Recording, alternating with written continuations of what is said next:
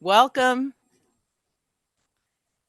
The public will be invited to make comments on issues on the agenda prior to a vote by the board on all action items where such comments shall be limited to 1 minute per person. Anyone with comments on that action item that will take more than 1 minute is encouraged to put their testimony in writing and provide a copy to the board prior to or at the meeting. I'd like you to all please stand for the Pledge of Allegiance. Mr. Gilbert, would you lead us, please? Pledge allegiance to the flag of the United States of America and to the republic for which it stands, one nation under God, indivisible, with liberty and justice for all. I'm going to read that right now. Okay, I would like to go over the decorum again, and I'm going to enforce it strictly. The Board of Trustees conducts the business of the Douglas County School District and its residents during its meetings. As president, I will not hesitate to remove any person whose statement or conduct disrupts the orderly, efficient, or safe conduct of the meeting. Warnings against disruptive comments or behavior may or may not be given prior to removal. Hand clapping, making remarks or gestures from the audience that may interrupt, interfere, or prevent the speaker from communicating should not occur. The viewpoint of the speaker will not be restricted, but reasonable restrictions may be imposed upon the time, place, and manner of speech. Irrelevant and unduly repetitious statements and personal attacks which antagonize or incite others are examples of speech that may be reasonably limited. Thank you. So we are going to make an approval of a flexible agenda. So I would like to get a motion from the floor. I will make a motion to accept the flexible agenda. Second. Thank you. Did you get that, Karen? I did. Okay, we are going to vote. All in favor? Say aye. Aye. Aye. Tony? Tony? Tony, can you hear me?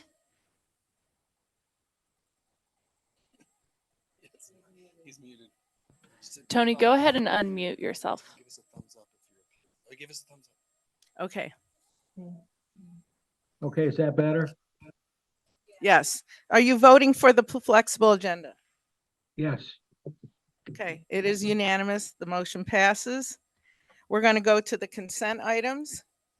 Information concerning the following consent items has been forwarded to each board member to study prior to this meeting. Unless a trustee or member of the audience has a question concerning a particular item and asks that it be withdrawn from the consent list, the That's items were approved at a the one beep. time by the Board of That's Trustees. the beep. Okay. If one of the following items is removed for discussion, it will be heard at the end of the consent items. Mr. Kangas? I would like to pull consent item I don't understand. G. Plug them in, I can hear them. I don't understand. Yes. That's the DCSSO or DCSSO agreement.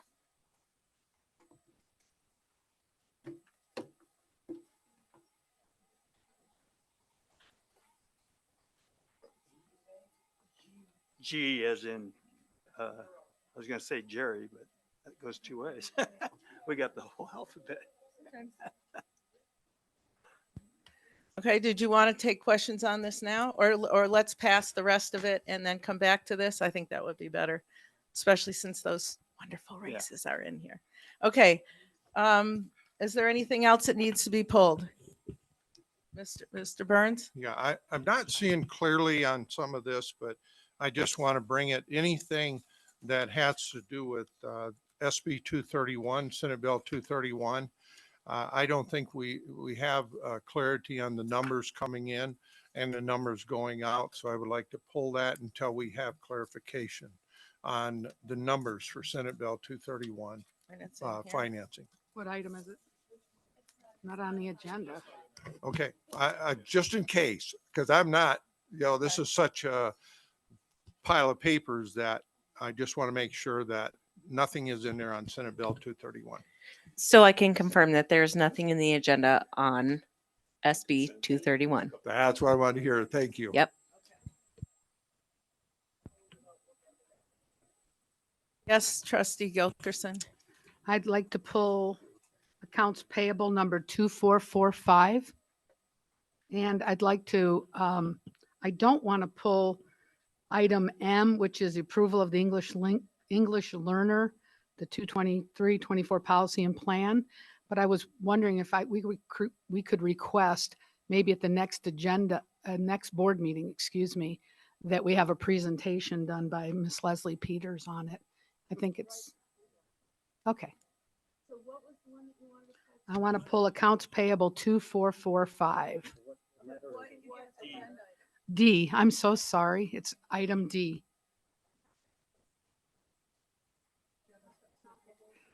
I'm going to pull it all. I want to talk about the invoices. We're not going to talk about if it has to do with attorney-client privilege. I won't be using anyone's name, I promise.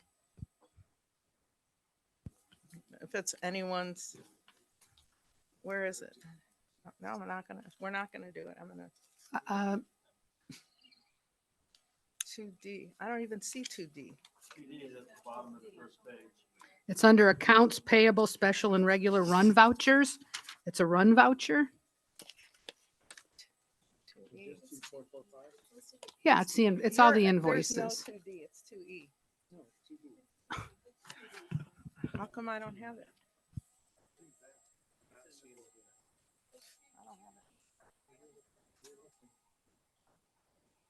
Okay, so that's why I don't have it here. Okay. No, it's not in here. Yeah, okay, I read it on the.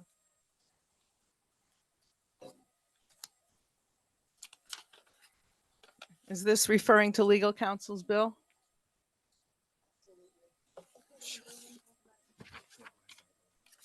Okay, I'm going to read this. We're going to have to go to closed door because it's attorney-client privilege. Do you want to go to closed door? No, ma'am. I want to then be able you- to, I want to you- be able to talk about the credits that we're receiving that are not on those vouchers. No one knows. I'd like to talk about, I will not be using anyone's name either.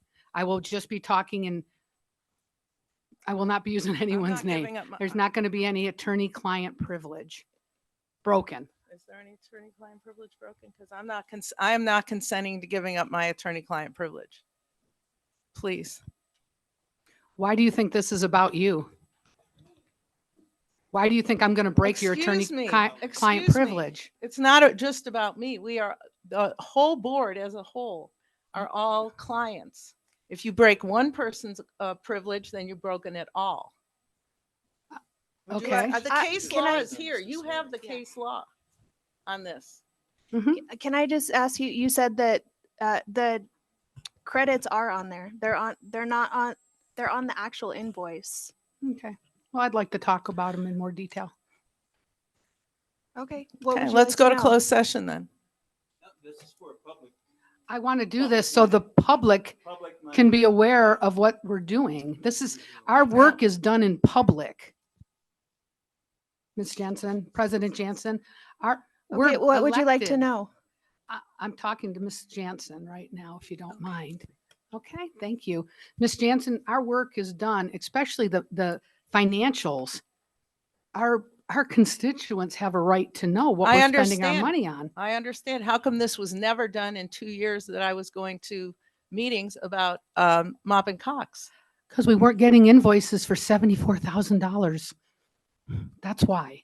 I think as a board, we have a fiduciary responsibility to go through these invoices because they are, I feel like there's some things that should not be in there. That's all. Well, I'm going to say that I will not give up my client attorney privilege. And when we open that door in this meeting, then what you're doing is you're waiving the client and attorney privilege, and you're doing it as one does for all seven. And I'm not willing to give that up. So we can go into closed door, but we're not willing to give that up. May I just quickly, Ms. Jensen, may I, President Jensen? Also, I know that there's a lot of dispute about how much is being, but we have 35 legal actions that are frivolous brought against this new board. They never had that with Mop and Cox, so they were spared that. So that's something to consider too, Linda. Thank you. And I agree with you, but that still doesn't take away from the money that's being spent besides those things that you mentioned. There are a lot of other things that I think need to be brought up that could be considered, oh gosh, what word do I want to say? I don't want to say the word I want to say, but frivolous. We can discuss that in closed door session, and whatever is allowed legally then can be brought back here and shared. Trustee Kangas? I'm not going to do any line item discussion whatsoever. I'm going to discuss the invoices that this county is paying for. And I'm going to do a blanket statement. It's not going to be any single line item whatsoever. Okay. And I always have to say this because Trustee Gilkerson, this is starting to become disingenuous. You know that there was a $74,000 bill that $15,000 was credited against it and $17,000. So I don't know how that could be more clear, but that's a substantial credit that has been done. It's right there. I don't know what you're saying, but that is very disingenuous to say again, what you did at the lake, and you're doing it again, saying $74,000 when the district has now been credited 17 and 15 on that 74. So please refrain from making those statements. False statements. We'll get to that later. But Mr. Gilbert, I received an email from you, and can I say it because it was sent to me? Can I talk about that? And I can quote you here. You told me that I was not the client. So if I'm not a client, is nobody else a client? You can. This was so clear, and you acted like you understood it. It's very clear. You cannot waive privilege for the client. The client is the district. You cannot waive the privilege on behalf of the board. So unless we want to agendize this and then come back and do a vote and everybody votes to then waive the attorney-client privilege, you can't do that for the board. You cannot waive privilege for the client being the district. And I'm not going to mention names. So therefore, Again, there should be no. I've been very clear. You're No. not allowed to read the invoices line by line. You're not allowed to do that. We can go in a closed door session. You can do whatever you want to do in there. I'm happy to answer your questions. But again, part of this is you again just trying to take up time and be an obstructionist, and that's what's been happening. I am not. I am representing these people here. Long I am because we can't get representing through these people who district's send me business. emails and want Okay, to well, know. So I okay, was so you can elected. ask me You were anytime. not. You can ask me anytime. All right. We're going to keep doing this, huh? I would, yes, and I'm going to do it at every meeting. We In fact- all- I'm sure you are. And in fact, I would love to gather a couple of other board members that get the line items and we can sit down and go through it. And then we can You hash should- through you it should before a definitely do meeting. that. I You should think do that's that. a great And idea. not take But- up the meeting's time. Right. But I want to today because I've spent a lot of time preparing. Mm-hmm.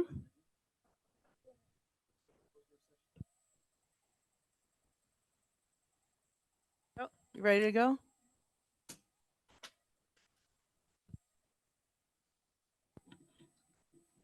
So public, what do you think about that? Oh, stop it. Excuse me, Linda, excuse me. You're in violation of board order. No Let's- talking. Let's not have anything You in are the trying to public. cause a problem and I wish you'd please stop. Let, You're, let you don't Trustee talk to Kangas the- read his statement. Let's go. I'd Do like not to read talk my to them. statement too. Go for it.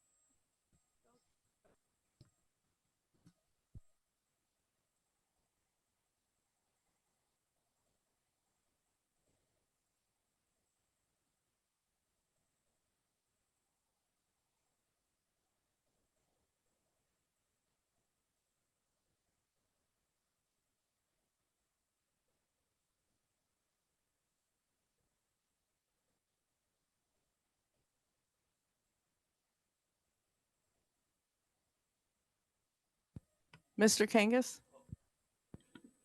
Thank you very much. So I'd just like to point out that even with the new billing rates and without the adjustments for the previous charges, we were still billed $737.50 for the month. Under the title of General Board Administration, we were billed $20,765. Under the DCSD Board Meeting title, we were billed $21,692.50. The balance of $3,280 was billed for OML complaints, writ of mandamus, and public records requests. I think we need to figure out ways to reduce those charges significantly. It looks to me like we could make changes to reduce those costs in at least those first two categories. Examples might be limiting constant access to legal services by board members. Instead, use board president and superintendent to discuss issues that arise and then contact legal counsel if needed. Also, perhaps use paralegals to do some of the research and drafting that's being done by Ms. Sears. Just those two suggestions could help, and I'm sure if this were discussed by the board and the stakeholders of the school district, there would be even more suggestions that might help us to reduce these exorbitant costs that we really have to get a handle on. Thank you. Thank you, Trustee Kangas. Did you want to talk about that other? G. So the reason I'm pulling that agreement is that I want to abstain, or I need to abstain from voting on the DCSSO agreement. My wife is a classified employee for the district, and I want to avoid any conflict of interest. So I would like a separate vote on that without me voting. And if it were in consent, I couldn't vote on consent. Thank you for being courteous. I appreciate that. Thank you. Okay, so as far as the rest, we'll do that at the end. As far as the rest of consent, are we ready to make a motion? And then there's public comment. Please.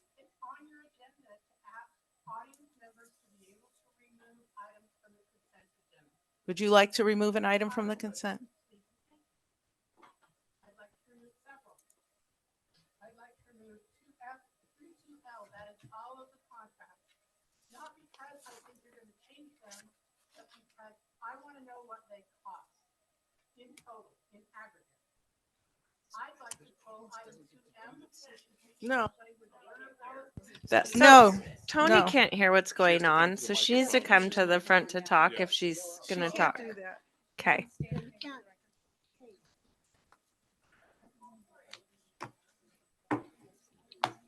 We took care of that.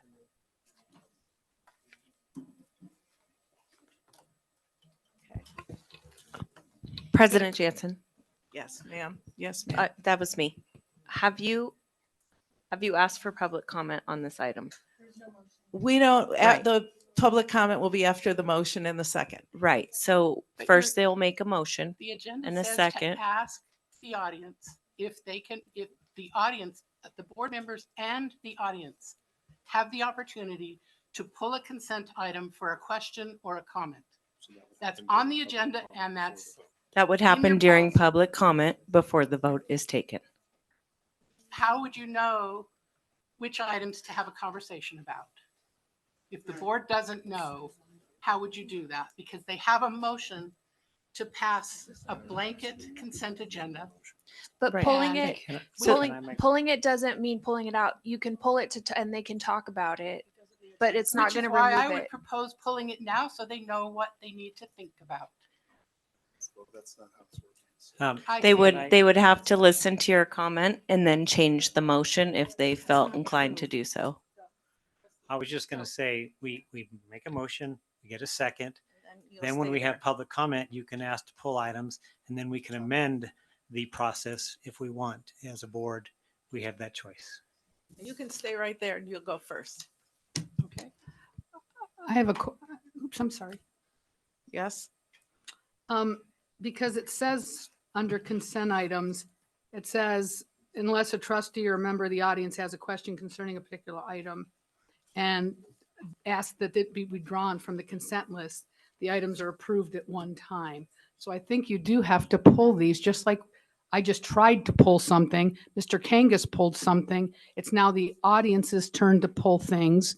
And then we bring it back to vote on the rest of the consent. And then we take each of the consents that were pulled and discuss it with the audience. That's not how it works. So what's going to happen is we're Okay. going to make a motion and then we're going to second the motion and then they can come up and ask an item to be pulled. We will then have an opportunity to pull those, talk about it. Okay. They can talk about it and then it'll go to a vote after they've discussed it. It doesn't mean that the public gets to pull an item. They just get to pull an item and discuss it. So thank you, Trustee Gilkerson. Can I make a motion? Yes, would you please? I'd like to make a motion that we approve the consent items with the item G pulled for further discussion or further vote. And also item 2D, He's talking. 2445 to be discussed in closed door, closed session. Thank you. Can I have a second? Second. Thank you. Ms. Silva, if I have to talk to you again, I will have you removed. He's talking and you're talking to her. That's disrespectful. Please. Ms. Silva, please sit down. Did you get that, Karen? Or was he had a question? I just have a question. Are we approving all of the invoices with the exception of What we have to wait. 2445. 2445, and then we're gonna come back after closed session and re-vote on that? Yes. Okay. Who made the second? I'll make the second. Second. Oh, Catherine did. Okay. All right. So would you please state your name? My name is Cheryl Blomstrom. Signed up first, so I did. go ahead. Okay. I'd like to pull items 2F through 2L. Those are all of the negotiated agreements, the collective bargaining agreements. Not because I think they should be changed, but I think the public has the right to know what they cost in aggregate. Maybe if you want to talk about them individually, that's also fine, but I think we have a right to know what it's going to cost. I want to pull the English learner policy 2M. I think that children who have English learning issues also have parents that probably have English learning issues. And I think there needs to be a plan for that.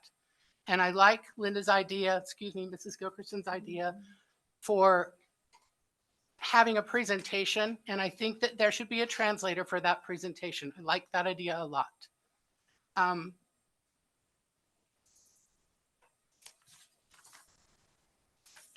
On the consent agendas, that's it. And I will have additional public comment on items.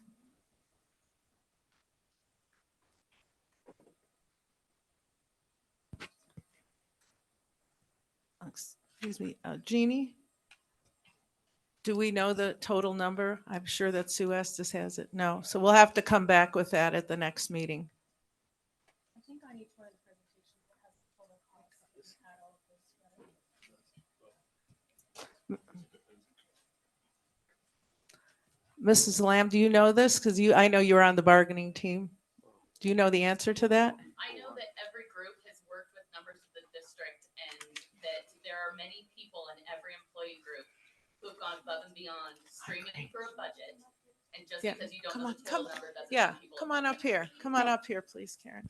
Thank you. And And actually, I agree with you. I know that a lot of hard work was done to stay within the There's a budget. lot of hard work that people are. A lot. Please. Do you want to know who I am? I guess everyone does. My name is Karen Lamb and I am a teacher here. I am also the president of the Douglas County Public Education Association. I just want to say for the record that we all have presentations on that cost, but those numbers have been finely tooth-combed, went over for their legitimacy. I also would encourage anyone in the public to go in and look at legislative bills that have changed the per pupil funding for the state of Nevada. And that even though the rural funding calculator did hurt us in many ways, it did not have the same impact that we originally thought. There are lots of different things that people have spent a lot of time doing for people to get the raises that they deserve. Thank you. And thank you for your hard work, Ms. Lamb. Thank you very much. So President Jansen, may I? Yes, sir, Mr. Dedman. So in each of the slideshows attached to the contracts, I think it's the third slide shows the salary increase, the benefit increase, and the total increase for each group. So like, for example, 2F. It's H, G, F, and I, and it looks like this. Are they online? They're on the. They're in the board and they're packet. Also Yeah. online.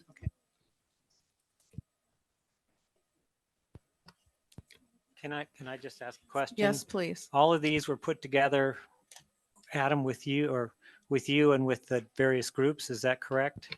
That's correct. Yeah, Mr. Lewis started this with some of the groups and then I picked it up from him. And these reflect the negotiated agreements with our bargaining groups and the meet and confer groups. Okay, and Mr. Gilbert, did you get a chance to look at these? I did, and I have spent significant time with Adam discussing all of this. I think they've done a phenomenal job. And so you guys don't have any concerns with them? I don't. Okay, Not on thank the you. raises. Most of I think the whole board read them through also and are very happy with them. Go ahead, Mr. Byrne. Yeah, I just, to tie in with what Mr. Dedman said also, that these are tentative agreements with each one of the groups. And so they've approved it. Mr. Dedman, as a head negotiator, has approved it. And my review of it as a contract, I looked at the numbers. I see they are clear to me and clear in the contract. So I'm supportive of it, and I'll leave it at that. I just want to say one last thing for the record that I've seen a lot of contract negotiations. I've seen a lot of stuff done with raises. I think what Adam has done in the teams has been remarkable. I don't think again, I understand the concerns and whatnot, but he's done a phenomenal job, and so has the staff out here. You can clap. Now you can clap. We'll clap with you. Yeah, we'll leave the clap. May I be excused now? I'll leave on that. To the No. living room. I just the only thing is the SB 231, the Senate Bill 231. That is not clear. That's not money. That's why you're not seeing it on here. And we're working on that together to find out what the end result of that is, just so there's not a question on that money. Anything else, Ms. Belcher? Yes. Just regarding your question on the English learner plan, Ms. Peters is going to put together a presentation and be able to present it to the board and put together some resources. She'll have a slide on resources that we can connect the parents with. What was the other question? What was your other question? A translator. Yeah. I connect with a group of parents, and I think that I have a few English learning parents as well. And if they can understand in their native tongue, I think that's extremely useful time for everybody. Yeah. So she's going to be able to work on some of that. Perfect.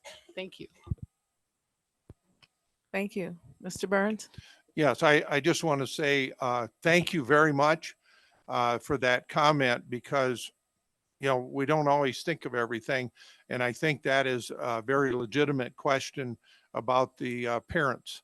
And so if we need to put that on the agenda for future agenda, that's something that would be considered. So thank you very much for bringing that to our attention. It's comment on the agenda. Mr. Swisher? I only have two people on here, so he's the Marty last one. Swisher for the record. This is concerning items 2S and T. I emailed all of you last week and suggested that you pull consent items 2S and T that require a review of the Nevada Educator Performance Framework and also include data related to these evaluations for the past 5 years.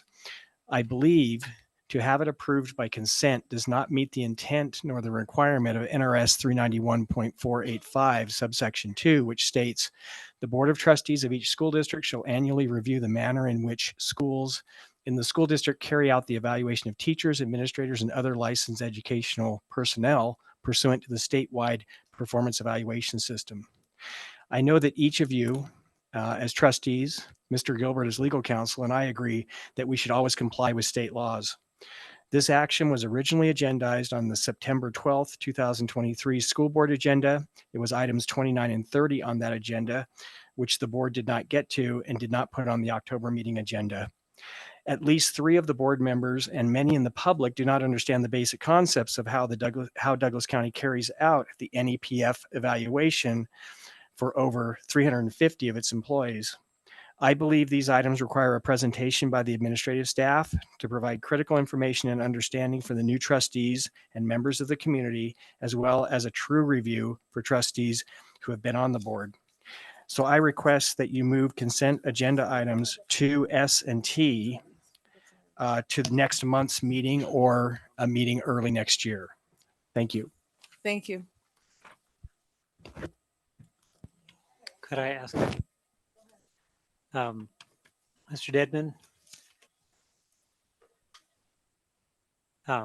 Yeah, sorry. Per Mr. Swisher's request, are these frameworks, are they critical to act on at this point? They're informational only, and I'm ready to speak to them. If you do decide to pull it out of consent, I'm happy to review those with you. Thank you. I'm gonna put it on the, how about we prepare it for next month? Does it have to be right now?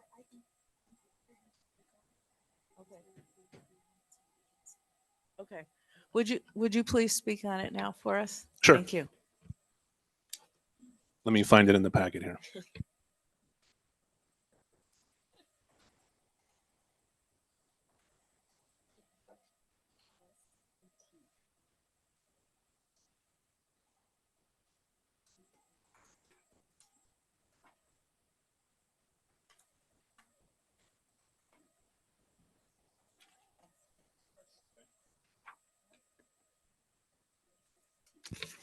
So in your packet, we're looking for 2S will be the first document I'm referring to. Oh, you got it. Yeah. And T was right behind it. You're good.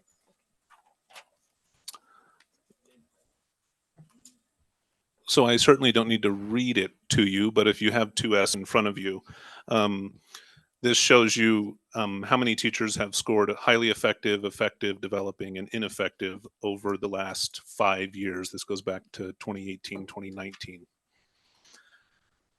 Also, there's some average scores there for teachers, and I'm on page 357 of 2. Oh yeah, it's the only page. So we have average scores for teachers in each of the domains. Teachers are evaluated according to instructional practice as well as professional standards. The instructional practice is a weight of 65% on their evaluation. The professional responsibilities is 20. And then each certified employee has to set a student learning goal, which accounts for 15% of their final ranking. And then those are weighted together to give the teacher a score. And then you see a table showing all those scores over the years. Also at the bottom below the teachers, you have the same table for administrators. Administrators set student learning goals as well, just like teachers do, and the percentages are the same. Could we ask questions on? Please, yes, go ahead, questions. And how are these evaluations taken care of? Are there people that monitor the class? Are there?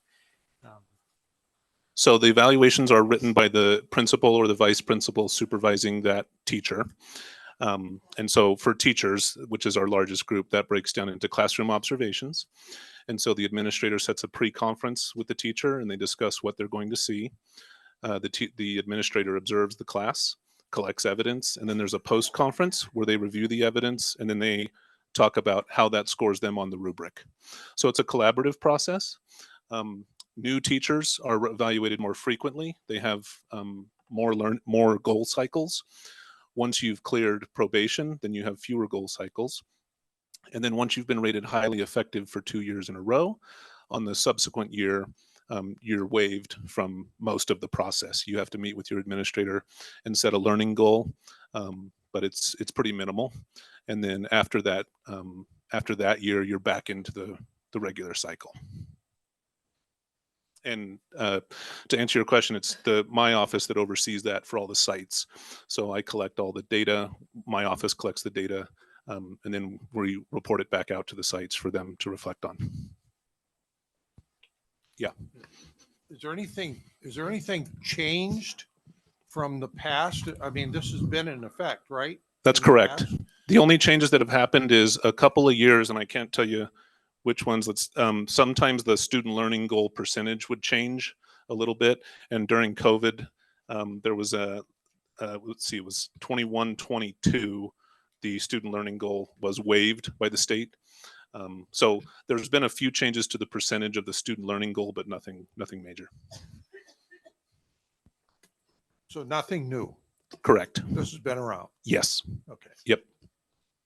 Thank you very much, Mr. Dedman. You bet. And then I just- there's one more document, and I kind of alluded to it to answering Trustee Engelkirk's question, but document 2T, which should be the next one, just shows you the timelines for the cycles. So our administrators and teachers have already completed cycle 1, and they're in cycle 2 now. And we track the changes that come down from the state. We observe the observation cycle deadlines, and that's my job, is to remind the principals of the deadlines. And then we have SLG, we call them student learning goal conferences. We have a mid-cycle review where the administrator sits down with the teacher and reviews their progress so far. And then if the teacher's in danger of getting a developing or an ineffective evaluation, they have to meet with that person 30 school days prior to the due date of the evaluation. So the teacher needs to have a chance to correct.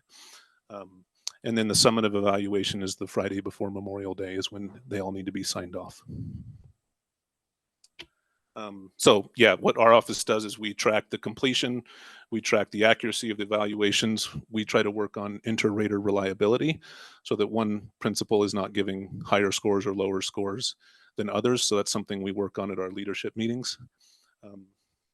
And yeah, I report the data to the state. Is there any channel for the teacher to challenge the evaluation? That's a good question. Yes, they can. If they're struggling with their supervising administrator, then that concern would then go to the director who oversees that school. And then that director would become involved in that. And then obviously at that point, I think I would be involved too as HR. We haven't had that, so. True, but it's always nice to have that channels and understanding. Exactly, yeah. And it's a thorough process. So, but no, you raise a good point. You always have to be prepared for the what ifs. And do they know that? Yes. Okay. Yeah. Mr. Dedman, are you happy with this, or do you think there's something that might need to be agendized and put on a future, I don't see anything that this board could do with NEPF. It's a state mandate. I have some suggestions for them, but I'll keep those for them. But it's a fair process and it's thorough. It's a little time consuming. How about the district's performance? I think the district's performance is real solid, and I think you see that reflected in how our kids do.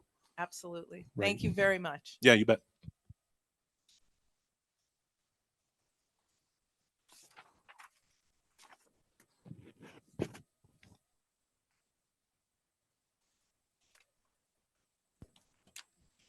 Okay, is there any public comment on that item?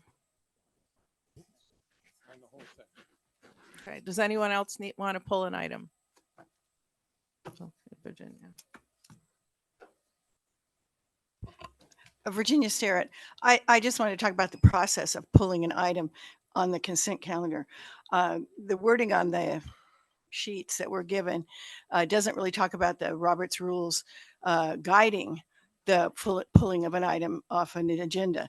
But it's my understanding that I can request it as a member of the audience, but that does not mean it's automatic.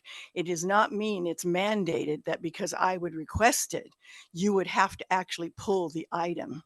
So anyone who thinks they could delay the meeting interminably by forcing every single item on the consent calendar to be pulled and discussed should be disabused of that thought, because the chair of the meeting still has the right to say, I disagree, we're not going to pull that item when it's made, the request is made by a person who is attending the meeting. Thank you. Thank you.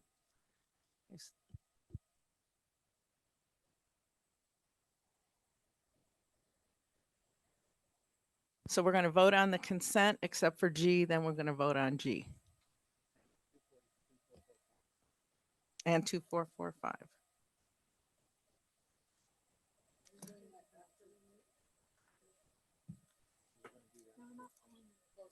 Yeah. Yeah. No, no. Okay, I'm the only one I'm agreeing to pull is G. So let's vote on. Oh, okay. Okay. So we're gonna vote on all consent items except 2G and 2445. Okay. 2D, 2445. All right. So all in favor of 2G. 2G. George and 2D, 2445. Which Those is are the the two we legal pulled. invoice. It's a little complicated today. Okay, so all in favor of the rest of the consent, the whole consent except for 2G and 2D/2445, raise your hand and say aye. Aye. Passed unanimously. Okay, now we're going to vote. Did we make a motion on 2G? No, we have to make a separate motion. Okay.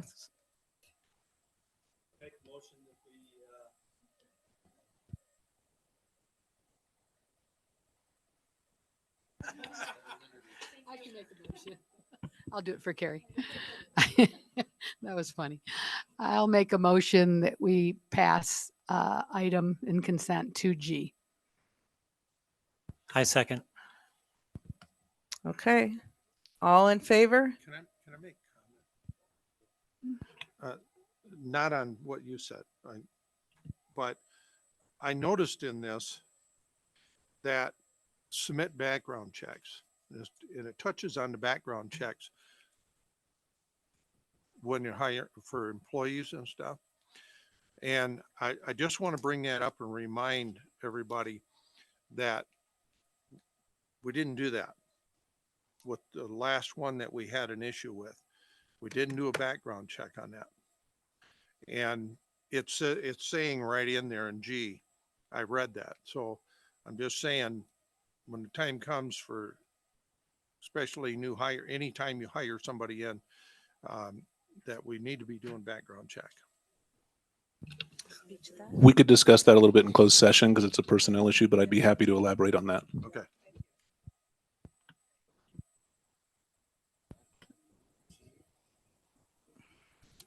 Do we have to have public comment on G? Okay. So all in favor of passing item 2G, raise your hand and say aye. Aye. All opposed? And I know Carrie's abstaining. So 6-0, the motion passes. He doesn't seem to. Okay. So I think we're having a speaker. President Tony? Jansen? Yes, sir. I'm sorry. I just wanted to take a moment to thank the teams that are here. Would you mind? I would love that. Maybe Okay. they could stand up so we can. Well, give I don't want to make them do that, but the classified team, I know Larry is here from the bus team, and some of the teacher team might be here. I can't see, but I just want to thank them for their hard work and representing their groups really well. And the district's position is having good, solid unions and good, solid associations is good for everybody. So I just wanted to acknowledge their excellent work and thank them for being here tonight. So, Ms. Jensen? On behalf, I'll let you talk after me. On behalf of the board, I want to thank the teams too. And so the raises are official now. Congratulations, you all deserve it.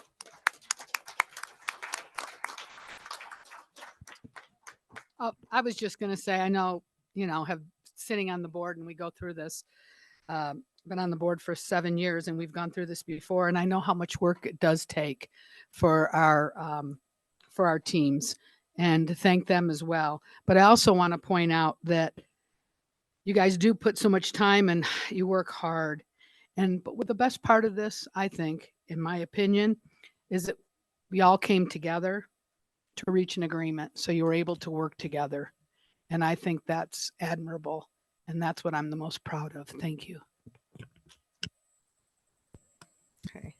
Number 3, Douglas County School District Self-Insured Health Insurance Plan, proposed revisions to plan for calendar year 2024, SGG, discussion for possible action.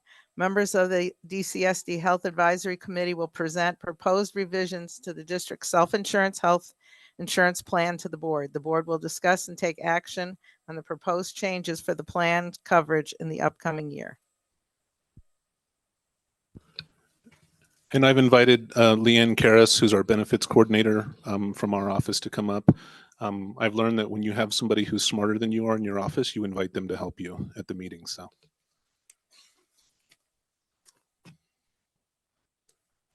What number is that on the agenda? Go ahead, Ms. Karras. Actually, I let you speak to it. I I'll will. answer I'm any just trying to questions. find it in the Yeah. packet. Sorry.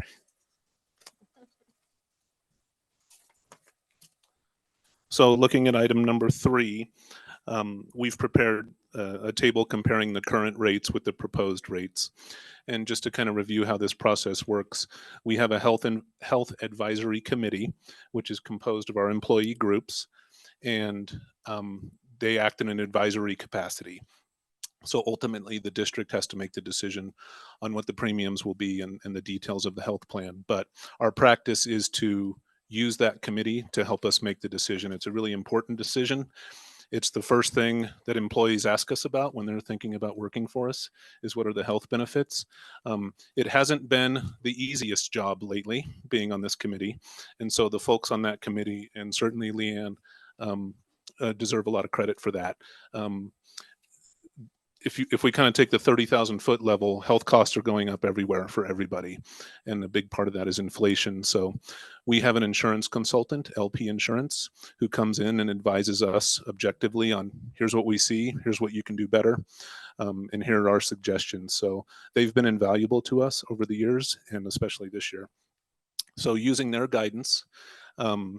Karras and I took a trip up to Hometown Health a few weeks ago, and we met with the executives of Hometown Health in a big fancy boardroom, and they made a presentation to us. And so we've taken a lot of things into consideration, and we're trying to keep the benefits as good as they can be without overspending. And so the main concern is on the back side of number 3, you'll see a letter from me. And the guidance we got from LP Insurance is that we're about 40% underfunded if we stay status quo. And that's a pretty scary number. That means if we don't do something, we're going to go 40% over. Now, with the uncertainty of the last couple of years, with the people-centered funding coming down, we have had some underspend that we've been able to push into the health fund, and we've been lucky. Honestly, we've been very lucky, but those days are gone because now we fully understand how the student-centered plan is working. And with our declining enrollment, it's time to make changes to the health plan. And we're probably a little late in doing it, honestly. So what we're doing is we're suggesting some increases, but we're trying to balance the cost to the employees with the cost to the district. We can't make it all up in 1 year. So we're trying to take a steady, measured process here. So that's what this reflects, okay? So then looking back at that table, you'll see the employee-only cost is going from $705 to $825. And these are the PPO options. This is the PPO option, which is by far our most popular option with our employees. So I won't read all the numbers to you, but you can look down the table and see there the changes. Some changes were made and some were left the same. And these are things that the Health Advisory Committee took into consideration of how to have the least impact on the employees and their dependents. So I think probably questions at this point would be best.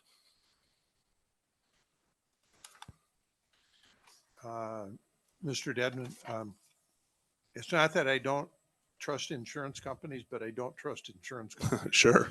And just a comment of, are we doing anything of checking other avenues? I'm just not saying there's something out there. I'm just saying, are we doing that to keep them honest? Yes, we are. And that's one of the main functions of LP Insurance, our insurance advisor, is to keep us apprised of other options that would be better. One thing I didn't mention just now is that we are a self-funded plan. So the money we put in is what comes out. So for example, if we weren't a self-funded plan and we went with something like Blue Cross, Anthem, our rates would go up. They would give us a teaser rate to get us in the door, and then the rates would start going up and we wouldn't have control over that. They would just say, you are now paying this. And so it's a lot of work, and it's tough work, but having a self-funded plan is the best option because we control how the costs roll out. And so our goal as a committee, and I think I'm comfortable saying that everybody on the committee would agree with this, we want to remain a self-funded plan because we want to keep that control. You know, we're a small little community here, and we don't want to get rolled in with the big company that can just kind of do as it pleases with us. So Yeah, I don't trust insurance companies. Adam, I can also speak. Yeah. I know you directed the question to Adam, but it might have been better directed to me this time. You weren't in your position when we this spring did a super low key like evaluation of the marketplace that LP Insurance asked several companies to either do a fully funded estimate or a self-funded estimate. Several companies declined a fully funded estimate. There were several that did a self-funded estimate, and it actually turned out that who we have right now, Hometown Health, came out with the best estimate for the future. And I don't think he heard what I said because he was talking.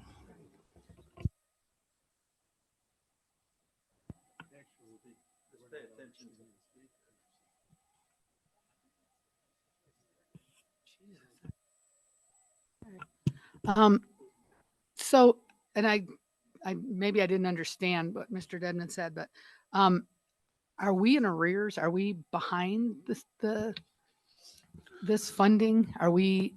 no, but we will be if we don't make a change. And what, when you say make a change, how to raise the costs? Is that what you're saying? You're right. Yes. So the district is increasing what we are contributing per employee. We refer to that as the premium. Right. So if you work for us, right now we pay $705 a month. Mm-hmm. We're increasing that to $825 effective January 1. That's a significant increase on the district's part. And then on the employee side of that, you make changes to the benefits, which ultimately ends up costing the employee. So for example, let's see, where's a good example? The cost of a child goes from $389 to $448. That's on the employee. So the dependents are a big cost to the employees. Okay. So the rate that you're saying is the cost for what the district's paying. Right. And not this the reflects employee. both. Okay. The top number is the district. Everything else is the employee because that comes out of the benefits. Okay. And so, the best way to manage that is they both need to go up together. So if the district shoulders all the burden for 3 years, then you really get out of whack. Right. And then you try to make it up with the employees, and that's not sustainable. So as you increase premiums, you need to increase costs a little bit to go along with that. And again, it's unfortunate. Nobody likes it, but it's the best we can do and the self-funded plan saves us a lot of money. Do we have a long-term plan then? You know what I'm saying? We're doing this now, but have we thought further out in a year or 2 years how this might be impacted? Yes, and Ms. Karras was just talking about that a little bit. We don't have hard numbers on a long-term plan, but I think the committee acknowledges that we need to slowly increase the costs evenly, as I was describing. So, and if we wanted to talk more about this with somebody who's on the committee, who's on our committee. So there are 2 representatives from the teachers, okay. And then we invite a classified representative. We haven't had a classified representative for a while. We have a bus driver representative, And then we have a board member. No, we have an Sorry. administrator. We have I actually was thinking of a different committee. Sorry. 3 teachers. Okay. An administrator, a bus driver. That's fine. I welcome questions. Thank you. So when you guys are saying we're 40% underfunded, basically what you're saying is we haven't gotten in trouble yet because we haven't had any catastrophic health losses. So if we stay healthy, that's kind of, you can survive that way, but obviously it's risky. That's correct. And just to make one adjustment to what you said, we have had a few catastrophic cases where the cost for one employee has gone up over $250,000, for example. And that's where you get into things like stop loss, which is another thing that our committee looks at. If you have one case that skyrockets, we basically have insurance on the insurance that then kicks in and keeps us from just going bankrupt, basically. That's So good thing I'm not on your policy. My heart attack cost about 150. So, glad to see you're doing well, Doug. well, it was originally 359, but we talked them down. So, and then the other question I have is that it's unclear to me. I mean, when I look down here at the HSA option and it says 607 plus 98 a month. So is that 607 for the year plus 98 a month, or is that 607? Do you want me to take that one? So when our employees enroll in the HSA, we take $98 of that. So the first one is 705. But the other one this year in the 2024 plan year, we're going to pay 710, but we're going to take $115 and put it in an HSA in that employee's name. Like we create that account and they can use that money in that account for any health related, including over the counter medication. We always tell them just don't buy cat food because it can be audited by the IRS. Okay, and so those are monthly rates that the district pays. Yes, we still pay for the employee even in the HSA. Okay. Yeah, the plus is if you don't use your money, the HSA, it's yours. It's yours to keep. You It get rolls to keep over. it. I just have one other question in this is, I know with the insurance companies in the past, the one I have now, I get a hospital bill. I was in ICU here a couple of years ago, and that bill came in. It was a lot, but the insurance companies always have these negotiated contracts with the doctors, the hospitals, and everything. Does this have that same thing? It does. So Hometown Health is our provider. So one piece that we need to do is we need to make sure we continue to keep our employees informed on the difference between in-network and out-of-network. But Hometown Health fields the phone calls from our employees, and our employees have a health benefits card with that number on it. I've used it several times myself. And so they process all of those things for us. And maybe a little more to your point, Mr. Burns, is if we had an employee who was in Texas and went to the ER, that's going to be out of network. And so Hometown Health has people who actually will take on that case for us.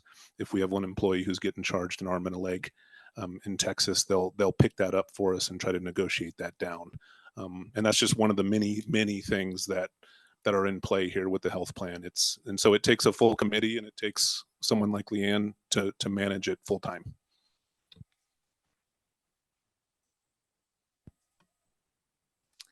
Okay, thank you. Any other comments or questions from the board?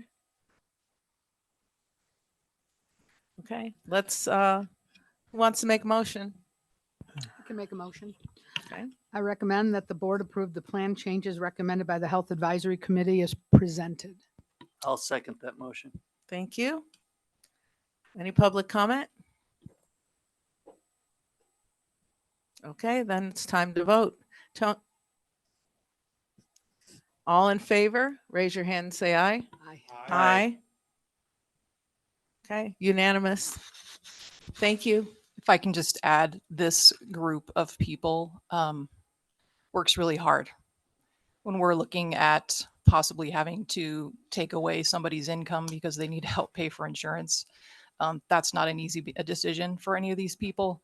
And they definitely don't go by it lightly. I'm not a voting member. I act as a secretary, and certainly information is needed and questions. But this is another group of people that our thanks is much appreciated because they make some really hard decisions and there's a lot of discussion. tiny arguments, positions and oppositions on what we should do, what we can do, and what we are going to do. So we appreciate the support because there's a hardworking group of people. Thank you very much, and thanks to all those who are working hard for our staff. Thank you.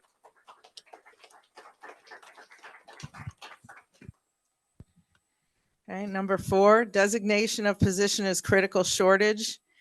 Needed 5. SGG, discussion for possible action. The board will consider designating elementary classroom teacher as a position qualifying to be filled under critical shortage. Needed retroactive to July 1st, 2023, making this designation retroactive. If approved by the state, will enable the district to adequately compensate critical shortage teachers who've taken on this work since the beginning of the school year. I'll make a motion unless there's discussion. I don't think there's- No, we just Yeah, all I think. it's important. I'll make a motion that we recommend that the board approve the requested position of elementary classroom teacher as a position for critical shortage need retroactive to July 1st, 2023. I'll second that. Okay. Any public comment?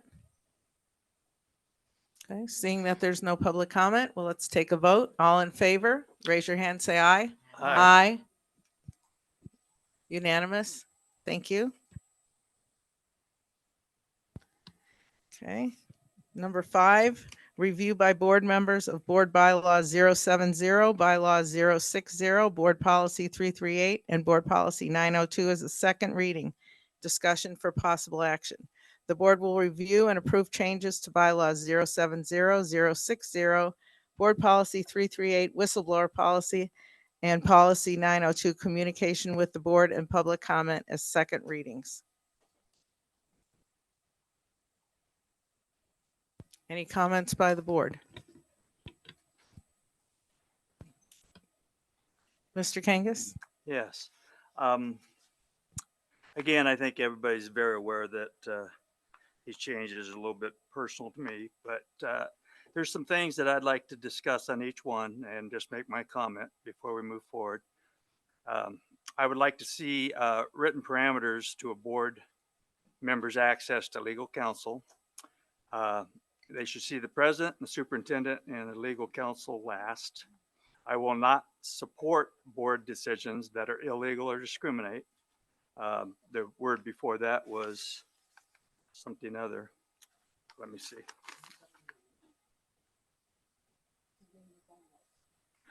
This is number 1 on number 70, bylaw 70, and the first portion of it says a board member may seek information from counsel, and I was elaborating on the fact that we should limit that and have parameters, and then also that support the decision of the board both publicly and privately, and the prior language was abide, which seems more appropriate to me. I'll make this as fast as I can. Yeah, that's what I am. 070 right now. That's what I'm doing right now. Oh, you just one at a time. I'm not pulling anything. I'm just making the discussion. How do we proceed in this?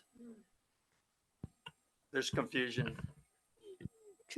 I said I was going to make comments on the one item, but there's 4 items lumped in there, so I'd like to make a I think comment on I think you're Can- fine making a comment on each. Go ahead. Did I? Yeah. Well, can I say something? Let him Mr. finish. Chair? and then- He's going to let me go ahead and talk. What I think is better, in my opinion, of course, that we take each one individually because they are, all 4 of them have their own issues. And to lump them all together, once again, like we did before, I don't think that would be in the best interest of our board. That's all. I just think we need to take So each one. We've already decided that we're going to do them in the aggregate all together. So go ahead and provide your comments, Mr. Kangas, and then Linda, you're free to make your comments. Okay, then on number 6 of that same policy, again, legal counsel asked, in my opinion, we can't waste public money. And then I'll move on to number 11. I'm sorry. I didn't say 060, 070. 070, I did number 1. Number 6, I said, again, legal counsel last. We can't waste public money. And then I moved to number 11 on that same 070 bylaw that says, I do not understand why we would strike through just about every item that was read struck through the D, G, H, L. The common sense statements that they make have no I have no concept of why we wouldn't want to do each and every one of those things. I will move on to bylaw 060. Okay, this is. Can I? Is there? Oh, I didn't know if you wanted me to answer that question. Oh, well, sure. Let's do that. Yeah. Which one? The last one, or? Okay. Okay. So bylaw 60, 4A. 4A says the agenda struck out of the regular and special meeting. The Board of Trustees shall be developed by the board president, vice president, and clerk. I disagree that we need all the officers there. Council should be used only when necessary. So between the president and the superintendent, I think it's adequate to build our board packets. And obviously, if there's legal questions to be asked, that's where legal counsel comes in. For B, public comment should be allowed. And this appears to be stifling that, but public comment should be allowed on each action item after board voting, prior to board voting. Being open-minded and transparent could possibly change the vote. And then number 6 on this same policy, this is board workshops. They can only help in working relationships and complete training as necessary per NRS. I'll move on to the whistleblower policy. This one's going to be quick. This looks like almost word for what the state offers as our protection as whistleblowers, and it's a waste of time and money, in my opinion. And we'll move on to number 902. This is a policy. Again, I think this is pretty much the same thing, that the public deserves to comment on action items after they have heard board deliberations and before we vote. And I would like to limit, or this would limit input, and I'm against it. That's all I have to say. Thank you. And Thank you. yeah. Can I say something? Yes. Okay. I wanted to kind of speak to section 4A. I think the reason it's a good idea to have the whole cabinet, the clerk and so forth there, everybody and the vice president, is that it's if there is a dispute, everybody's present to handle it in that moment. So it doesn't delay. I think it's more efficient. And I think that the purpose, because they're going to call them in anyway, if there's a dispute, well, if they're already there, then that pushes things along a little quicker. They would be a phone call away, in my opinion. Well, either way, then it doesn't matter. So in, out, whatever, they're still, you know what I mean? Well, it's the dynamic of the meeting that matters. Oh, okay. Well, thank you. Yeah, thank you. Okay, thank you. Okay, so. Can Go ahead. Okay, I just want to comment on we're to 070. Carrie, or Mr. Kangas, you had a board member may seek information, counsel, or advice to aid the member in the presentation or deliberation of the matter before the board. And I think you said something about seek information from counsel. This doesn't say anything about seeking information from counsel, just says seek information, counsel, or advice to advise the member. It doesn't necessarily have anything to do with somebody going before legal counsel. I do agree with you that I don't see a problem with taking out the support the decision of the board publicly and privately, because I'm not sure I would want to hold to that. And I would go with leaving the other part where we abide by the decisions of the board while retaining the right to seek changes in such decisions through ethical and constructive channels in accordance with all other bylaws.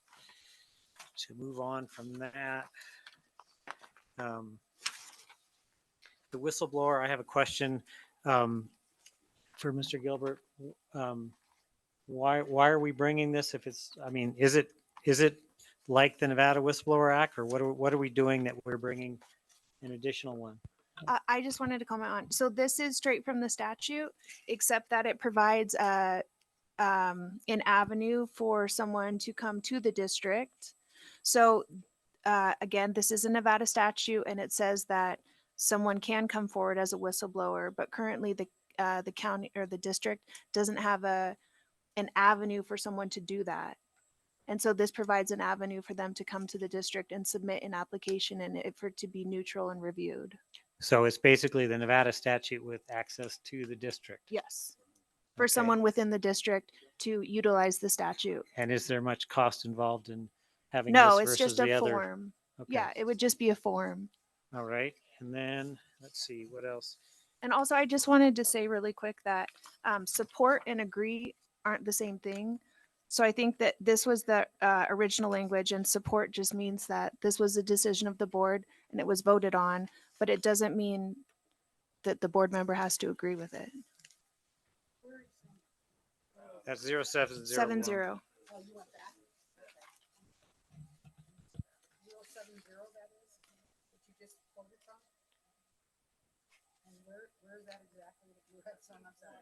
It's in the blue language. It just says, yeah, that was the original. I just wanted to comment because Doug brought that up. Could you say it again? Because I wasn't Oh, sure about it. so support the decision of the board publicly and privately. That was the original language. And I just wanted to point out that support and agree are not the same thing. And so I think the intent of the original language was that the board made a decision and that we support, that you would support that that was a decision. It doesn't mean that you have to agree with it. And it does say abide, not agree.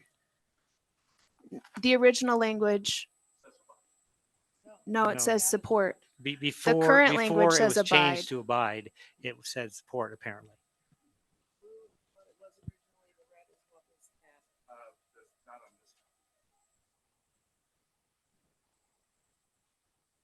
Yeah, no, I think all the copies are the same.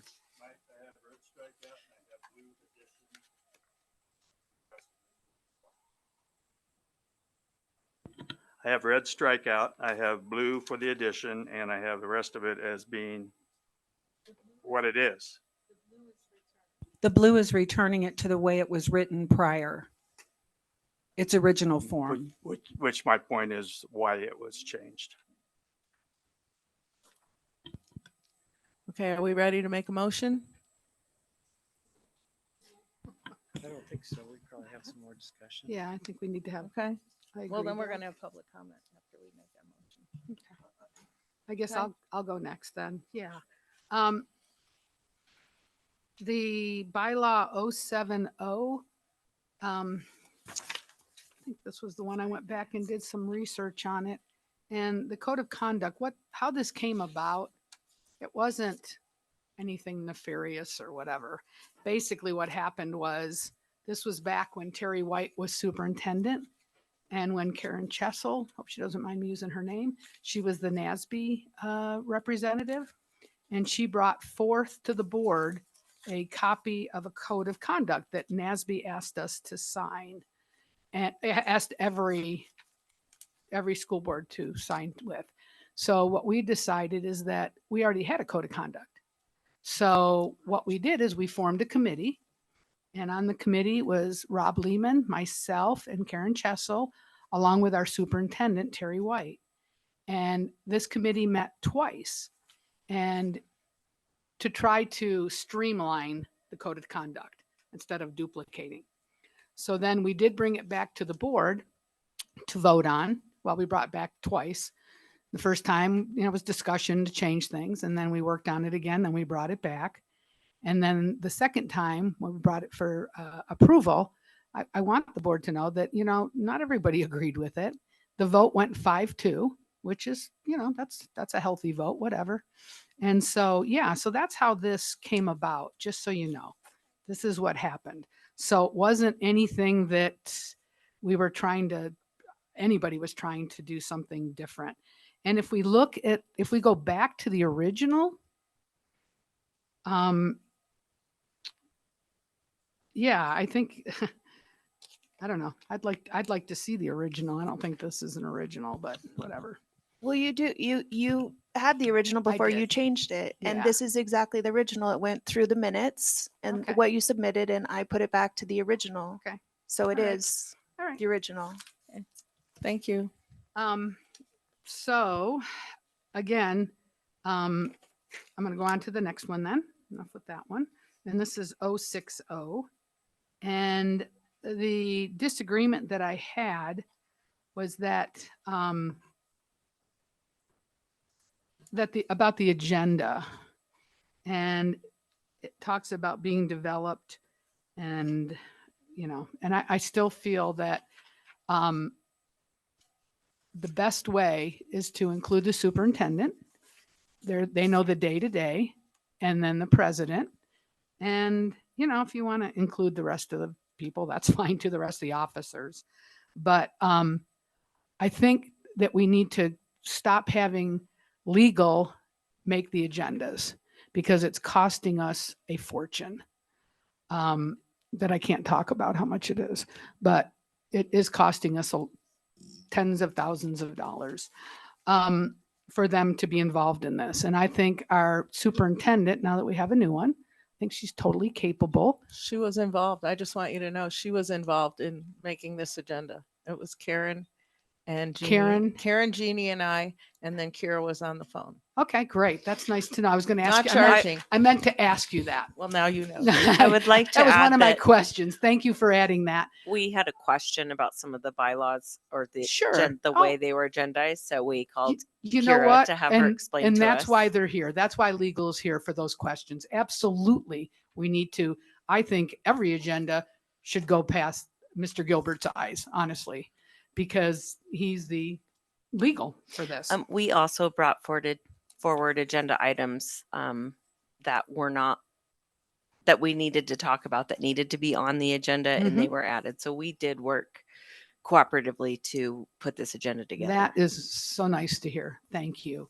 And I'm glad that that's the way we're working, because again, you know, I was going to ask who worked on this agenda, because when I see the line items for next month, I will see what we're being charged.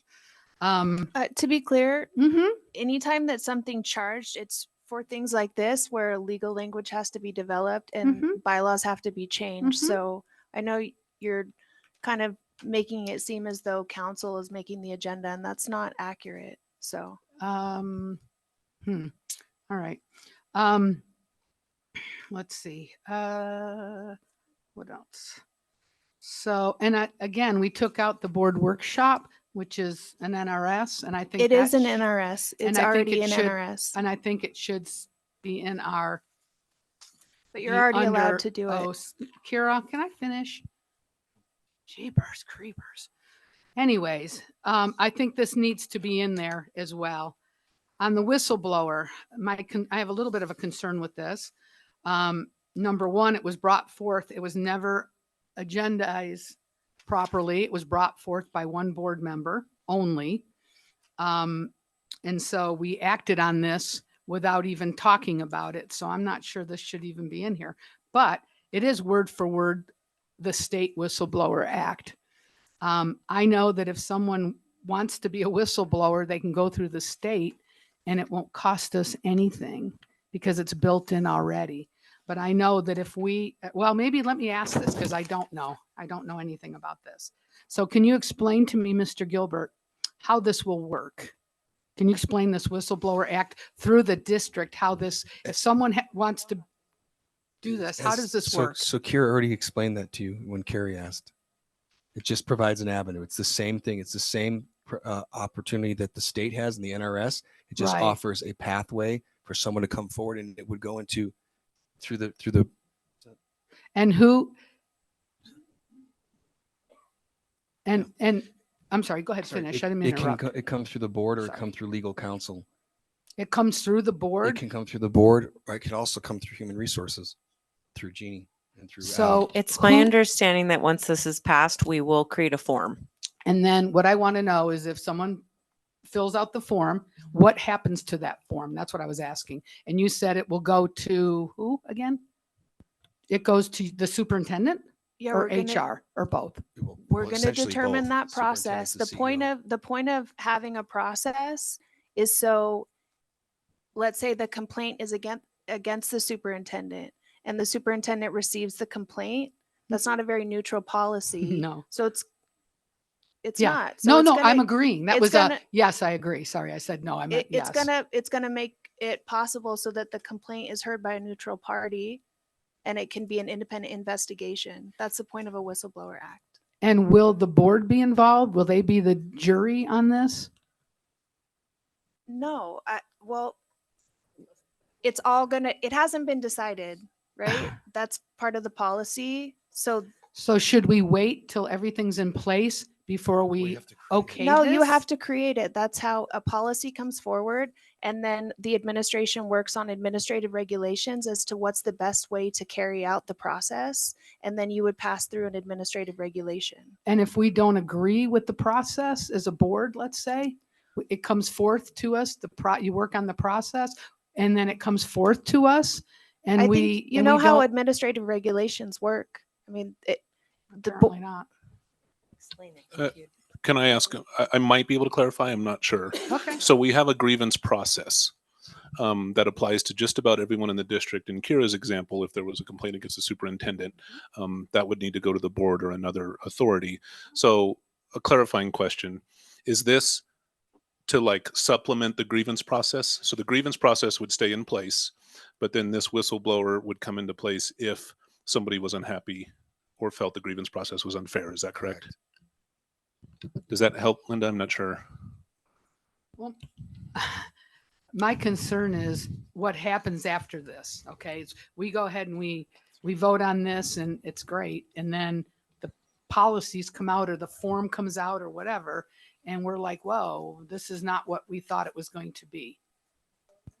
Well, the whole purpose of the board, right? You pass a policy that you think is good, and then the administration develops regulations, and then the regulations are supposed to come through the board, which is part of one of the other bylaw changes that we had made that people thought that it was a, what did they call it? When we said that everything, that the things that the administration does have to come back before the board. So the regulations are supposed to come back before the board and you're supposed to approve them, and then they carry out the regulations. So this is word for word from the statute that the district agrees that it's going to have a whistleblower, an avenue for them to bring forward whistleblower complaints. And now the administration is going to come up with a good way to do that. And then you're going to be able to see it and vote on it. Okay, and then my last question about this would be about the whistleblower policy is, will legal be involved in this at all? Again, administration is going to develop an administrative regulatory process that works for them. I'm sure that we'll review it just like we review other things, but that's the purpose of them doing regulations. Okay, and then my comment to that would be, there already is a whistleblower in place that doesn't cost us anything, and this could cost us more money. And then the last one I want to, or do I stop here? Did you want to say something? Okay, I'll keep going. And then the last one I wanted to talk about was the communication with the board and public comment, 902. Are you done? 902. And I agree again with, we talk about transparency. We talked a lot about transparency, and this is doing just the opposite. I realize board meetings are long and whatever, but as board members, the people that we work for the public, we were elected by the public. So therefore we should listen to the public, and they should have a right to be able to talk for their 3 minutes and after each agenda item. Because if you start the public comment at 4 o'clock when the board meeting starts, there's going to be a lot of people that can't get on to talk at that time. They'll still be at work or whatever. And so I think it really limits the ability of our community to be able to talk with us about their concerns. I don't mind if you want to change things as we go along, because I know that's your right to maybe we have a big agenda item or whatever, and then we say, well, this one, we're going to limit it to a minute and a half or whatever. But I really, really feel very strongly that we should not be handcuffing our community by taking away their voice. Thank you. Mr. Burns? Purpose of the whistleblower policy is every employee should have a right to go through the process right here in our district with our administration and with the board. If you say go to the state, well, what happens?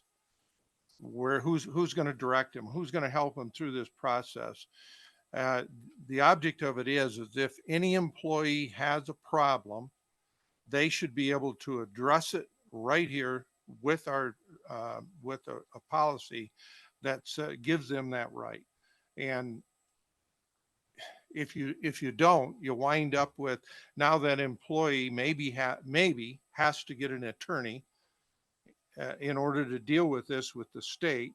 And now it's going to come back to us. If you think that's not going to cost anything, you're mistaken, because our legal counsel is involved in it, and we're trying to avoid that. Purpose is let administration take the process and the procedures. If it needs to go to legal counsel, they'll make that decision. If it needs to come to the board, that process is here. We're not trying to force an employee out to have to go through a state process. That's the reason why I support it. Okay, just, And I'll make it very quick. I'm sorry, but Go I ahead. went through, read through the whistleblower form as it is, and it can take up to 3 months. I mean, you go to this one, go to that one, that. It can take 3 months. That is not uncommon. That's a long time for someone that's got a grievance. And if we can expedite that, and it's all about a form, it's not a big expense, then why wouldn't we? Thank you. Okay, and I say I'm for it because I think it'll give people that are feel that they're being attacked or whatever reason they want to file a complaint, it'll frustrate them to have to go to a large agency. If we can accommodate them here in the district, I think a lot more people will be comfortable coming forward. I think it's an extra layer of support for our staff, for our students, for our community. So that's why I'm in favor of it. I think it's time for someone to make a motion. Well, let's make the motion and then public comment. Catherine, you want to make the motion? No.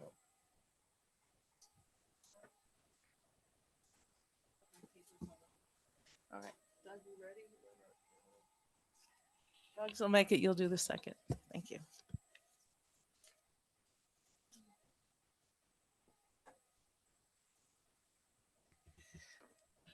Okay, I'd like to make a motion that we approve the changes to bylaw 070060, board policy 338 whistleblower, and board policy 902 communication with the board and public comment as second readings. Second. Thank you. Time for public comment. Mary Ann McNeil. Hold on, it's 5:30, so I think we have to go to public comment first, and then we'll do comment on this item. Okay.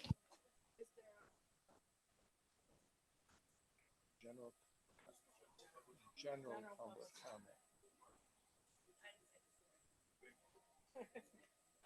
We're more organized today. Thank you, Mr. Dennis. Call first. Thank you, Mr. Walling. Call the first one.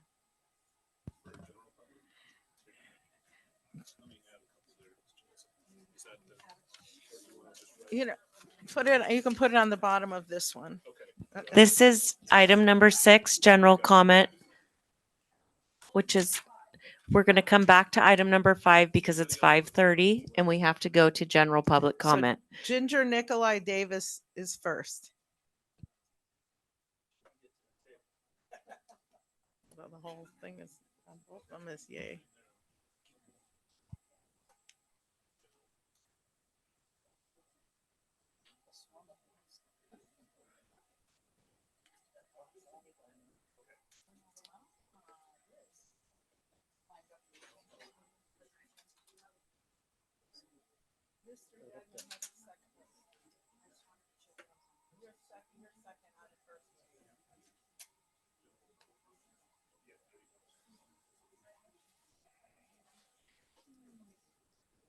So is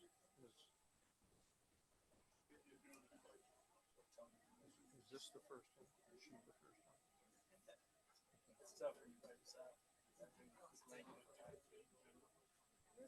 Yeah, no, I know.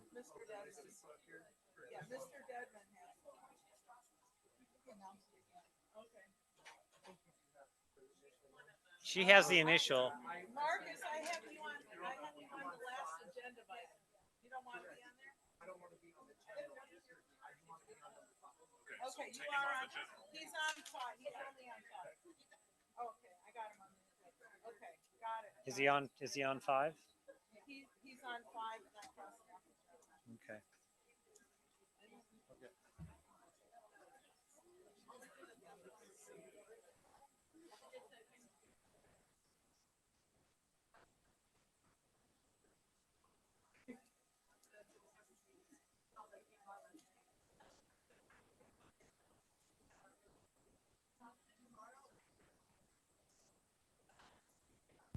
Okay, ready to start. It's 5:30. Thank you, Mr. Deadman.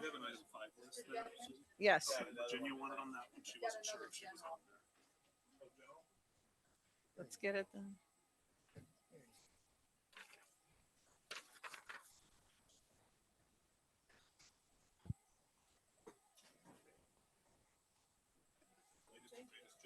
Thank you, sir. Okay, we're closed now. There we go. Thank you. Hi, Ginger Nicolay Davis, concerned parent. Concerns are surfacing in our community regarding Mr. Gilbert's role and interactions within the board. It's crucial as a community that we clarify that Mr. Gilbert, though serving as legal counsel, was not elected by Douglas County as a trustee. So we seek explanation for his active participation in meetings, as his role is advisory and should be limited to legal matters. The community is puzzled by the apparent extension of elected official powers that are being given to you, Mr. Gilbert. Recent interactions, including interactions earlier tonight, raised concerns about the board's leadership, the way that Mr. Gilbert talks to certain board members is concerning. As a community, we implore you to address these matters and uphold standards that are expected from community leaders. Thank you. May Hyatt.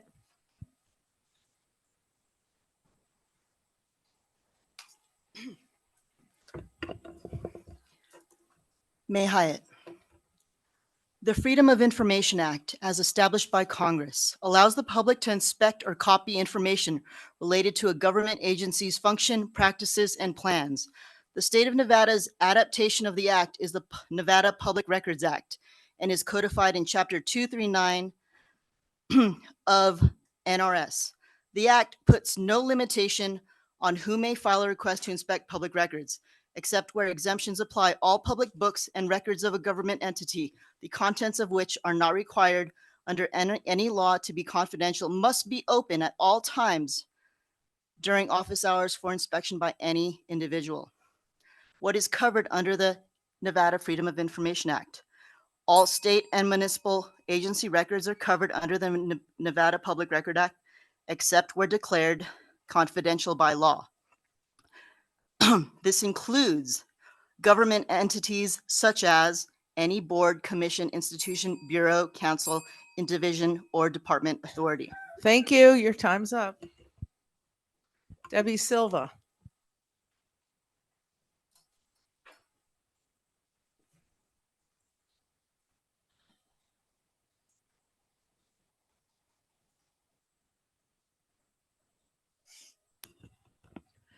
I just have two quick things. One, I'm concerned about the role the lawyers are playing here in the meetings, and sometimes outside the meeting. I am concerned that they speak more often than necessary. They, as it has been said, they're not elected officials, yet they sometimes answer questions that are not legal questions.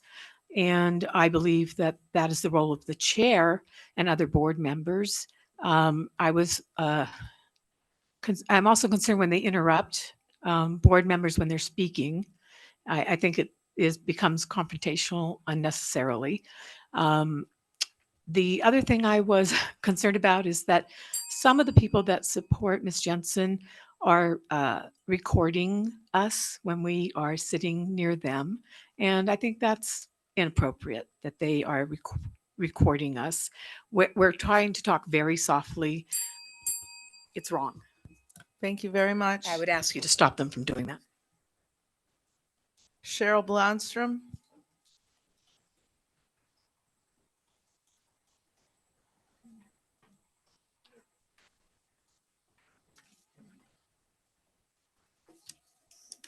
Good evening, Cheryl Blomstrom.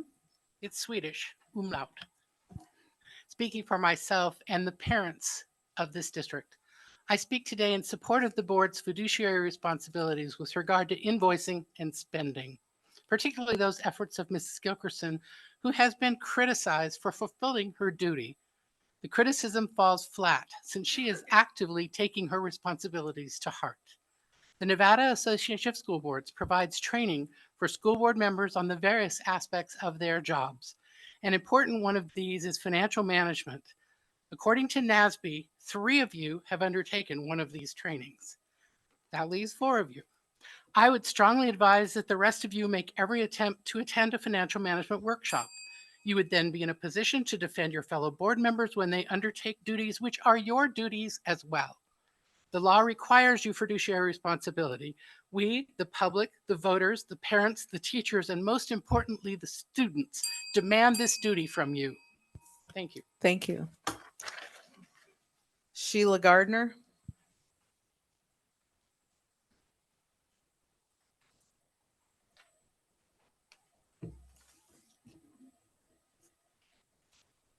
Sheila Gardner. I'd like to add my appreciation to trustees Linda Gilkerson and Carrie Kangas for all of their hard work and efforts to maintain transparency within the community.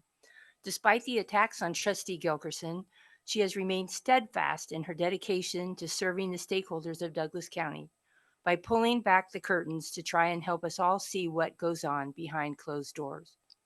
This public body is supposed to be transparent, not only to the community, but also to one another. If their intentions are good and they aren't doing anything wrong, then why are they trying so desperately to stop Trustee Gilkerson from talking and asking questions? Trustee Gilkerson, we thank you for advocating for the children of DCSD, for the staff, and for all of us. Keep up the good work. We support you, and we need you to keep supporting us. Thank you so much. Thank you. Marty Swisher.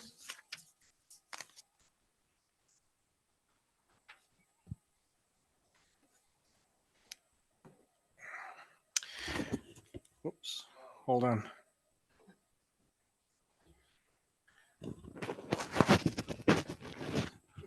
Thank you. Marty Swisher. I too want to thank Mrs. Gilkerson and others in our community who have tracked carefully and asked questions about the invoices Mr. Gilbert and his law firm have billed Douglas County School District. Because Mrs. Gilkerson did this, Mr. Gilbert's law firm realized that it was improperly billing our district and refunded over $30,000 in incorrect charges. So let's move away from these actions being tactics to delay or filibuster. Rather, Mrs. Gilkerson and others are asking necessary questions that others on the board do not seem concerned about. I assure you, though, that our community is watching and checking until we have confidence that this invoice, billing, and payment process is done correctly. Thank you. Thank you. Laura Cadeau.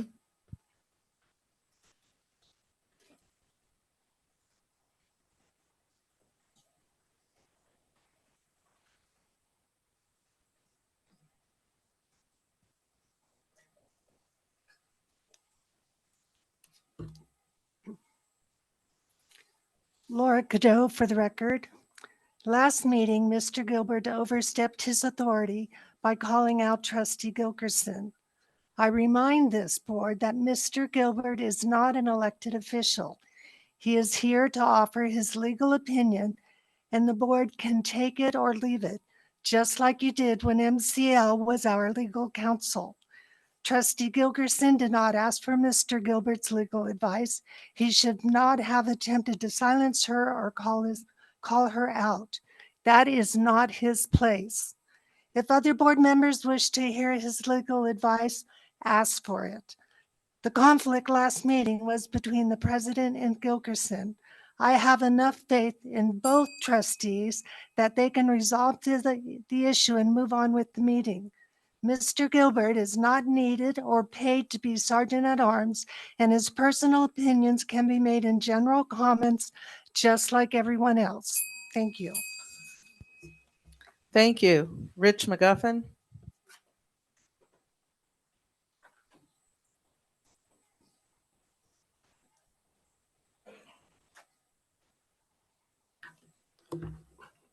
Rich McGuffin. At the last meeting, one member of the community claimed that Trustee Gilkerson wasted no less than 3 hours of everyone's time in reviewing legal fees and that she brings nothing of substance to the board. He then suggested that she be sanctioned to resign.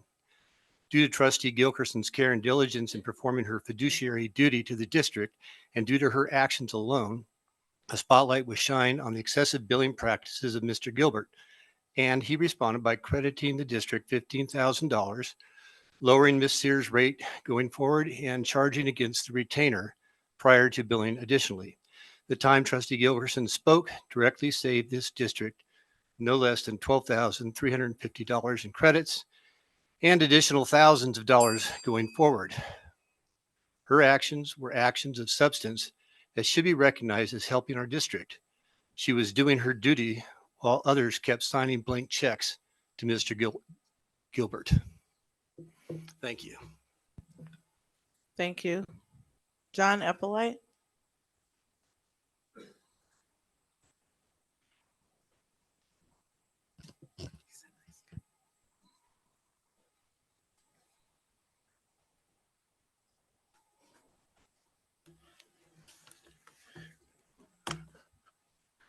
My name is John Eppolito. I'm with Protect Nevada Children. I'd like to talk about the most massive database ever created on children in human history, Infinite Campus. This contains not only grades, test scores, and attendance, but also discipline, minor discipline, counseling, MTSS, medical, psychiatric, and possibly psychiatric profiles on students. No one really knows how simply the existence of this database may affect the future of our children. Because of our efforts in Washoe County, parents can view and even print out the database Infinite Campus collects, stores forever, and shares about our children. Can parents in Douglas County do this? For most students, we estimate after 13 years, it would take between 500 and 600 pages on 8.5 by 11-inch paper to print out the data on one student. Learn more at protectnevadachildren.org. Handouts about the likely connection between Infinite Campus and the most recent ransomware attack in Clark County, the personal student data release Thank you, by the sir. hacker. Thank you. Luckily, I have handouts for y'all, so it ain't Thank you. over. Dave Brady.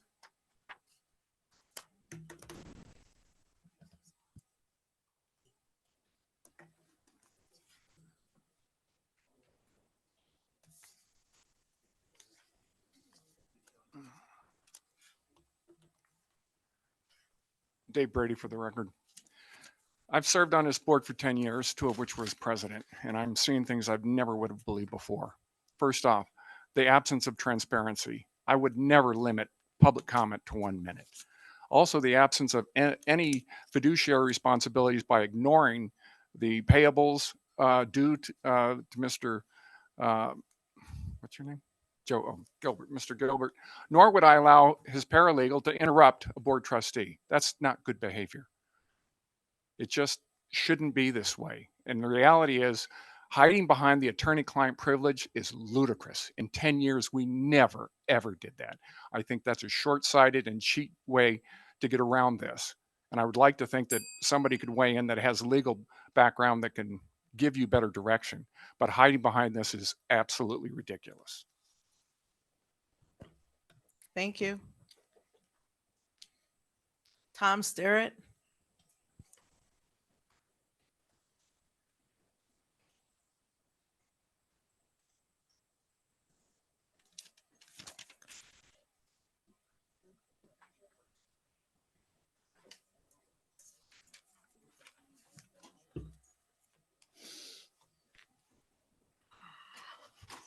Tom Sterrett.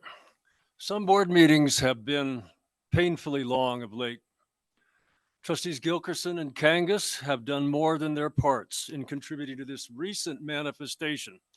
One of the takeaways is that these two have not read Articles 6, 7, and 9 of the Code of Conduct, which reasonably limits their ability to grandstand, pontificate, and filibuster, both unproductive and unnecessary.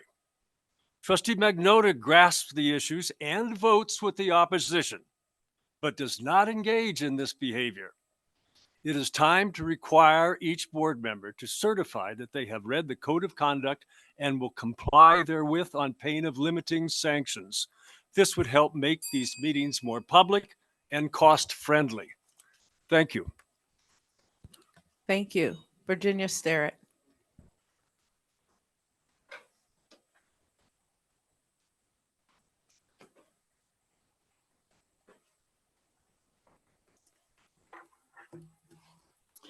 Virginia Sterrett on the record. I want to commend the board for effectively taking charge of this meeting, as it is obviously a challenge. Regarding Attorney Gilbert's participation in the meetings, he sits in the seat next to President Jensen as not only legal counsel, but also as parliamentarian, who is the person who is in charge of making sure that the order of the meeting is kept and that everything is done according to the correct process. The previous firm utterly failed to fulfill this role, and the meetings were chaotic. It is refreshing to see the board moving forward and making sure this district has what it needs. Thank you. Thank you. Leslie Holkinson.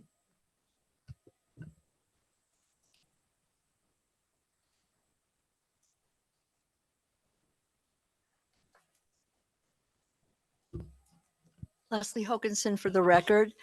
I've become aware that a certain board member has a list, and I'm on the list of 4.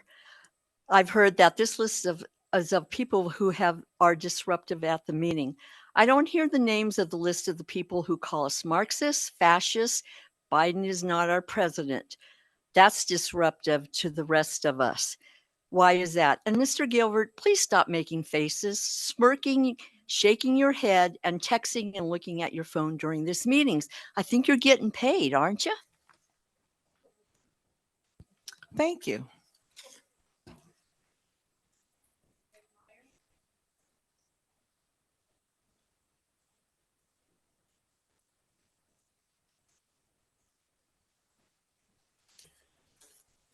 Nick Meyer for the record. Why was it that DCSD hired a teacher at Whitell High School that had a restraining order against him for stalking? And why was it that DCSD allowed this teacher to continue to teach after they were informed that this teacher had a restraining order for stalking by Megan Barth of the Nevada Globe on May 3rd? And why was this teacher allowed to teach until his subsequent arrest by Douglas County sheriffs for stalking on June 5th? I've been asking these questions for months. I finally decided to file an open records request to get all the email, text, meeting notes, and communications between Joe Gerdner, the Executive Director of Human Resources, Keith Lewis, Superintendent, and all other DCSD administrators who were involved in the hiring of Michael Asmari. I received a response to my open records request on October 31. I will be posting these open records online for all to review. Bottom line, DCS administration, including Keith Lewis, were informed on March 27th that Michael Asmari was the defendant in a civil lawsuit that alleged that Asmari assaulted a special needs student. Thank you, Mr. Mayor.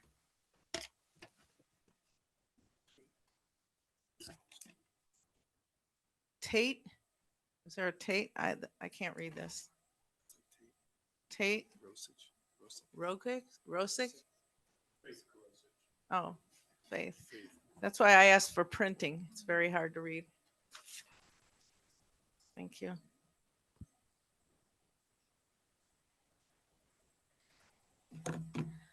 Hi, Faith Korosich for the record. Thank you. I understand that statements by others in previous meetings had said that those in red shirts are a small, loud minority, and if we wanted to change, we should all run for the board. Although that's great in theory, it's simply not possible. Those in red shirts are representing students such as myself, and many of them are teachers I've previously had or currently have. Teachers who are incredibly intelligent and wonderful. Teachers who show up for their students on a daily basis. I'm a product of those and those who think some of them should be ashamed. I'm a 2024 senior, cheer captain, pom captain, previous junior class president, NHS member, Block D member, and I've been actively serving the community, including the elementary school, since I can remember, all in addition to currently taking 6 advanced placement classes, which vast majority of our AP teachers have had an average passing rate far exceeding average. Those in red shirts are representing not only me, but those in the community, such as my parents, who both working in the schools. They get to see and be a part of positive impact those in red shirts have, and all that they represent. Thank you for those in red shirts who represent students like me. Thank you. Pretty impressive resume. Thank you. I just want to say, wow, that's Wow. amazing.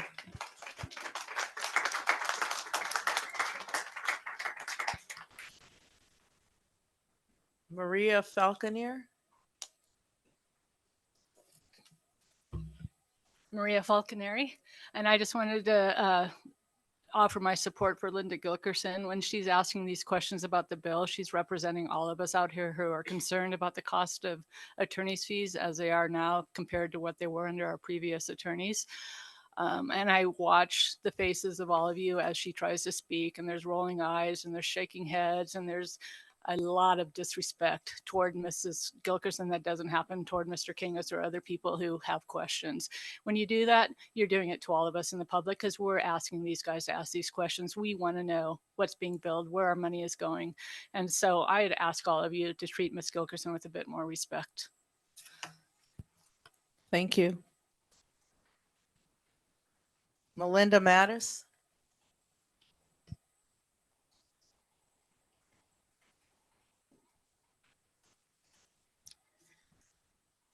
Melinda Matus for the record.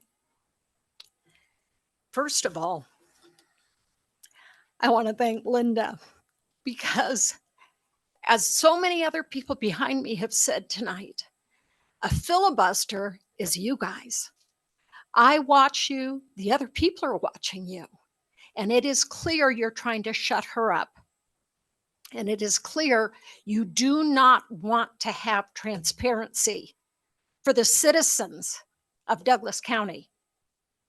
We pay the taxes. We have a right to know how our money is being spent. And for you to try to hide it behind client privilege is ridiculous. This is a school district that has a responsibility to the citizens of this county. And you are failing miserably to show us what is going on and how this money is being spent. Thank you. Thank you. Anybody online?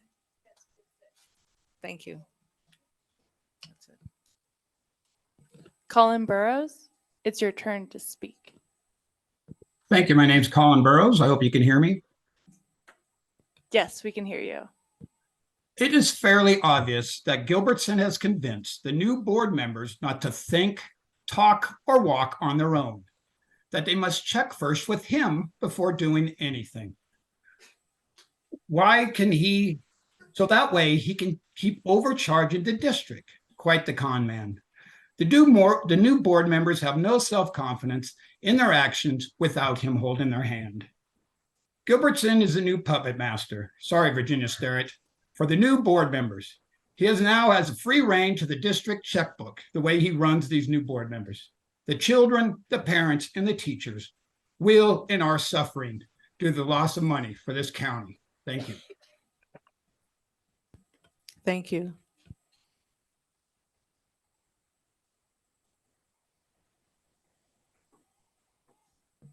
Rob Lehman, it's your turn to speak.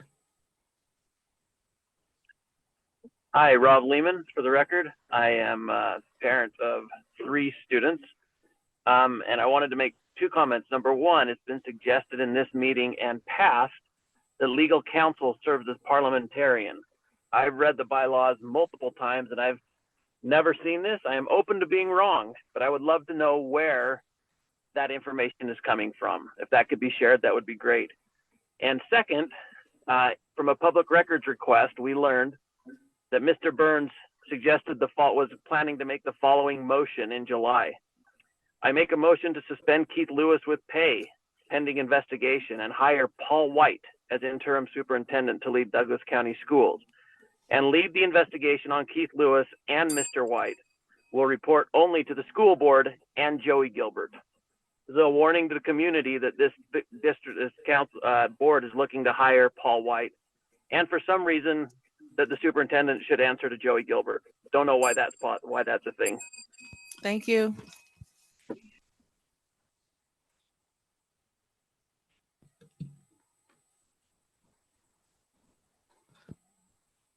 Melissa Rouse, go ahead.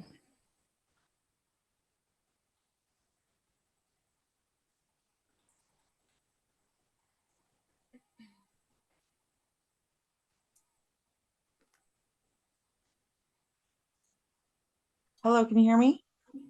Yes, we can hear you. Hi, my name is Melissa Rouse. I'm a parent of children in the district. I want to thank Trustee Gilkerson and Kangas for comments about the bylaws. Thank you for advocating for our voice. I'm commenting on the concern related to selecting the next superintendent. To me, it's the most critical decision ahead of you. Ms. Jansen, you assured me it would be a transparent process. Some tangible, transparent tactics would look like providing a clear job description on what is required of the position. What specific? Excuse me, Ms. Rouse, that's an agenda item. Would you come back when we have that, when we're on that agenda item? This is public comment, which is nothing on the agenda. Yes, I can. Thank you. Thank you. Thank you.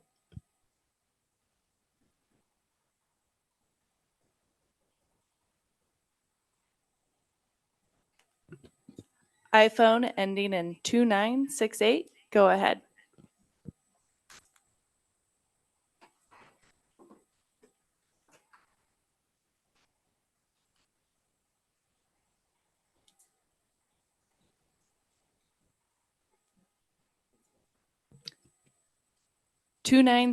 Go ahead and unmute yourself. Well, they'll give it.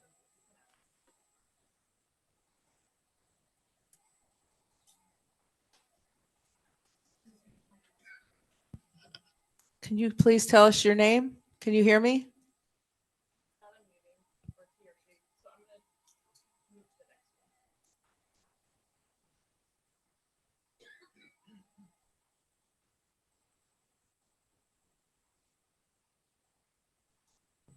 Emma Archbold, it's your turn. Hi, I'm Archbold for the record. I would just like to second many comments about Mr. Gilbert's gaslighting of Trustee Gilkerson when she asked for transparency on his billing. She's trying to stand up for a community that she serves and not to obstruct any meeting. President Jansen, I was pleased to have you visit my classroom and hear you tell my students that you loved them. Please show that love through your financial decisions. It is really impressive that we have high school students standing up for their schools, but I really truly believe that it's sad that it has to come to high school students coming here to stand up for what's going on. Thank you. Thank you. Hope to see you soon. See those beautiful children.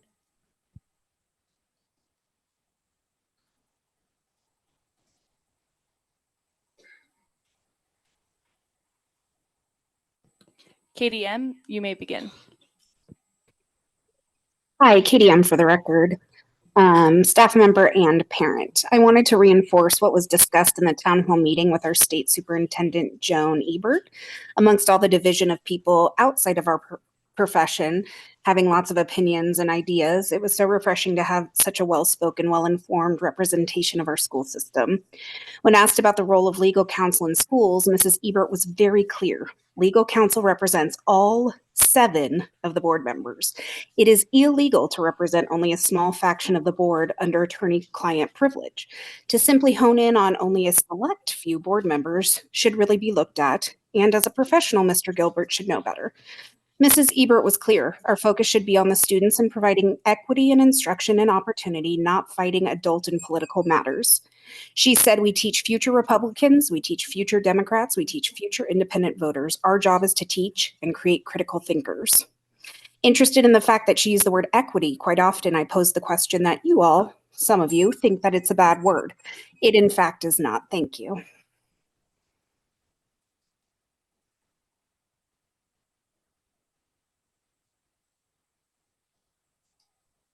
Anybody else? Zach, it's your turn to speak. Hi, can you hear me okay? Yes, we can hear you. Thank you. My name's Zach Wood. I just want to say the town hall that occurred, although I know that it was well attended and probably successful in terms of communicating, I think is not the way that the district board should act, that having to do unofficial public outreach and engagement while also considering policies to limit that engagement in the proper venue, which is your board meetings,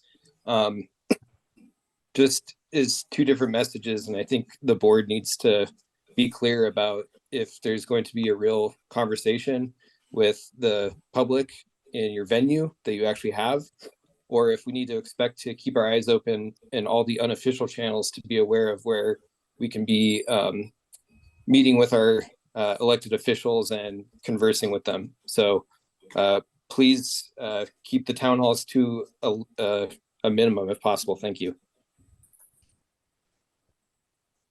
Anybody else? Two more. Okay, and then Casey. Beth M., go ahead.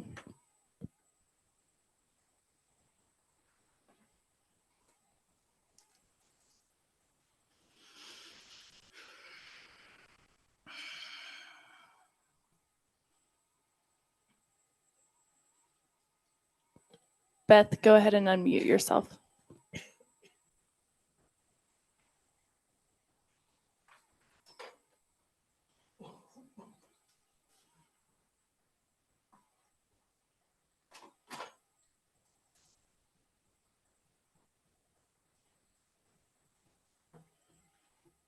Jen Spoor, it's your turn to speak. This is Jen Spoor. Can you hear me?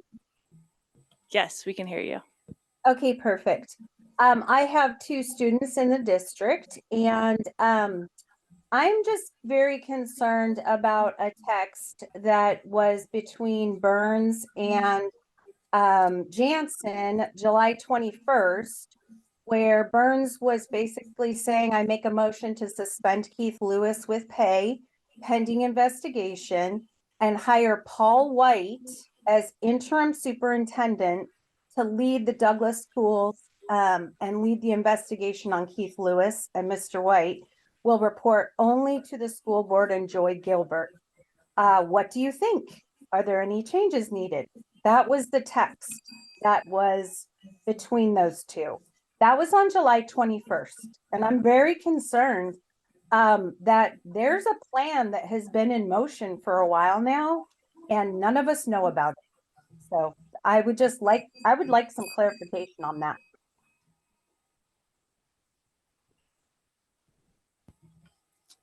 For my part, there is no plan. We're going to open it up to a national search, and that's what I know. Thank you.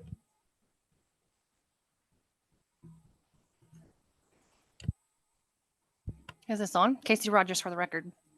I'm sitting here listening to people constantly mock you and attack you nonstop about being out of order and ignorant and all these other things.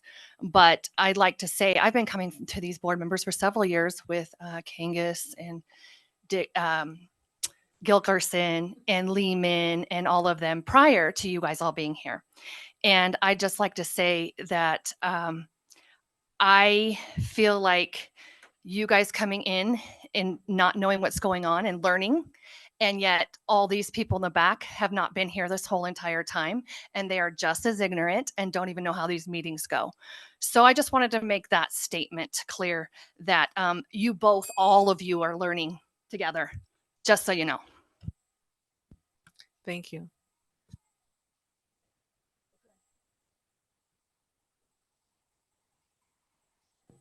Courtney Jeffries, go ahead.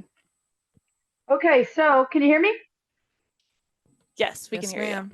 Right. It's Courtney Jeffries for the record, parent.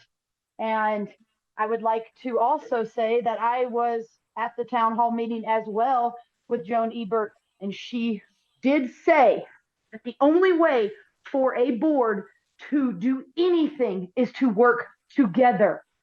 And Miss Rogers, you can say all day long that we are ignorant, but we are not.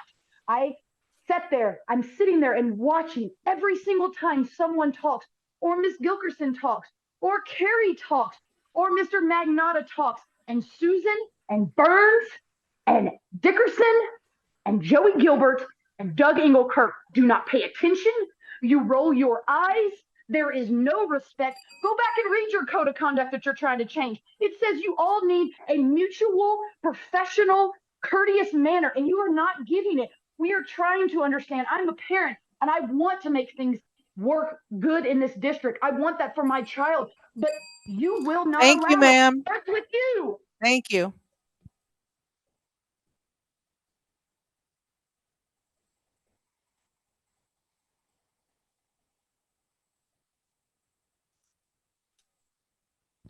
We have a motion. I think Is there a motion on the table still? for 5. We had to go to comment for 5. Yeah, we can go to comment now on. Oh, you still have more people for public comment? Oh, Just for item 5, right? okay. Okay.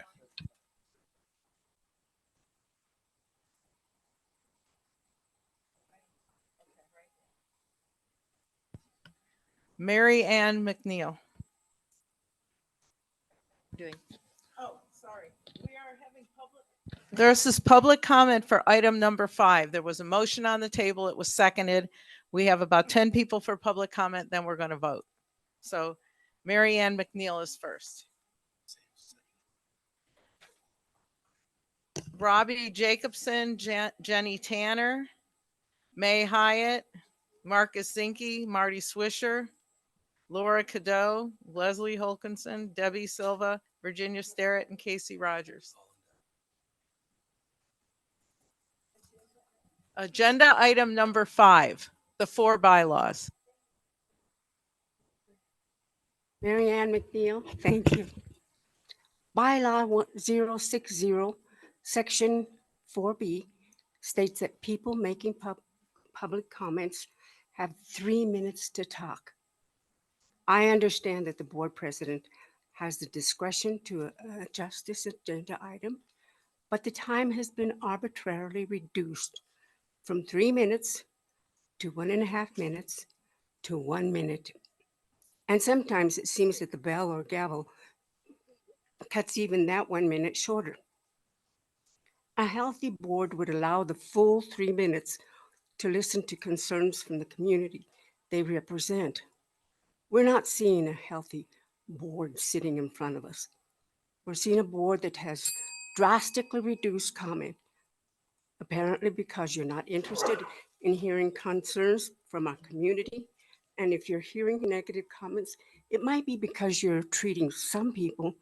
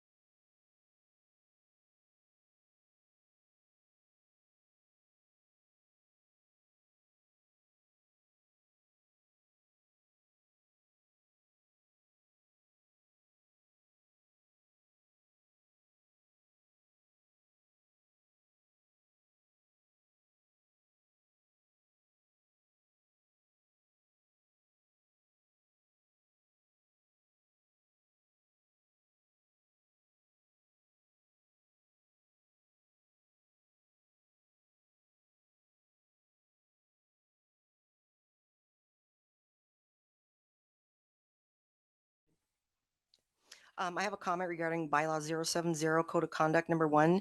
Particular line that's been struck out is, quote, members are obligated to abide by the majority decisions of the board while retaining the right to seek changes in such decisions through ethical and constructive channels, unquote. Yesterday, the United States Supreme Court in 9-0 vote adopted a formal code of conduct focusing on ethics. And I quote, the absence of a code, however, has led in recent years to the misunderstanding that the justices of this court, unlike all other jurists in the country, regard themselves as unrestricted by any ethics rules. To dispel this misunderstanding, we are issuing this code, unquote. If the highest court in the land felt they needed to create a code of conduct to ensure American people that they are acting ethically, why would this new board and its legal counsel their code of conduct that would ensure Douglas County that they are acting ethically, or remove anything with the word ethics or ethical in it? Thank you. Jenny Tanner. Mr. Burns, I have a 60-second on here if you want to take a break from clock. That's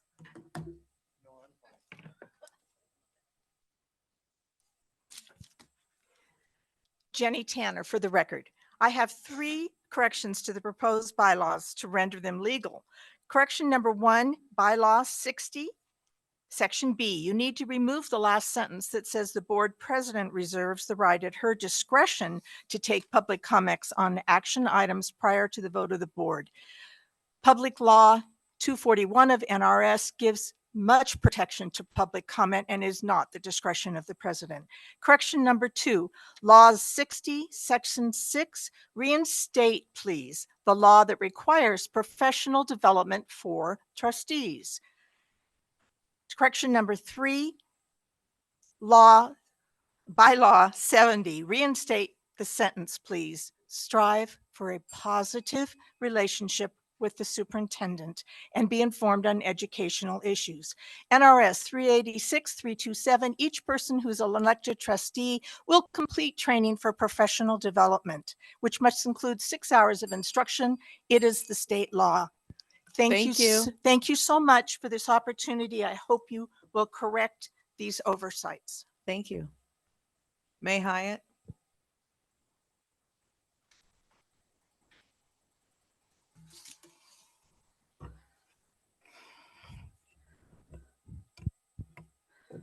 "60 seconds. You can't say much in 60 seconds. Some Super Bowl commercials last longer than 60 seconds, and yet here we are. Susan Jansen has decided to limit our time here today and possibly moving forward to just 60 seconds and only at the beginning and end of our meetings.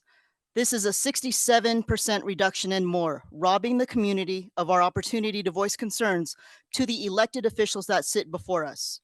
Remember, you serve us, and part of your job, as stated on the district website, is to, quote, be responsive to the needs of local communities. Quote, it represents a continuing commitment to local citizen control and decision-making in education, end quote.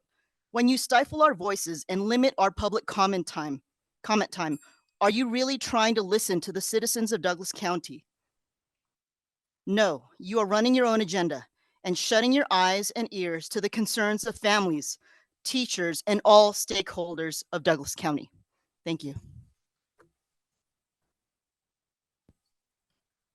Marty Swisher.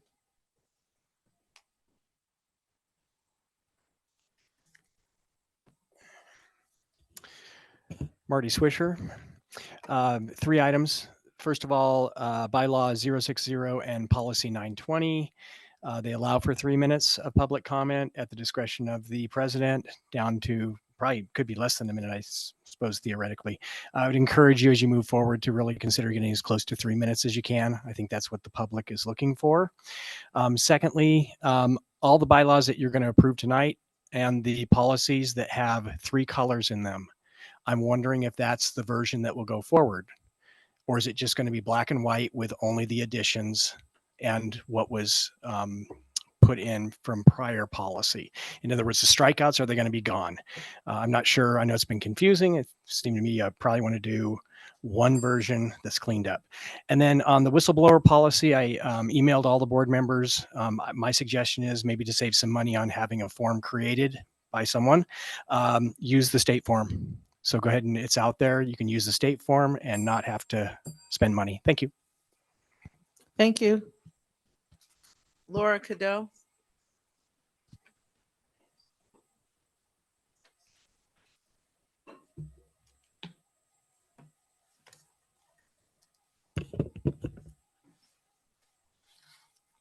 For the record, Laura Cadeau, I concur. 1 minute is not enough, so I've recruited other people to help finish my statement. I also want to support the comments made earlier by Trustee Gangus and Gilbert about these policies. Specifically 060, 4A, 4B were requested to be looked at by Trustee Burns. I think 4A has been weakened by removing the term unilaterally. This board needs this term to remind them that the board members have no individual power and should not be acting unilaterally. 4B, during the first few months of 2023, you claimed you desired to hear from parents. Well, they're here now and you are shutting them down. 4B just reveals your own hypocrisy. Community input is critical and should be recorded. Since you are accepting written statements, I suggest that they be posted online with the agenda. I know I want to hear Thank from you. shareholders. I just wish Leslie you did. Holkinson.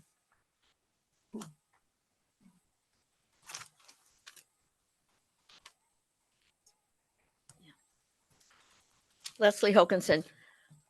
I object to the rest of the changes on principle. Mr. Gilbert should never have taken it upon himself to rewrite our district policies. These are changes this board should have tasked the superintendent and staff. These individuals know district history and understand district operations. It could have been a very simple process that would have done a lot towards maintaining transparency and building trust within our community.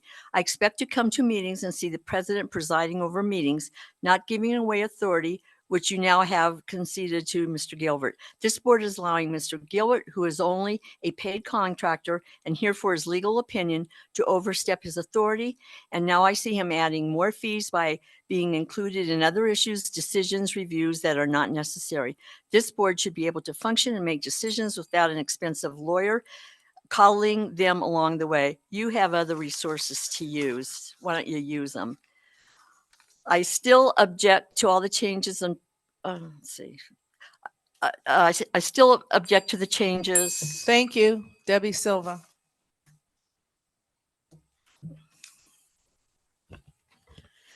I still object to all the changes on principle, but specifically number 1, the last sentence needs changing. Members are entitled to their opinions, even when they disagree with the other board members. Of course, they must comply with board policies they disagree with, unless those policies violate state law, but they don't have to like them and are elected to state those opinions. It is not your place to dictate their private opinion. Each of you have made clear when you are speaking for yourself and not the board, as you should. Each member are allowed to do so publicly and privately. Your general powers do not exceed constitutional rights. Number 7, 8, 10, DFG, HLM, O are all sections which this board has violated at some point. Policies are not just created to address operational issues, but also to restate important applicable laws, as you did with the whistleblower policy. When individuals keep violating laws that are in place, a policy can be created to enhance that law and remind members how to behave. This board needs reminders of what Nevada ethics laws entail. Keep all of the above sections. Thank you. Virginia Sterrett.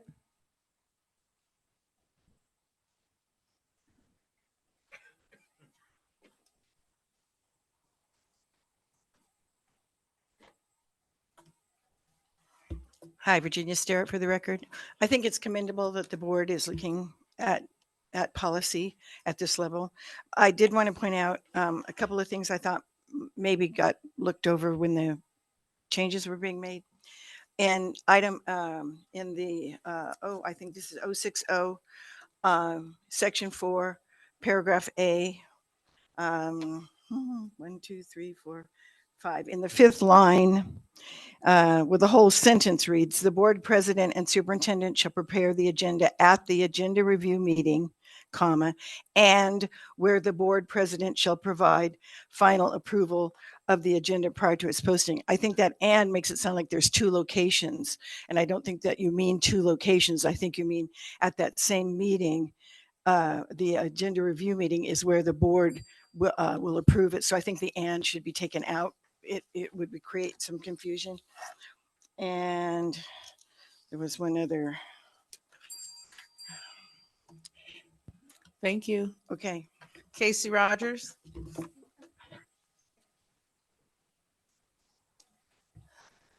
I'm for all the changes. Casey Rogers for the record. Thank you. Adrian Sawyer.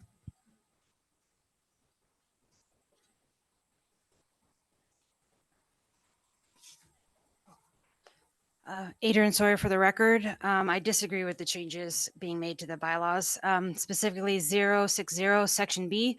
I disagree with changing the way public comment is taken. The whole point of public comment is for the public to express their support or lack of support for an action the board is taking. It is a time for the voters, whom you represent, to be heard. There may be repetitive comments, but that means there is strong public interest in the action. We should not be silenced. Section C, I completely disagree with the word "shall" and "whenever possible." Not only are you limiting parents' voices by limiting public comment, you are limiting the time parents have to review supporting materials on action items that affect our children. 070, I'm concerned with what is being taken out of the code of conduct.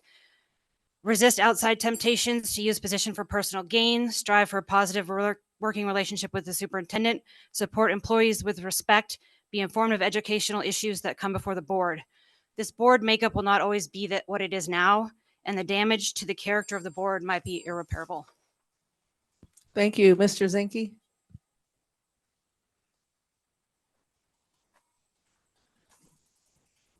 Hi there, Marcus Zinke for the record. I'm a little concerned on 070. I know earlier in the meeting, support was defined as it doesn't have to be agree, but it can actually be construed that way. And I would be concerned that members of the board wouldn't be able to have their opinion, especially since differing opinions is what helps us all work. In 060, I agree with what the previous person just said. Whenever possible and "shall" seem to be maybe leaning towards some nefarious practices here. It makes it sound like maybe these agendas don't have to be provided to the public. Lawyers are supposed to, must, and "shall" can be maybe. The Supreme Court has decided. Also, I think moving forward, if there is going to be public comment in between agenda items, it would be nice to have the public comment before a first and a second. Protects you and your positions of maybe not letting your cards be shown, but also you might agree with what people have to say or disagree and have contrarian point of views that help that. Also, the beeping can't be heard online. Thank you. I've been online multiple times. So when you ding that, no one knows that their time is close. Thanks. Thank you. Tom Sterrett.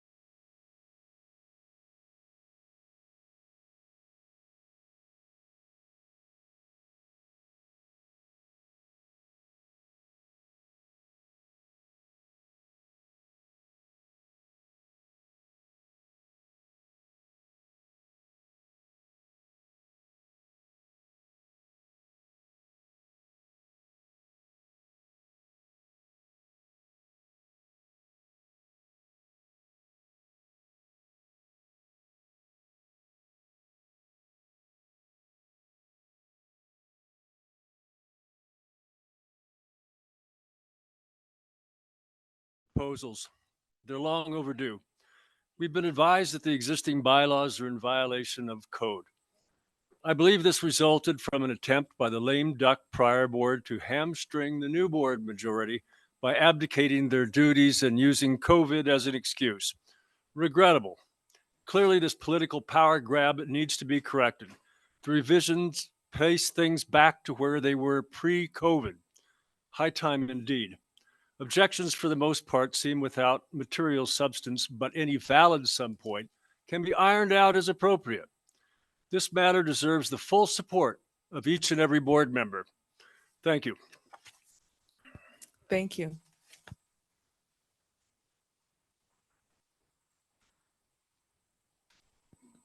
Zach, go ahead. Hi, this is Zach Wood. I just wanted to comment that earlier the chair needed public comment during the consent items regarding the negotiations and contracts. You specifically asked Ms. Lamb to come forward and give you some information about the total cost of those contracts. You didn't ask your negotiating team. I'm concerned when we talk about limiting public comment that the real value is that people are in the room that have questions that can illuminate everyone else, or they have the information that you're seeking.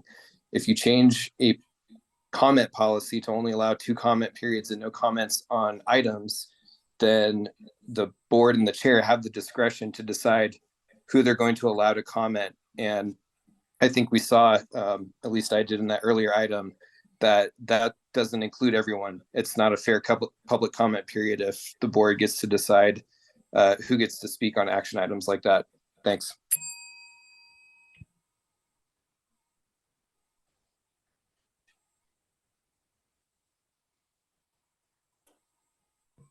Denny Castor, go ahead. Jenny Castor for the record. I did a survey of other school districts in the state, and I found that Carson, Churchill, Clark County, and Elko all allow for public comment before, at the end, and after each action item. I understand that someone that understands the law, but perhaps didn't understand education, and went through all of these bylaws and wanted to make sure that they were NRS, they followed the legality of the NRS. But sometimes things are written in a little bit different format to make them seem a little, let's say, friendlier, that things don't have to be exactly as written in the law. I think that many of the changes that you're making are making them sound unfriendly. They're making them sound dictator-like.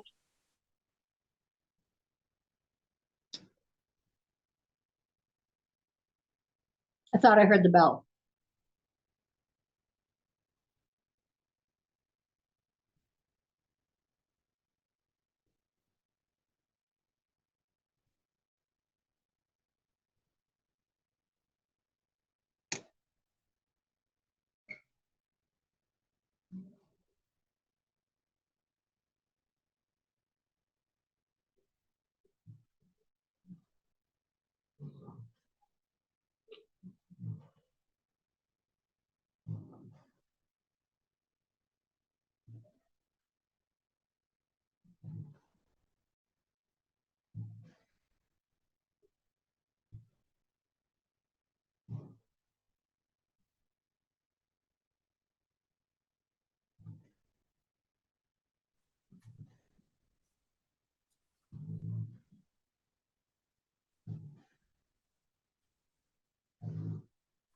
Okay, Denny, sorry, I got cut off.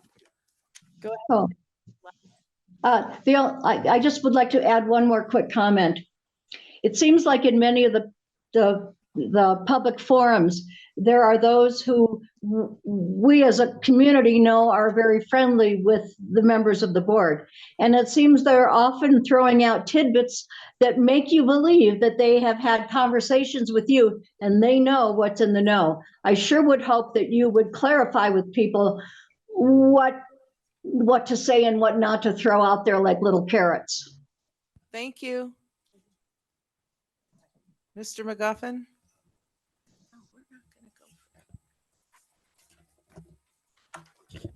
Thank you, Rich McGuffin. Section 070P should read violations of these principles will be addressed by the board president. When violations involve the board president, the president will automatically be recused. The board should vote on which trustees should address the matter to comply with transparency and integrity. Thank you. Thank you. Melinda.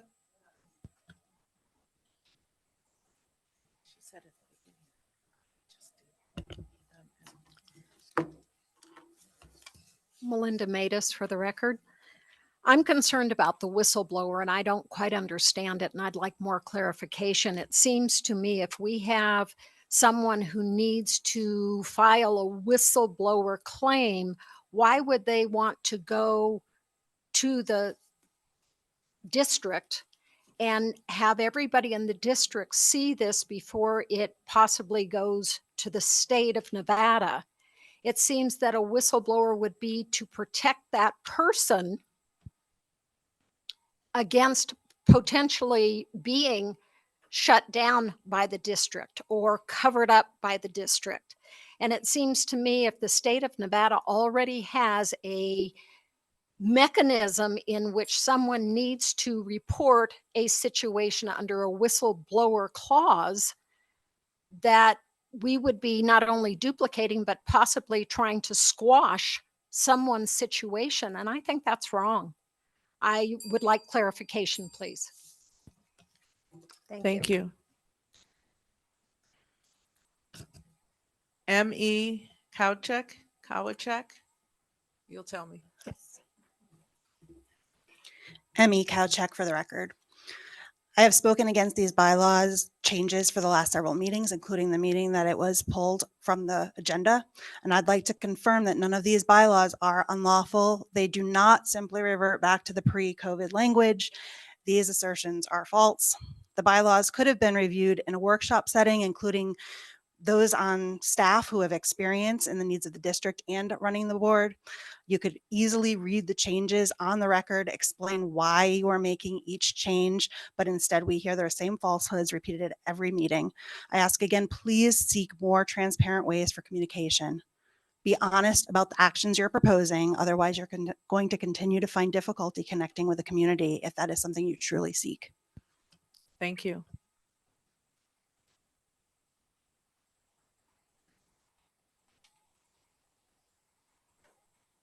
Rob Lehman, it's your turn to speak. Hi, Rob Lehman, parent of 3. It's been explained that some of the reasons that things are being eliminated from the board policy, as in, avoid every temptation and outside pressure to use their position as a board member to benefit themselves. It's been said that that isn't needed in this policy because it already exists in NRS. But then at the same time, you're saying you want a whistleblower policy that also already exists in NRS. So my question is, do you guys have any consistency in what you do? Like if you don't need it because of NRS for one thing, why do you need it for another thing? Is there an explanation for that? And the other thing that just keeps being said is that this is done because so much power was given to the superintendent. There's very few things in here that actually give superintendent additional power. Most of these things have nothing to do with the superintendent. So try to be consistent between NRS and not. Thank you, Rob.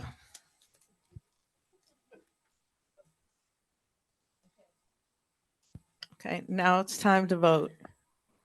Okay. We're voting on the 4 different bylaws, whether to accept them or not. So, bylaw 060, 070. I'll have to go back and read this. We already had the motion. Oh, okay, go ahead. I have it right here now. I'll read it. Review by board members for recommendation. Approve the changes by bylaw 070, 060, board policy 338, the whistleblower policy, and board policy 902, communication with the board and public comment as second readings. Okay. All in favor, raise your hand and say aye. Aye. Aye. All opposed? Nay. 4-3. Do you want? Tony, did you vote yes or no? He said nay. Tony voted no. Okay, we got it. Thank you. Thank you. We're going to go to closed session now. I'd like a motion to go to closed session. I'll make that motion to go to closed session. I second. Okay, let's vote. All in favor of going to closed session, raise your hand and say aye. Aye. Aye. Motion passes unanimously.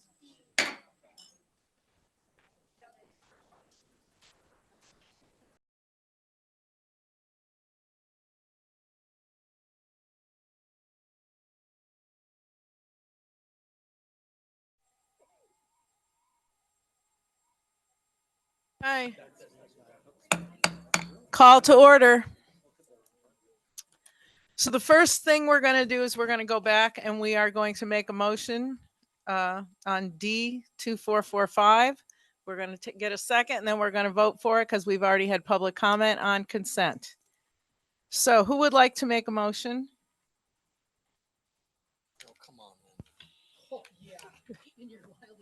That would be- Oh, Okay, I make a ironic. motion. Hang on a second here. I make a motion that we approve consent item that was pulled D2445. That we approve that. I'll second that motion. Okay, now we're going to vote. Tony there?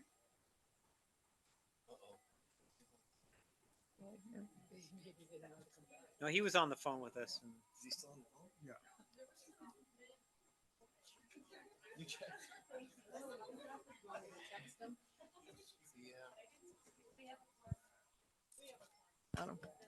Yeah. Okay, all in favor of passing D2445, raise your hand and say aye. Aye. All opposed? Nay. The motion passes 4-2. Okay, so now we're on, I have to have stronger glasses. We're on 6. Oh, 7. Oh, yeah, 6. Okay. Oh, public comment. We're on 7. Process for negotiating an employment contract with our acting superintendent, SGG, discussion and for possible action. The board will discuss the process for negotiating a contract with the acting superintendent and appoint a board member to lead the negotiations.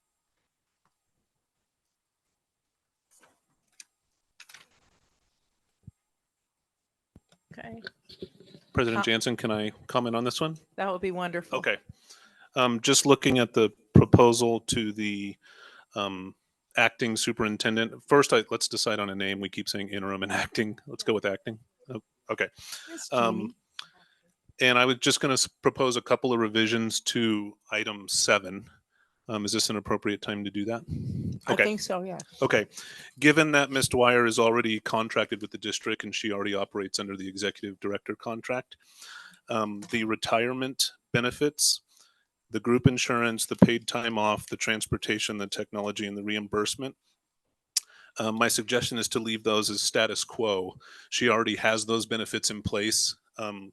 As a public employee, we can't really change her PERS. We can't change her group insurance. She's under the same plan the rest of us are. She's happy with the current time off she's allocated with vacation days and personal days. The technology and transportation and reimbursement, we already have everything in place for that. So I think the salary being negotiated is of course appropriate. And in my office, we prepared a suggestion for that, which I've shared with Joey and Kira, and I can share with whoever the board might appoint if they do as well. And then I made a suggestion to the termination for cause, which is the last paragraph on the backside.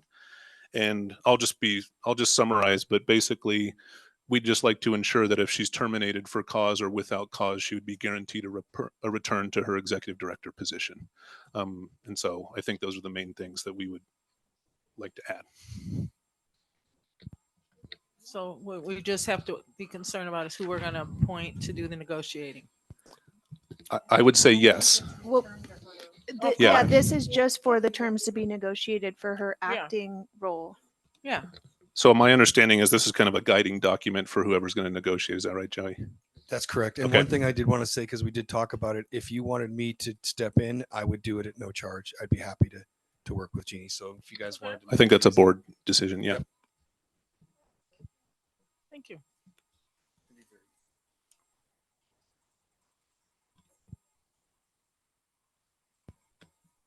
Well, does somebody else, who else is interested? I know. I'm so sorry. President Jansen, maybe being president, this might be a role for you to take on if you want to. That's just my Yes, suggestion. I would love that. I'd be honored. I agree. I think the president would be the best one.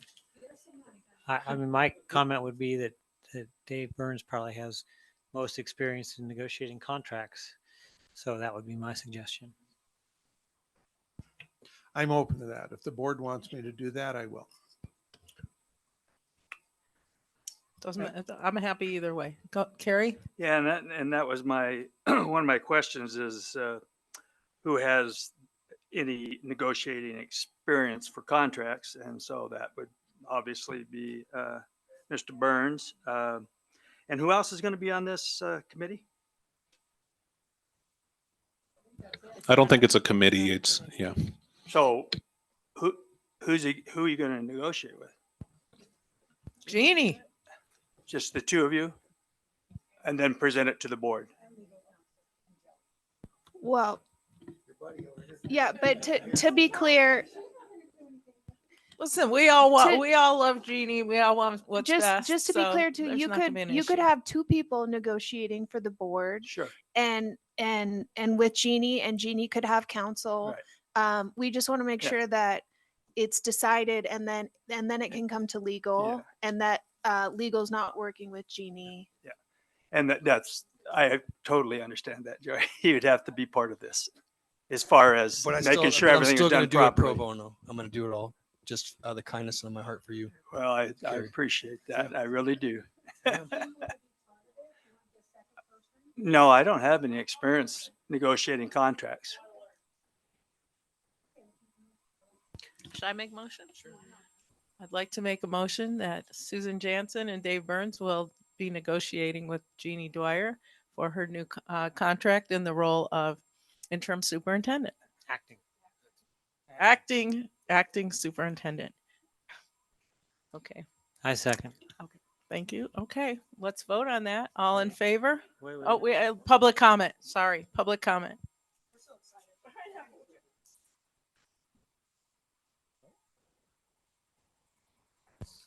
Okay, seeing that there's no public comment, let's take a vote. All in favor, say aye. Aye. All opposed? Tony, aye. Okay, unanimous. Who is the second? Sorry. Me.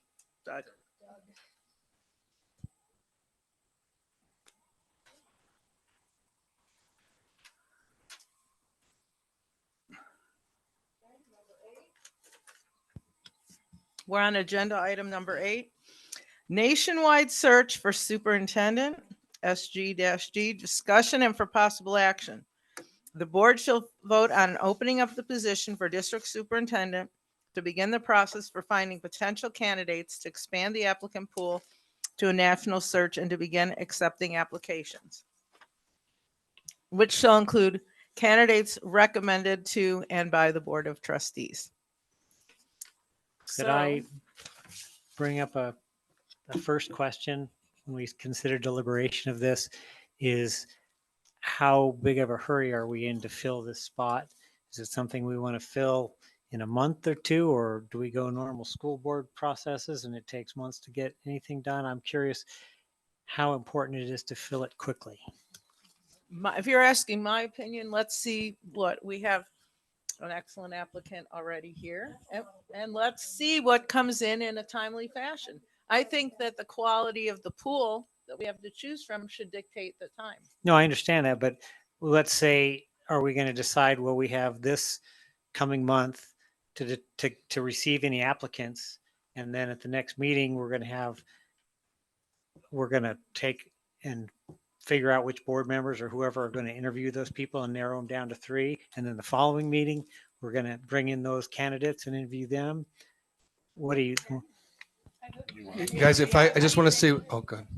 Yeah, I was going to say that I asked a couple questions and I was told 2 to 3 months is about the normal time frame that you don't. What's that?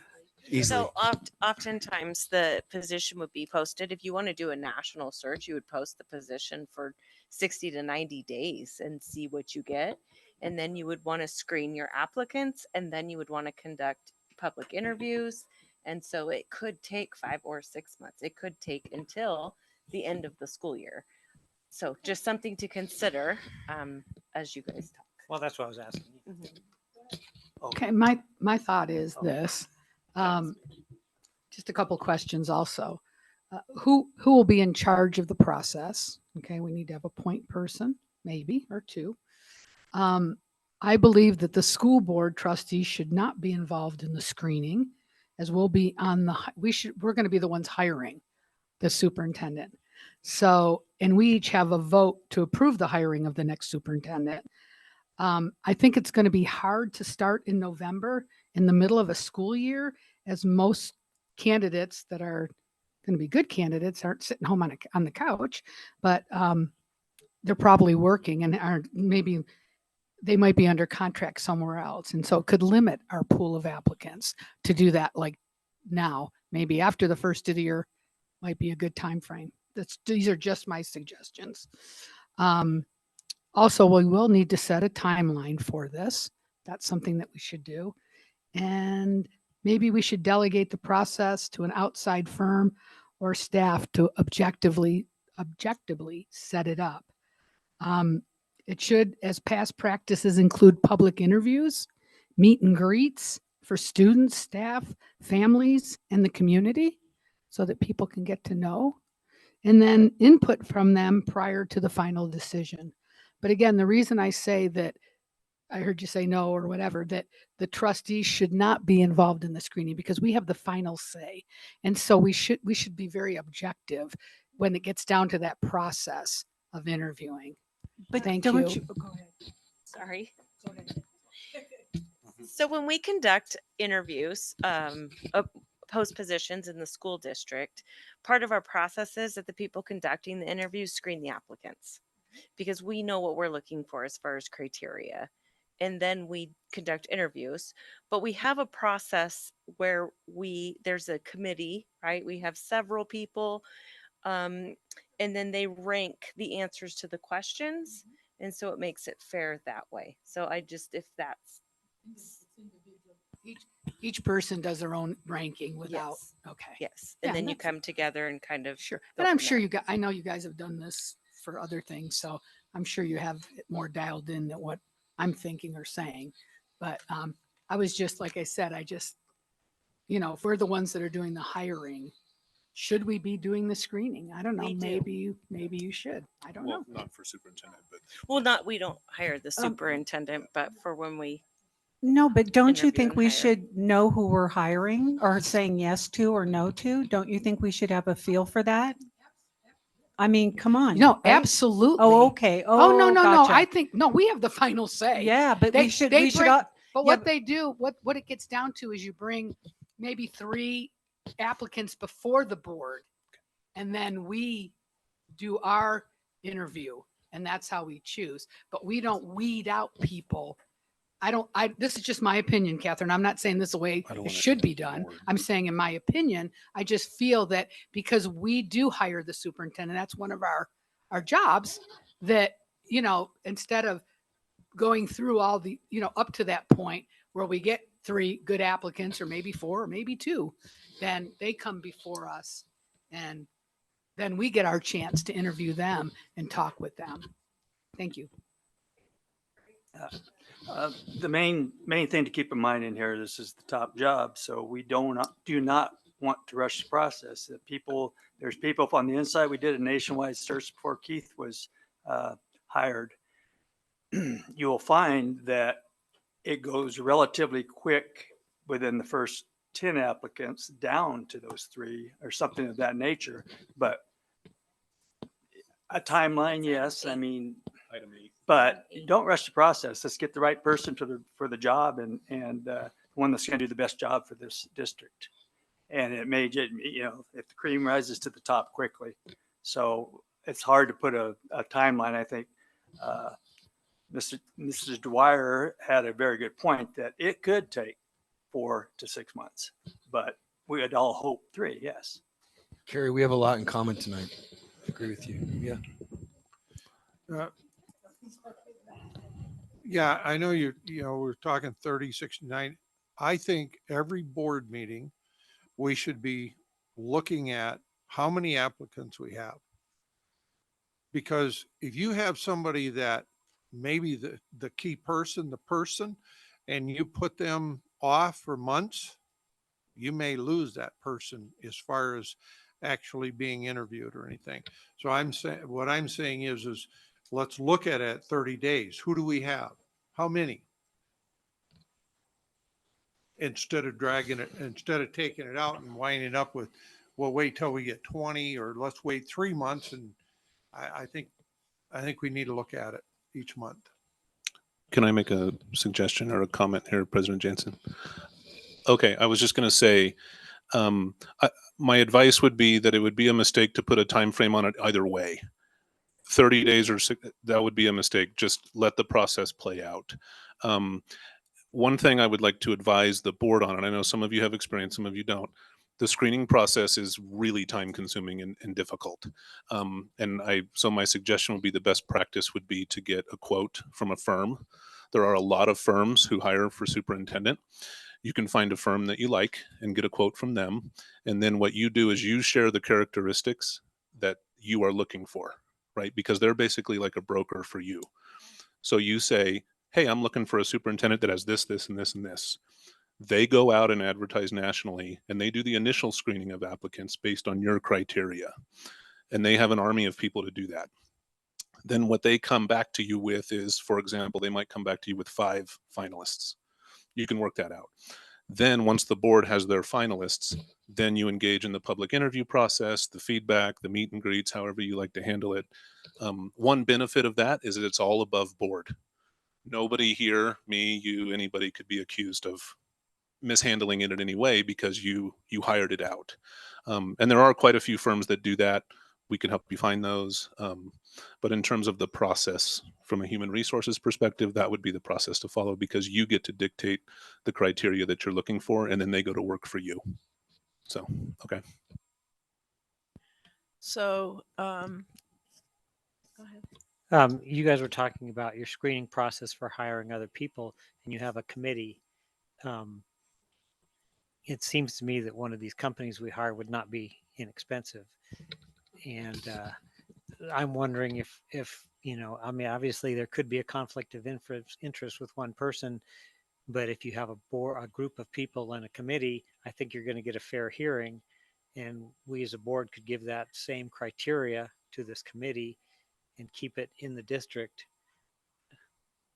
That's just my thought. Yeah, I've been told 40, 50,000 at least to hire somebody. And you can get quotes, and you wouldn't be on the hook to hire anybody until you agreed to a quote. So.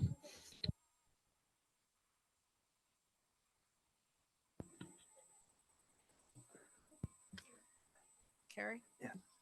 I think Doug has an excellent proposal too, because a committee of stakeholders for input and search, a job description and vetting process, a presentation that possibility is a very good idea.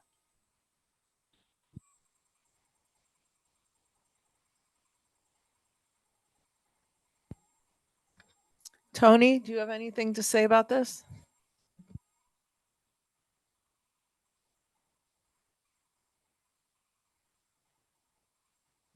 Unmute, Tony.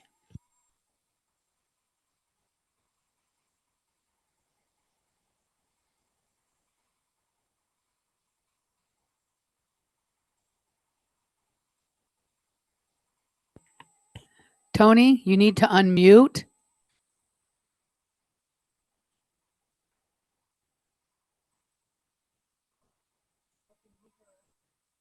don't know. He looked like he stopped a minute. I think he needs to. Can you find your unmute button? There you How's go. that?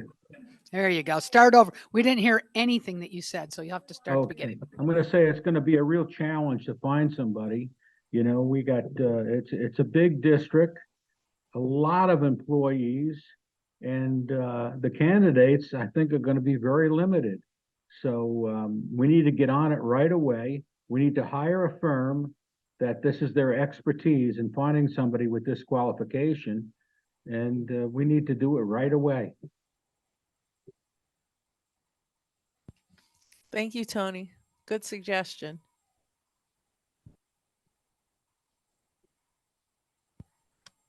Any other comments from the board or superintendent? I'd like to make a motion. Okay, go ahead.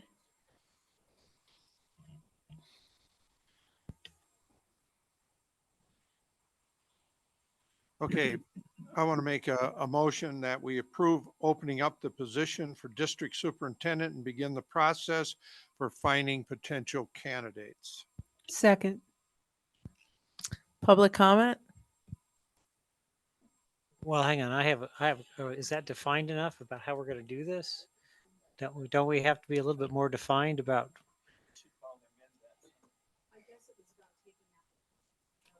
Well, but I mean, we have to determine a process of these applications, who's going to review them, and Well, I think we should create a committee, but I think, no? No, I It's coming to my office would be a conflict because the person would be my direct supervisor. So unfortunately, that's the one position I can't. Yeah.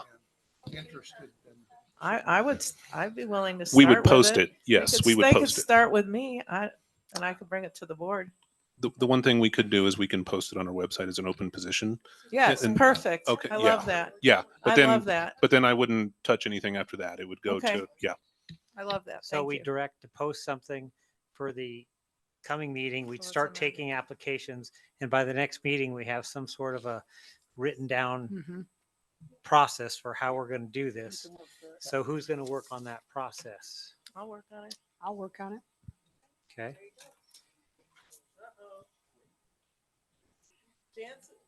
Jansen and Gilkerson are going to be working on it together. We're going to be best friends when we're done. You're nice to me. Okay, so we're going to amend this motion. So we have to unset, we have to take it back. Wait a and minute, what are you going to amend? That it's going to get posted onto the website and that Linda and I are going to initially work on it.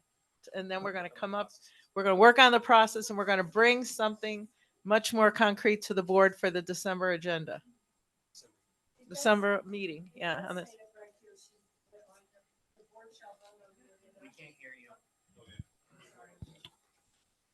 It does state some options on how to start this process under 8. So I like the idea that at least we can have applications posted to the district's site. And then once we have them, we can go ahead and talk about how we're going to process them. Thank you. So who wants to verbalize this motion? We have to take back the other motion in the other second, right? Yeah. I had one more comment though. If you post it on the website, that begins the national search. Yes. Okay. Yes. I'm just asking that question. Yeah. Only, and just to clarify, if somebody goes looking on our website, they will see the superintendent job. Typically with a national search, it would be advertised on Indeed and LinkedIn. Right. Okay. Yeah, so that's, Which we may have that option, right? No. Oh, and the What was the other one? Indeed. And what was the other one you said? So let's put that in the motion. So what are some of the? maybe the Is it cost? Using, Is that expensive to do that or no? We have the ability to Go ahead. post to national things. So there we go. I'm a little reticent just because I really want to stay out of this. I could come to your office. Well, yeah. With Linda. And Carrie and Susan will all come. okay, Trying to did do we things. remove So- the motions? I'll We make did. another motion. Yes. No? Could Rescind your motion. Derek. All right, you rescind the second. I'll I rescind the second. motion. Okay, so now who's ready to make the new fabulous motion? Let's give I don't know if it'll be fabulous. You but go, girl. It's a lot of pressure. Adam, you're looking at me though funny before I do this. What's this? Adam needs a second. Yeah. we wanted to kind of make a recommendation. Can we put our heads together for a second? Okay. La, la, la, la, la.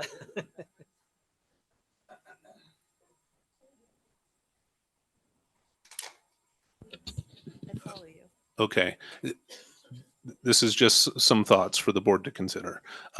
Perhaps what you just did with the contract, where you designated someone to negotiate the contract, you could do something similar where one or two of you establish the criteria and kind of outline the process to then be brought to the board at the next meeting. So in December, you've got something to accept or reject, because we don't want to be right where we are now in December. Like, you want to enable some work to get done in the interim. So those two people, for example, could establish criteria. So And where and how all of that. Sorry, they can't Yeah. hear me. The where and the how and all.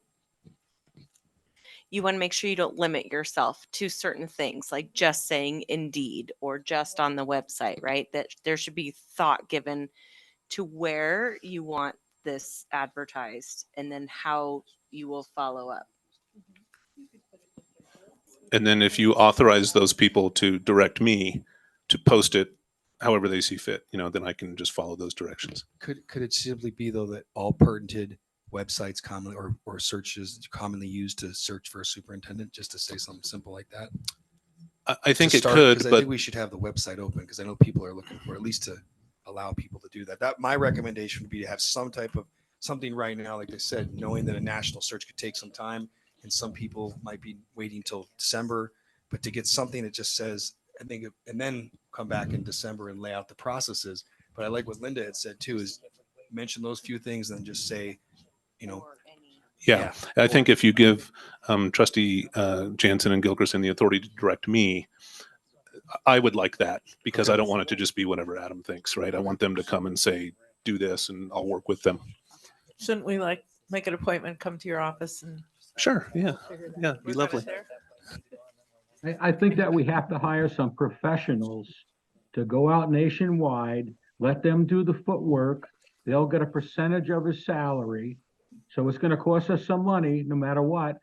And let the professionals do it, because they do this every day.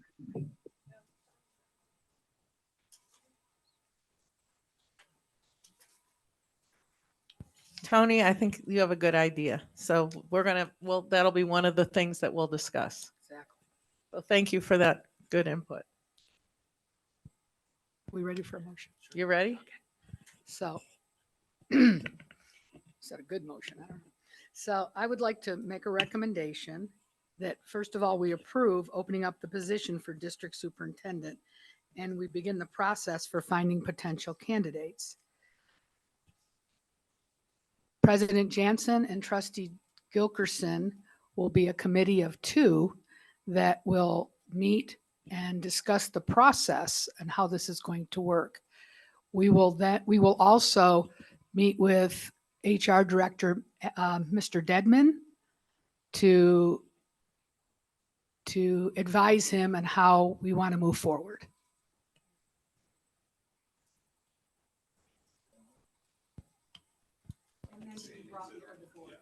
Oh, and then our findings will be brought before the board in our December meeting.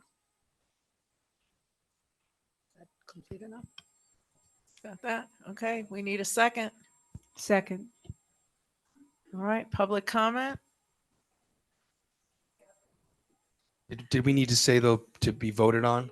I think we should say that to be brought to the December meeting to be voted on. I think you have to add that for final, For right? discussion and possible action. For discussion and possible action. Yes. Second that.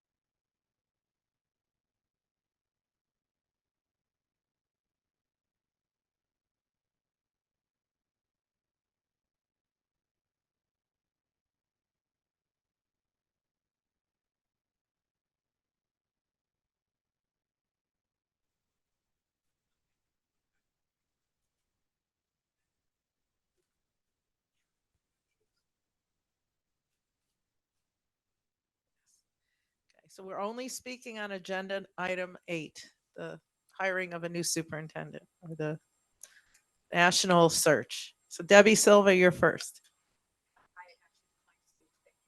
Okay. Mr. Swisher.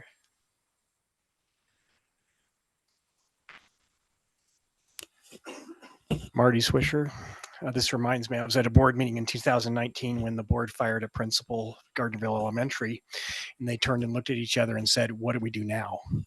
I'm really concerned. You have past practice that this district has done numerous times to hire a superintendent. Most of that involves getting an outside contractor to do it right.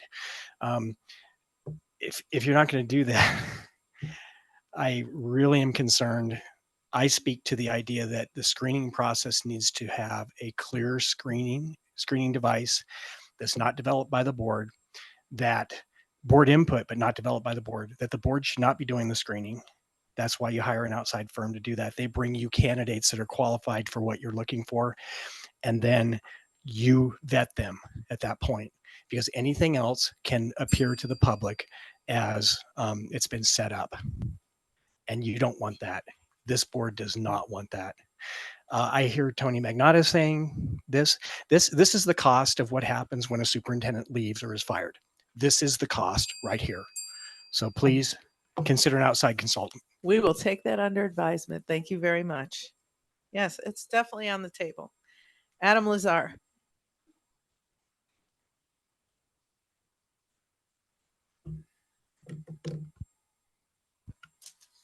Hi, Adam Lazier. I'd like to read an email that pertains to this item 8 in kind of a way. And it was from Trustee Burns to Trustee Jansen back in earlier this year. And it reads, I make a motion to suspend Keith Lewis with pay pending an investigation and hire Paul White as interim superintendent to lead Douglas County Schools and lead the investigation on Keith Lewis. And Mr. White will only report to the school board and Joey Gilbert. What do you think? Any changes needed?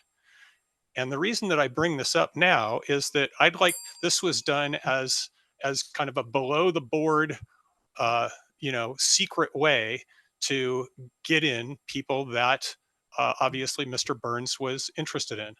And I would hope that going forward, this board does not employ the same tactics. Thank you. We're not. You see, we've made a change. Hope so. Virginia Starrett.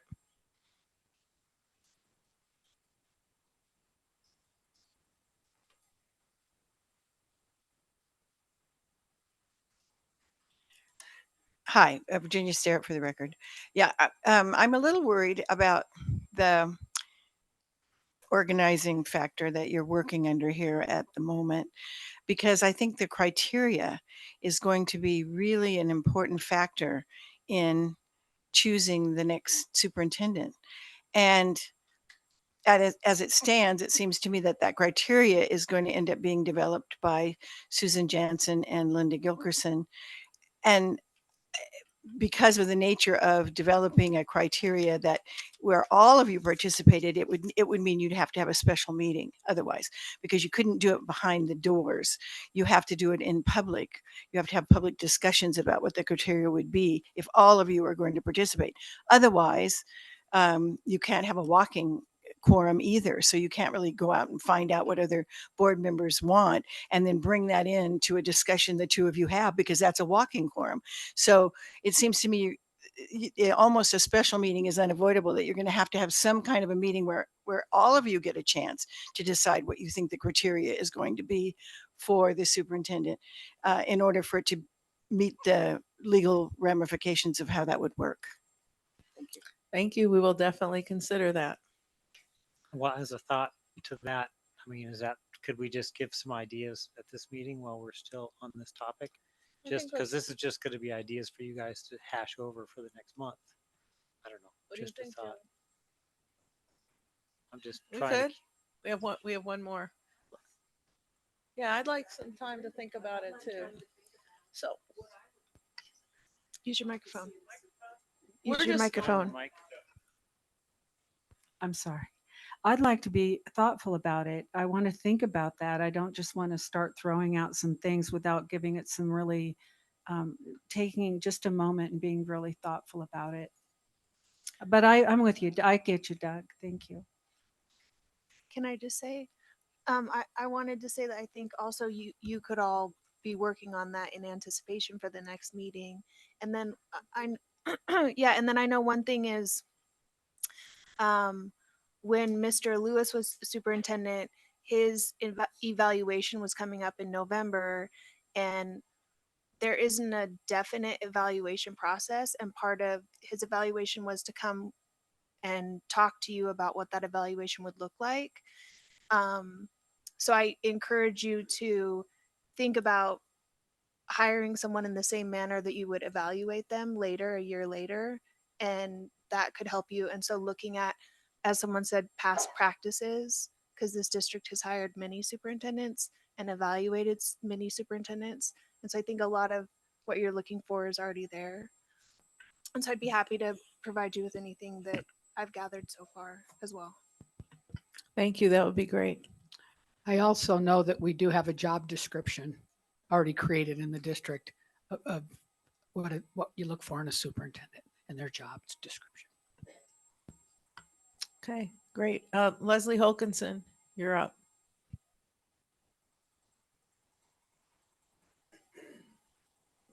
Leslie Hoganson, I think it's fabulous the two of you guys work together. My biggest concern is I think this is really going to be a very expensive, long process because of all the negative publicity that Douglas County has got on TV last night in particular, and all the other things that's been going on. And so you might have to decide, we're going to have to pay a hell of a lot of money, because I would think it would be hard to get somebody to want to step in to the mess that you guys have created. That's just my opinion, but I do think it's might be a long, very expensive process. I disagree with you. I think this is a wonderful place, and I think lots of people are going to want to live here and work here. Anybody online? Okay, so we are ready to vote. All in favor of? Karen, can you repeat the motion, please?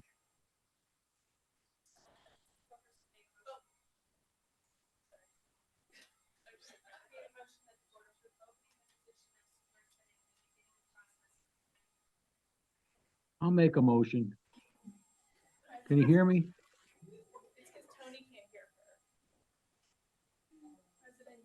Hello? Tony, hang on. There is a motion that Karen is Oh, going I to couldn't read. even hear, I couldn't hear it. A motion was already made and it was seconded, and so now we're going to vote on it. I didn't even hear the motion. I didn't hear it. I'm going to repeat that, Tony. Can you repeat it? Sure. Mrs. Gilkerson made a motion to approve the opening of the position of superintendent and begin a process for finding a potential candidate. President Jansen and Trustee Gilkerson will be a committee of 2 and will discuss the process and how it will work. They will meet with Mr. Dedman and advise him as to how they would like to move forward and in finding, sorry, I didn't get that last part, findings will be brought before the board for the December meeting for possible action, seconded by Mrs. Dickerson. Yes, so all in favor, raise your hand, say aye. Aye. Aye. The motion passes unanimously. Thank you, Karen. That might be revised a little bit after I listen to the recording.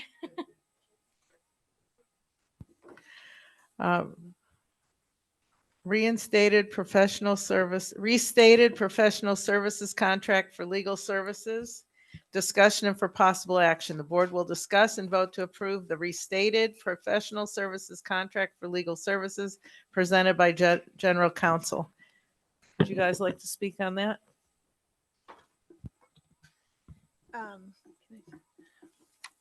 So this is brought before the board because there was comments made about that the first contract brought before it had an Exhibit A attached to it. And initially we removed the Exhibit A because the terms were duplicative, which means they were stating the same things that was in the body of the contract. So we went back through so that we could bring it before the board so that the board could have a final vote on it. So everything that's in here in the recitals or the witness part is just restating that that you're authorized to employ private counsel, and that you had a first contract that was signed, and that's the original contract. And then everything that was performed up to this date is still valid and effective. And so we just took some of the provisions from the exhibit that were not necessarily duplicative, but just further clarified what our services are, what we do with documents, and how you are to receive documents. We also clarified the hourly rate. So I'm happy to answer any questions you might have. Mr. Kangas? So more than questions to Kara, this is basically a statement and what I would like to see happen here. Third contract, I don't know how many times it takes to get the wording right or how much this has cost our school district. The mistakes with your billing and the changes in your contract make the stakeholders of the school district very nervous about your transparency and ability to serve as our legal counsel. I would like to have this restated contract reviewed by an unbiased outside party, such as our district attorney. This should help clear up any transparency issues with it and the community and assure that your contract is a good fit for our district. It could then be agendized, discussed, and voted on by the entire board.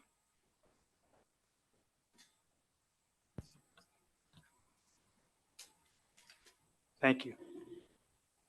I'll go next. Okay, thank you. What Mr. Kangas said, I agree with everything you said. This is the third contract, if I can count correctly. The first one was brought forth in July when you were hired, July 18th. And we never voted on it.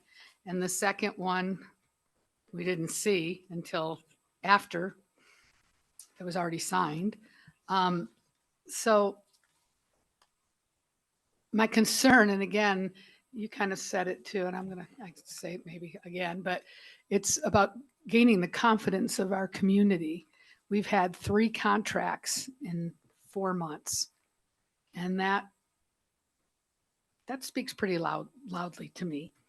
It doesn't give me a lot of confidence in our attorney to represent our district. Question. Who wrote the contract? We did. Together? You both did together? Yes. Okay, I just And- wondered. And to your Okay. first question, so there are no material changes. There were no material changes in the first contract to the second contract. We made it nicer. The second contract to the third contract, there are no material changes. I just wanted to make that clear. Okay, I'm not sure what you mean. When you say material changes, can you expand on that? I mean, because I think there are material changes, and maybe I don't know what a material change is, but I'll give you an example and you can tell me if that's a material change. Go ahead. Okay. So for example, in contract 1, it said that Well, no, we're talking about this one right here. this contract from Yeah. 2 to 1, 2 to 3, correct? 2 to 3, is that correct? What I'm saying? Okay. The changes, okay.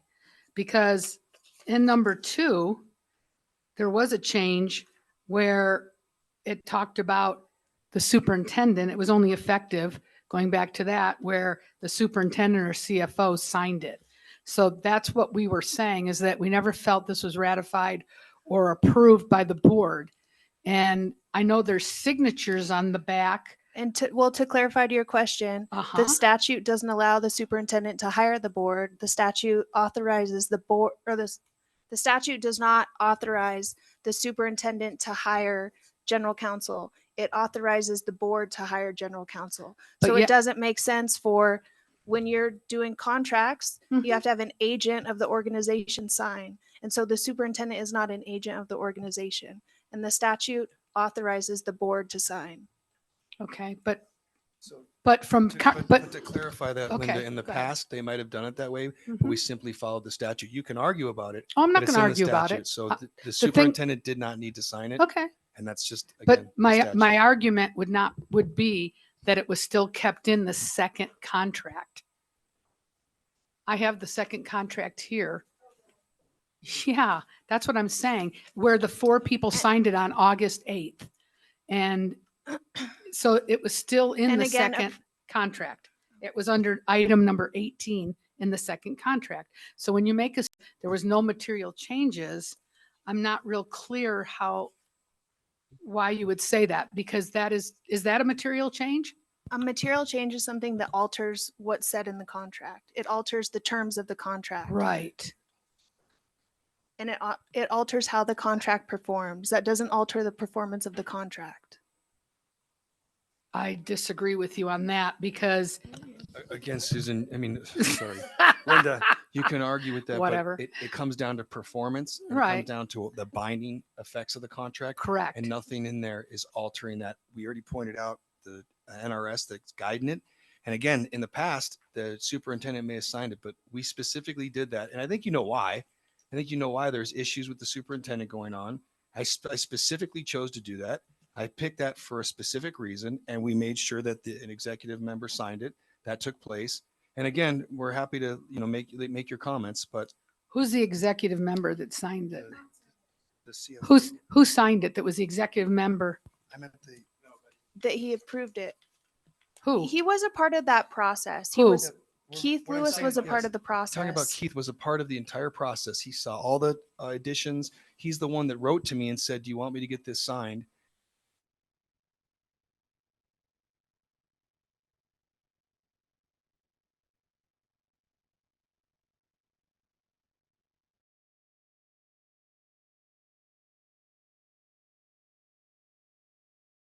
Can you hear me? Hello?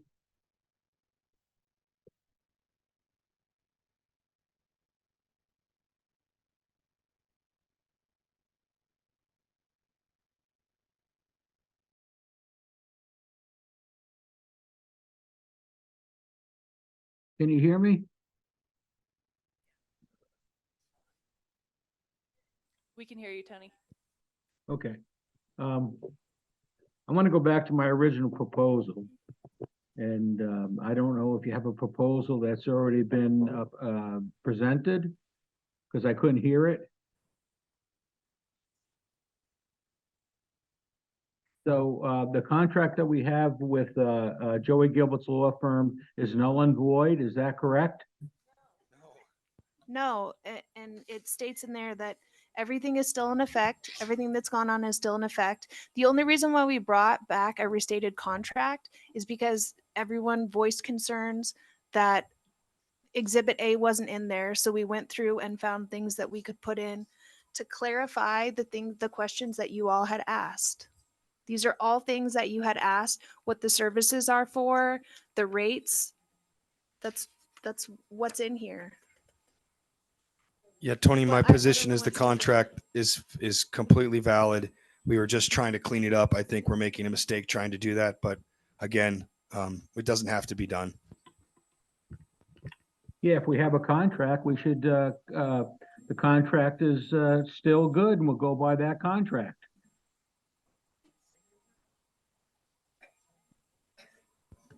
Can we then stop? Are we going to stop talking about it every meeting then, or? I Oh, still yeah, say, we shouldn't. It's already done. I It's still already say if done. if we have an agenda item, Tony, it says restated contract. They brought it forward.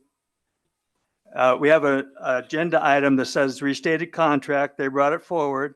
I think it's a very good time to have that looked at by an outside source to support the transparency to this community and for the fit for our school district.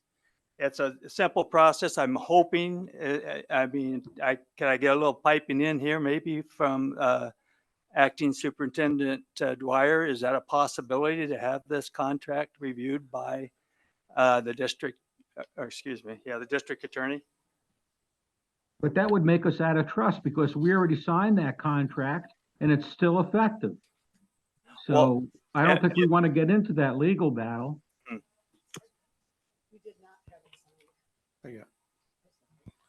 If the board authorized me to reach out to the district attorney to have the contract reviewed, I could do that. Can I make a motion? No, I'm. Oh, not yeah, done you're in yet. charge, huh? No, I'm not done yet. I'm raising my Okay, hand. okay. Gee, Well, you just said no to my face like you were, well, you bypassed me. oh, I didn't see All your right, hand, so, buddy. so let me just get this clear. We had contract one. The second one, that's where we're at right now. That's in enforcement. I know there was a bunch of questions asked. I understand exactly that you were trying to answer those questions, not change the contract, but to lay that out so everybody's clear. So if that's a problem, I'm just saying, forget it. Let's just stick with second contract and be done with it. Okay. That's correct. And I'm just saying that this is a perfect opportunity to clear things up with community members and to have an entire vote by the board, which you weren't even allowed to do, Tony. What I said was we didn't vote on that contract as a board. It was never voted on by these 7 board members. And no, well, you better get it clear. No. Get it clear because I didn't vote on it. And neither did Linda. And neither did Tony. It was signed and presented. You No didn't vote. vote on it either. You never voted for the contract, Catherine. So I just think it's a good idea. I don't doubt that the contract is a good faith effort, but I just think this is what we need to see at this moment. No, we never voted on it. We did not. No. I'm confused. Do we have a legal contract or not? That's directed to Joey Gilbert. Yes, we do. Yes, Tony, we have a legal contract. This was just brought forward in an attempt to clear up some things. And again, I did not want to take this meeting and the time from this meeting to spend an hour on this. So I'm perfectly fine with leaving it where it's at. That's I the do way it not- should be. That's the way it should be. Can I ask a clarifying question, Mr. Gilbert? So we're So if that's what we're going to do, then this is the contract we're going to have, the second one. Right? Is that what you're saying? Is that what you just stated when you said that? I said the second contract is in full effect. It's a legal binding document. There's Okay. been concerns from you guys Mhm. about doing that, so we brought it forward so you could vote on it. We know you're going to vote against it, but at least you have an opportunity to vote on it, and then you can be on the record for voting on it. So my advice and to the board would be vote on the contract. You know it's the same contract, the second and the third, with some very small clarifications in it, which you have both personally called out. Those are changed, and then it gives you the opportunity to vote on it. If you don't want to do that, and then that's fine. I think what Tony's saying is fine. Leave the second contract in place. It's valid. I was only trying to do this as like a sign of good faith to give you an opportunity to vote on the contract that you have had problems with. So we put it forward so that you could have that discussion, say what you're going to say. I knew what was going to take place, and then be on the record for voting against it because you said you never got to vote on it. That's all really was, more of a formality. But the contract that we did get this time in red are things that were added, correct? Claire, oh, they weren't added?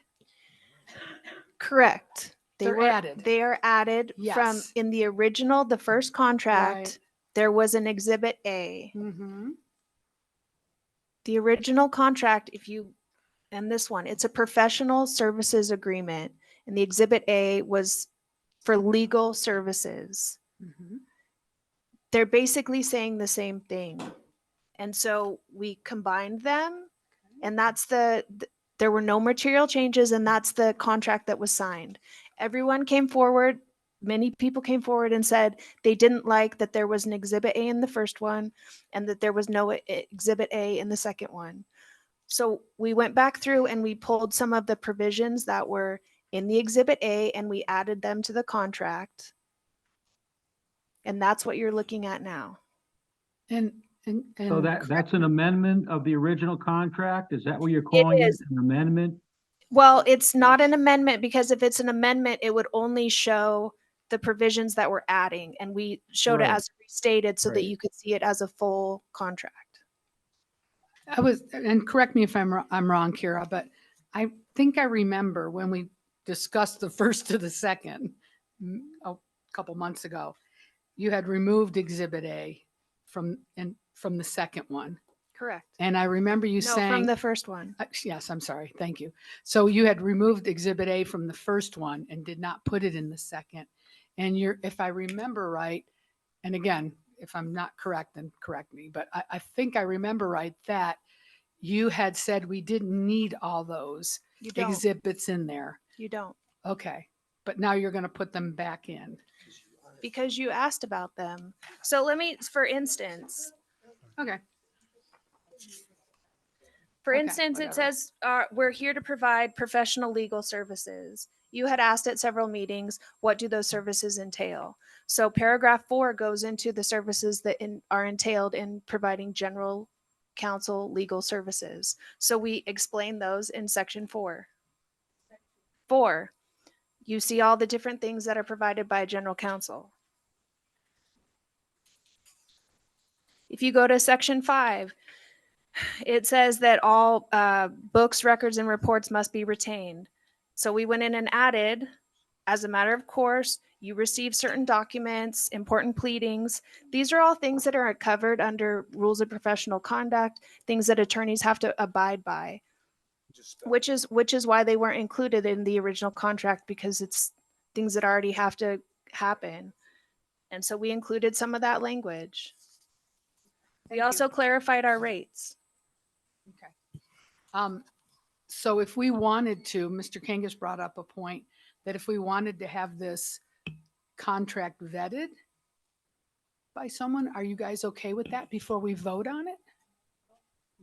Why is that? Can you tell me why you're not okay with that?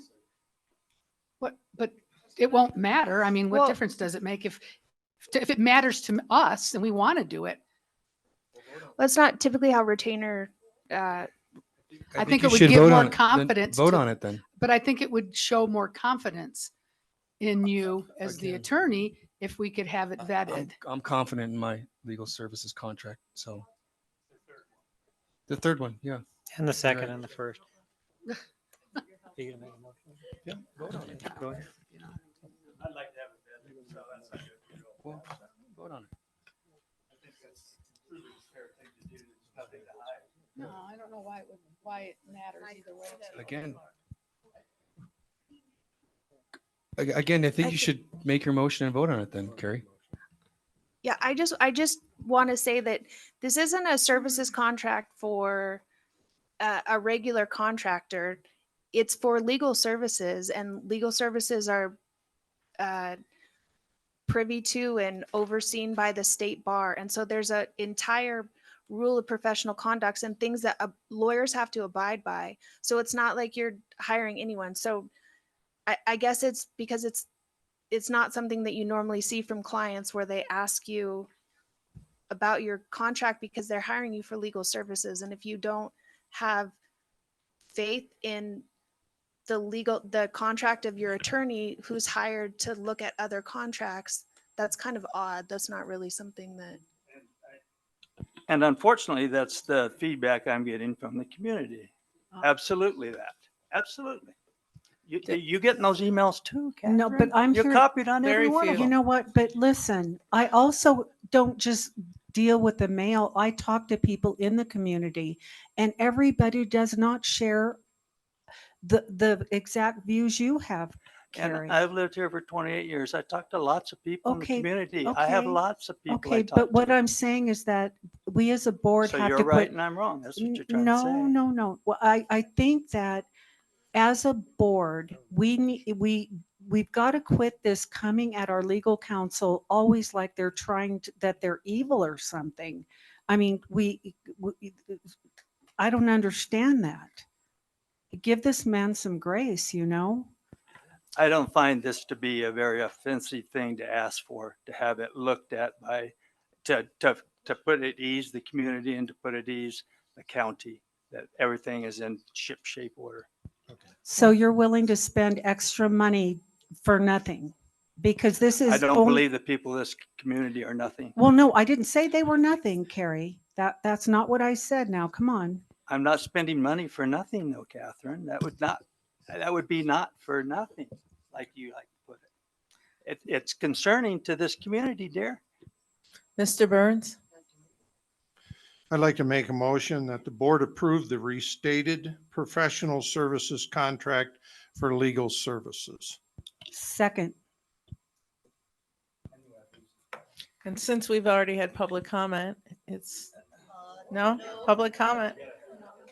Okay, we can, someone, is there? I think we're opening ourselves up to a legal quagmire. I don't think we can afford this. We have to just accept the original contract as stated that we all agreed on and put an end to this. We can't get into this. We're all It's a fine with that. legal nightmare. You got a motion on the floor. You got a second. Okay, we need public comment. Is anyone signed up? Okay, we're going to restate the motion to go back to the second one. Okay, who said the second? Catherine's going to recall her second. Recall my second. Recall your motion. Okay, I'll rescind my motion. I'll restate it. I'll restate it. I make a motion that we just revert right, stay right with what we have with Gilbert Law Firm with number 2. Second. So we're keeping the old contract in place, correct? Just like you suggested, Tony. Thank you. Okay.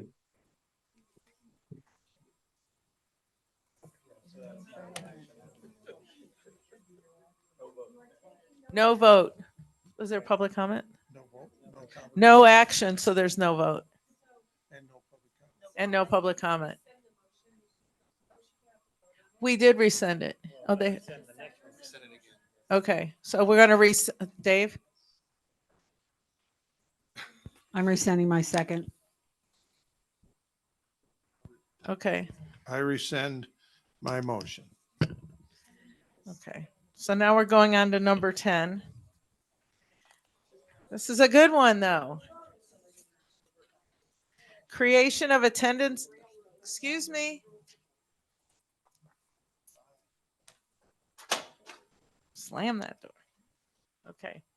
Creation of an attendance subcommittee, discussion and for possible action. The board will discuss creating a Douglas County School District School Board Attendance Subcommittee made up of the district, school administration, teachers, registrar, parents, students, and a school board member to discuss possible root causes for chronic absenteeism and ways to increase student attendance. And I created this, so I definitely would like to be on it. If other board members want to be on it, they're welcome. Okay. I would like to as well. Okay, we can have 3. And now it's time for the board to talk about this. Yeah. Yes. Anybody want to talk about it? I'm excited about it. I think that it's wonderful. Anything we can do to bring attendance up is always a good thing. I'm in 100%. Thank you. Yes, sir. Yeah, I think it's a great thing to do. To have to get us a better understanding of all the core things that are causing this, and perhaps there's some good that can come of it. So, and we I'm are all for it. The district, we're at 26.6 chronic absenteeism. The state is at 38. Yeah. But since we're such a great district, I think that we should be lower than that. And I think there's a lot of great people in this district that could be involved in this, Maddie. So, okay. So wait, we have to make a motion first, and then then public comment. Okay. Who'd like to make a motion? Before do we have to have some sort of direction on this? Who's gonna pick the 3 of you guys will discuss and pick a committee. Okay.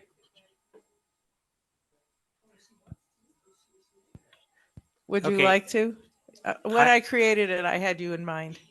I would like to make a motion that trustees Jansen, Dickerson, and Gilkerson, this is confusing, begin discussions on the creation of a subcommittee to discuss the attendance issues in our district. And they will, I guess that's it. I'll second. That makes sense, Karen? Okay. Second, do I hear a second? Thank you. This is awesome. Okay, public comment.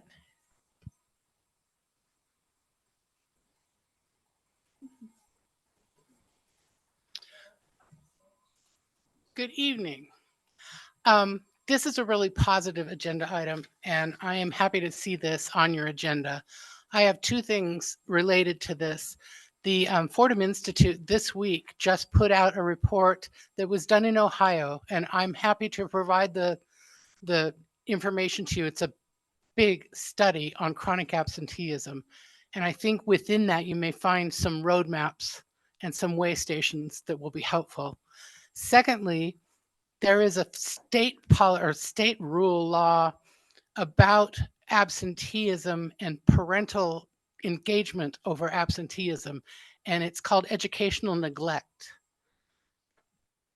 It's not enforced particularly well at the elementary level. Middle school, it gets a little more serious. It's more serious at high school, but I will submit to you that the absenteeism that starts in the elementary grades never gets to middle school, never gets to high school, because those kids are going to fail before they get there. So it's important to hold their parents to account. I would recommend that you add someone from the district attorney's office to that list of people that talks about chronic absenteeism, because there is a legal remedy for it. Thank you, and we'd love to have a copy of that report. Thank you for your I will send it, kind words to you. Yeah. May Hyatt.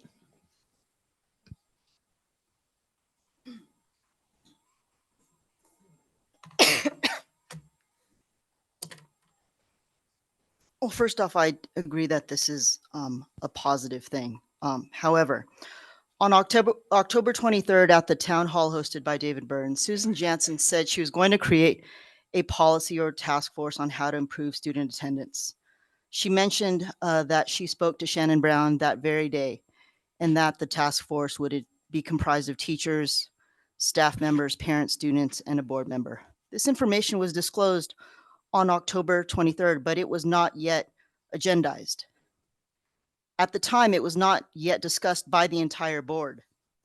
How is it that on October 23rd, Susan Jansen is already making decisions and publicly announcing unagendized items to the community when they have yet to be discussed and planned on by the entire Douglas County School Board? Bylaw state, code of conduct states only the board as a whole has authority. Trustees have no authority as individuals and do not severally possess the powers that reside in the Board of Trustees, except when and as expressly authorized by the board. So why is Susan Jansen expressly speaking to the public about unagendized items? It's unethical. I think it was just something I wished would happen, and now it's happening because the whole board is here. So thank you, May. Thank you, May. You said it out loud that it was going to happen. Well, I wanted it to, and now it is. Maddie? It's a good thing. Some people aren't happy. It's not the item, it's the fact that she's talking about unagendized things. I mean, she could be talking about pay raises, and it's not agendized. But we did do that. We did do pay raises. I can't hear you.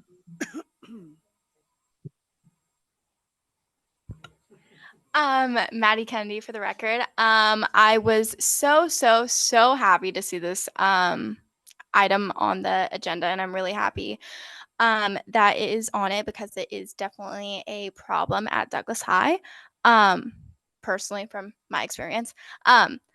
Yes, and I also really appreciate having students on it, and definitely should meet as soon as possible due to the fact that we are already halfway through the first semester. Thank you. Thank you.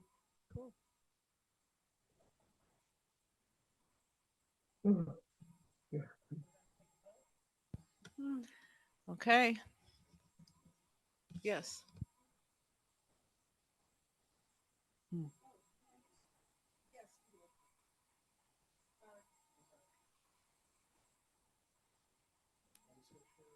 Marty Swisher. I would recommend that you include the truancy officer and an SRO as well to your committee. Thank you. Absolutely. That's Thank you, Marty. been thought about.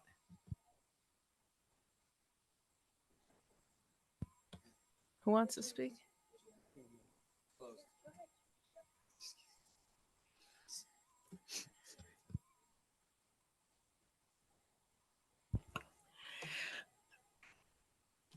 Virginia Sterrett. I'm on several committees here in the county that have to do with government actions and things like that. And I've been going to Board of Commissioners meetings in our county for probably 20 years. And I've spent 4 years coming to school board meetings as well. And from my experience, there is no rule against a member of a committee expressing an opinion about what they want to see happen at all, anywhere. The rule has to do with deliberation, and it has to do with doing it with more than with a quorum of people that would be at the meeting and actually discussing the details of what is going to happen. But there is absolutely nothing unethical about mentioning an item you want to see on an agenda in the future at all. There is no moral issue, nothing. That is, in fact, the job of a board member is to talk to the community about their visions and then have feedback from the community to see what the community is thinking also and in that direction. So I just wanted to clear that up. There is nothing unethical. Thank you very much. Anybody online? Okay, we're ready to take a vote. All in favor? Oh, yes? No, nothing. Okay. Of the creation of the attendance subcommittee? All in favor, raise your hand, say aye. Aye. All Aye. opposed? Passes unanimously. Yay. Yay, yay.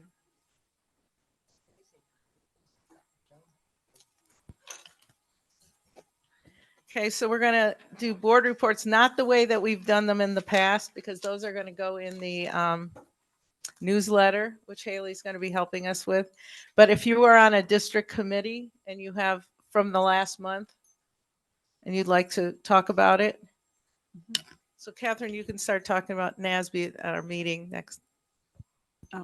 So at the end of the month, and I believe I mentioned this last month, we're going to go conference. Susan and I will go to a conference in Vegas for NASB.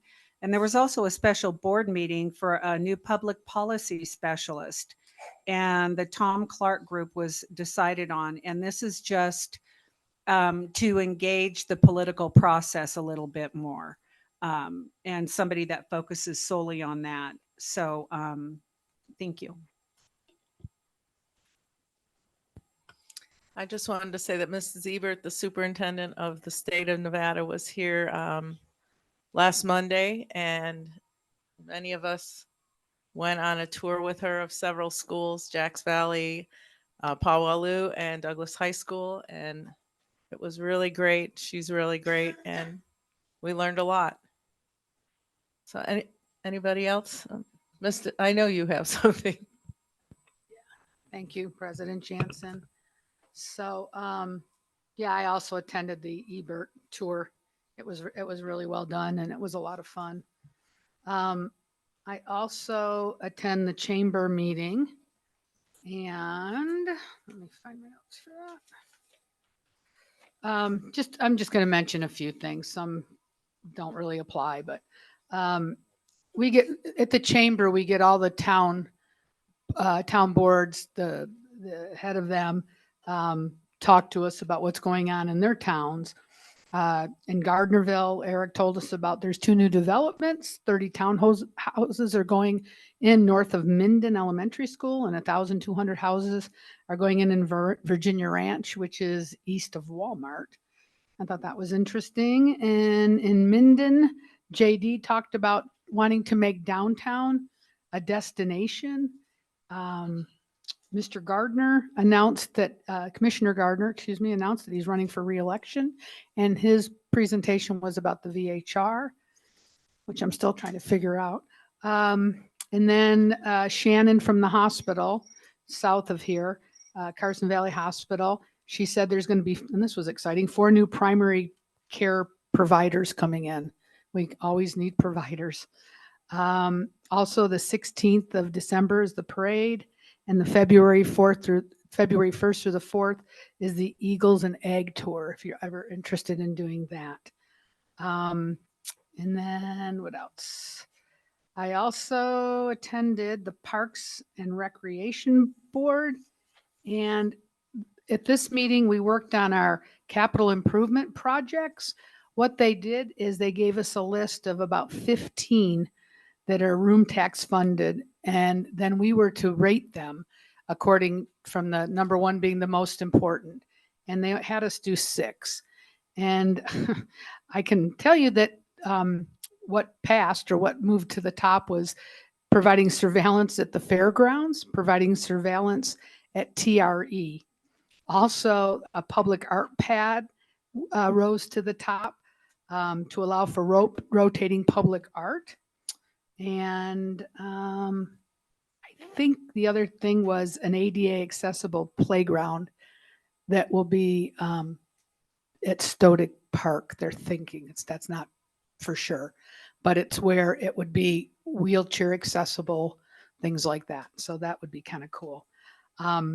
So those are kind of the things that got voted on for that. Other things that were on here was a pickleball court lights at Hare Big Park, retro LED lights at Stodic, and community center generator, and parking, whatever. The other thing that we talked about that I need to mention, and I've talked to Jeannie about this, Ms. Dwyer, is hopefully we're going to have the Parks Department. I know I'm not allowed to make the agenda, but Mr. Morgan over there, Scott, he has asked to get on the agenda for next month, because there's a project that's out there, and it's a parking proposal It's a revenue share on Warrior Way up at the lake, where they want to make it where, because it's the parking up there is just crazy.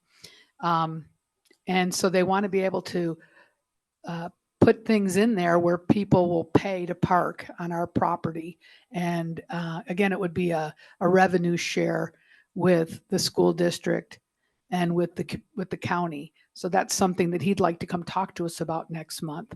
Also, there's two other items. We have a transportation agreement with the county does with the school district, and it's for nonprofit things like Boys and Girls Club and Ski Club. And I know Ms. Dwyer said she's going to get with him to the contract's getting ready to expire. There's also a volunteer agreement that we'll need to work on as well with him. So that is with the Parks and Rec. And I also attended the employee group meeting. There was only 2 people that attended, I think, that were union reps that came. And yeah, we just kind of talked a little bit about the process of what we just went through. And so the other things, just did a couple of veterans assemblies. You know, one of the things I wanted to mention, I know you didn't want us to talk about things at the schools, but one thing I did want to mention to our community is that both assemblies were wonderful, GS and Scarcelli, but we lost a young lady here in town, and Montanucci is the last name, and she went to Scarcelli, and she was one that was killed out on 395 with her sister in the car. And they actually made a presentation, and they changed the bus lane to her after her name, and her mom was there. And it was, yeah, there wasn't a dry eye in the place, but boy, what an honor that was to be there to see that. Thank you. Thank you. Ms. Dwyer, superintendent report. Can you guys hear me? Yes. Okay. Acting superintendent report. I just want to say thank you to everybody. Most of you on the board and a lot of people in the community, staff have reached out to me, just supporting me and offering to help. And I'm just really grateful for that. So thank you. We always start with enrollment. So we have 5,086 students currently. We are down 258 students from this time last year. Something important to note. Last Monday, Joan Ebert, our state superintendent, Nevada State Superintendent, came to our schools. We walked through Pawalu and Jacks Valley Elementary School. I'd like to say that Ms. Gilkerson, Mr. Burns, and Ms. Jansen all rode in the car with me, and they behaved nicely, and I'm proud of you. And we had great visits at our schools, and it was really great to visit with the state superintendent. We also had a town hall meeting where there were some difficult questions asked, and I feel like, again, everybody was professional and gave her a chance to talk to us about some issues that we're concerned about here in our school community. So that was nice. We have donations this month. Carson City Toyota gave us $2,500 for school supplies. Rick Smith gave $100 to DHS Skills USA organization. So we want to thank them for their donations. So thank you. Thank you very much.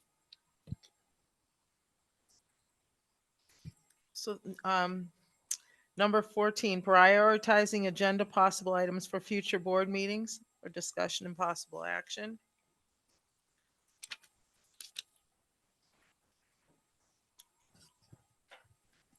Well,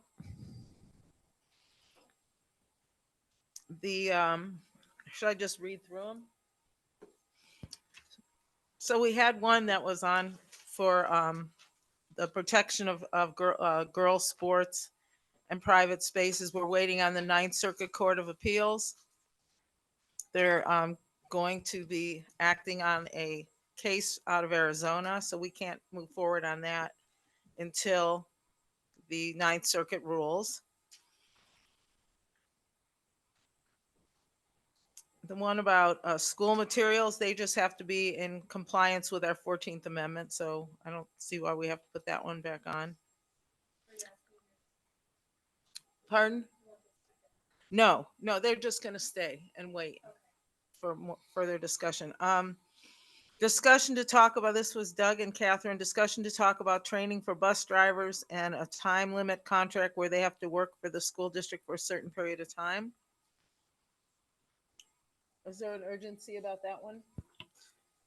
No. I mean, it's just so, the reason I think we thought about it is just so that you don't invest a bunch of money to train somebody and give them a license and then they just go elsewhere. I think that- Also opt in for surveys, if you could just remember that for Well, that agendas. needs to be added. Okay, so opt in for all surveys. We just want to add that. I just Okay. want to not forget that. I want to add one. Not well, forget And Dave brought this up earlier, raises for substitute teachers. I think they're paid very low for, we're entrusting them with our children and they work hard. And I think that that's where, yeah, go ahead. Yeah, subs is $105 a day. California is $350 and $400 a day. So I think we really need to look at that or we're not going to have subs. Would any other trustee like to add something to Well, future agenda items? I think we need to have a second when you want to add something. Ms. Jensen, I think the process, is that right? Am I Yes. correct? When you say you want to add that, you have to have a second and Okay. then it goes on the And it Okay, goes the too, same perfect. for removing items as well, right? removing items. I thought you had to have 3, Three. if I'm not mistaken, Well, to take I something know, but the off. new bylaws, we passed the bylaws, so it's 2. Oh, it is 2 now? All right. Well, 2 to bring something. 2 to bring something, and what is it to Yeah. remove? It would be the same as adding. Okay, so it's the same, 2. Yeah, 2. Yeah. Okay. So we have to go back to the raises for substitute teachers. So Dave, make a motion. Hold on, I want to talk about that. Okay. We have Oh. revamped our how we pay substitute teachers. It's a scale now. There's different pay for different levels of training. And so if you would like, we could present to you what we are doing currently for substitute teachers, and then you could possibly take action or talk about it more at that time. That would be great. Thank you very much, Jeannie. Mhm. Yeah, that would be great. And it's on our website under the 2023 rates. And it lays the daily rate out. The range is 115 an hour to 200 An hour? a day. Wow, I Sorry, want that I'm job. tired. Me No too. kidding. That's a big difference. So sorry. That's a big So raise. I want to repeat that 115 a day. And then with training, they would go up to 130. A retired Douglas County teacher would get 135 a day. A long-term without training would be 170 a day. And long-term is the 21st day. 20, and then 200 a day for long-term with training. So Is it those are consecutive? our Does it have rates. to be consecutive 20 days? Yes. What it used Does to that be? have to come before the board for approval? No, it's already there. No, that's something that we've already established. So if you'd like to put that on the agenda, you can, or it's right there. Oh, yeah, presentation. But that's great to know. I didn't know that. That was the presentation. I'm satisfied. We just, There's there's people not that many may left here, not so heard it that aren't here. I would suggest that you do a presentation next month towards the beginning of the meeting so everybody can hear it. Thank you. And that's something we can put on the agenda. We don't have to put that on this list. Okay, does anybody else have anything to add? I would like, Carrie and I had something regarding the role of legal counsel. And I'm wondering if we could possibly, if we have time in December, if not, maybe January, to bring something forward about that we could talk about. The other thing that I noticed is that something was removed off the list. What's that? I had a censure on there. And We I don't had- think we had 3 votes. I think it has to be done in public, though. I don't think you can just, Mr. Gilbert, do you know that? Can you just remove something off of there without a public thing happening? And I mean, I know you're probably gonna do that right now, which is fine, but I'm just saying it's been removed. Is that legal?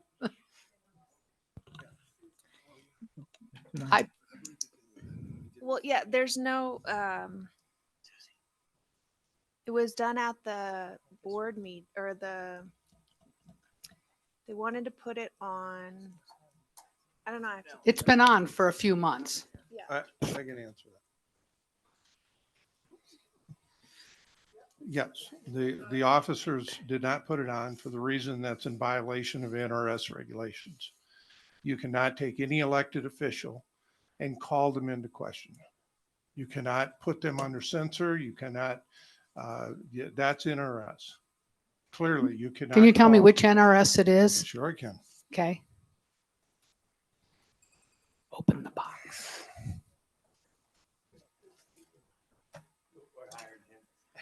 All right, NRS 241. And I'll start out with 0.030. And the state takes this very seriously. So you can do that for others, teachers, administrators. Board may hold a closed meeting to consider the character, alleged misconduct, professional competence, or physical or mental health of a person. You must be a closed meeting unless said person chooses to request an open meeting. Then you've got NRS 241.033, written notice to persons required. A, given written notice to that person of the time and place of the meeting, and B, receive proof of service of that notice. And then number 2, the written notice required.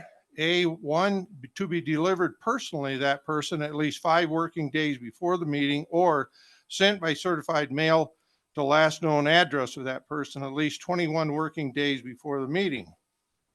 The last thing is 241.031.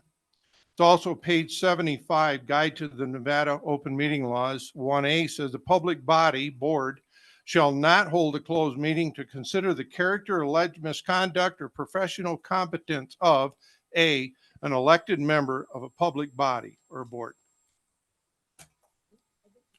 Censure in there at all, Dave? Was that at the top of all of this, talking about a censure?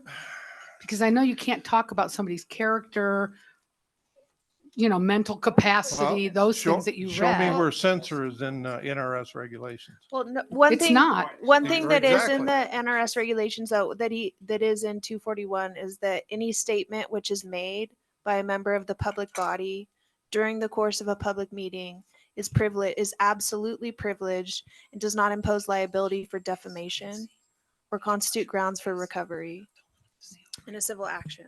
And what does that mean? Can you break it down simpler for me, Kara? Any statement that's made by a member of a public body, so that So would my be statement? any one of the statements made by any one of the board members, Okay. if it's made during the course of a public meeting, Mm-hmm. is absolutely privileged and does not impose liability. So you can't be held liable for something that you say. Can't be means. A lot of it was brought up that it was defaming the person. I just simply requested a censure for an action that had taken place. And at the board meeting where Were you there? I'm not sure you were there. Were you there for the censure? Were you guys there? I'm not talking about the meeting of the, I'm talking about, we had a board meeting. correct? Okay. And something was done. Yes. And then we had public come up and ask for censure. And I went ahead, the next meeting, I believe, and requested a censure, and it was seconded by another board member, by Carrie. So it was put on a future the agenda list. item, and we never got a chance to talk about that. Well, But because 3 of you, Ms. Jensen, you're speaking under your breath, but because 3 of you didn't want it, that's fine, and that's okay, and that's your right. I understand that. I never in my wildest dreams thought that when we brought it before the board, that it would ever pass because we don't have the majority. But I'm not sure that you can just enclosed take something that was put on an agenda, that was put on a future agenda item, and just say, okay, well, I don't like this, so I'm taking it off. Well, we'd be happy to. Do you look understand what I'm into it. saying? I do. So I'm Okay. happy to look into it and provide you with. Would you do an that for answer. me? Because Absolutely, I Linda. believe that And the Linda, way just- that this was removed was done So I was unethically. sitting with Keith, and there was Mhm. 3 officers in there, and I Mhm. asked him. He said, "If you guys don't want it on, it doesn't go on." That's why Doug was actually called in that day, and we Mhm. left it off at that point. I just believed that what Keith said could happen.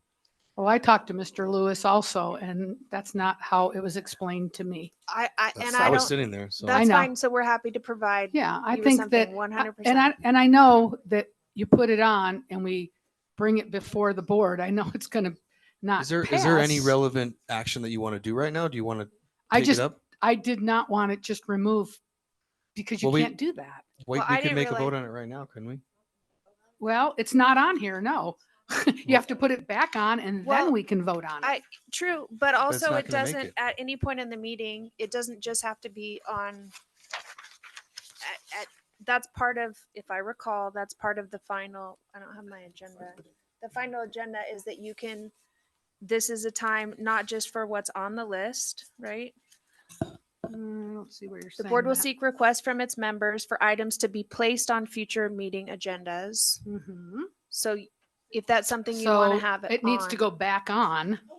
That's all. And Okay, then we'll so- vote on it next month. I mean, that's the proper process. There's a to be process. honest, That's I what didn't we're know here that it about. wasn't on there. Well, you can say it's ridiculous, Mr. Gilbert, but why is it ridiculous? That's not. I think That's it's not ridiculous. true. You know, Well- my counsel is that it's absolutely ridiculous that you're holding up this meeting and bringing something up that the 3 board members, 3 officers decided to pull off. As far as I was concerned, Keith was right. He can say whatever he said to you, but I was sitting there with him when he said that's why we had to have Doug there to have it brought up. And if we chose not to bring it forward, then as I understood it, it didn't get brought forward. It effectively killed it. So if you want us to look into it, we're happy to do it. But I don't understand what the purpose of bringing it back to be when you just said, it's not going to get voted on. So you just want to spend 2 hours of the next meeting talking about it? Is that what we're trying to do? I mean, we're trying to conduct business here. You just want, I just doesn't I'm understand. not I don't understand what creating you're doing. animosity. I'm trying to. You're not? I'm trying to. You can't get an agenda item I'm- passed. You know that she won't be voted to censure, but you want to bring it But forward you're anyway. censuring me. I'm not censoring you. We're saying that they didn't want to bring it forward. And again, to the peanut gallery that's out there getting upset about this, at the end of the day, I'm trying to make sure that we're moving the business of the board forward. I don't understand how we're going to do that if we're going to bring something back that we already know is not going to be an item that gets voted on. I just don't understand it. Everyone's complaining about the length of these meetings, the amount of the numbers of agenda items, and we can't move forward because we're bringing up things that are just not going to go anywhere. Okay, I have the right and I have the duty to advise this board, and I'm advising them that I do not believe that bringing this forward again is in the best interest of the board or needs to be moved forward, because based on what the superintendent at the time said, he said that if we did not have the 3 votes to continue it, move it forward as an agenda item, that it could be removed. That's what I remember him saying. If I'm wrong, we're happy to look at it, but I think, again, it would be absolutely futile to bring it back when we don't have the power to enact it or to put it forward. I just think it's another 2 hours of everybody making arguments that go nowhere and waste the board's time, and we can't get to the agenda items. There you go. I'm not speaking to you. I'm just making the statement to the board. No, I want to address it. If we put this back on the agenda, I'll guarantee you there's people sitting right out there right now is going to file open meeting law violations against you in NRS. Yep. I just read that it's a violation of NRS regulations.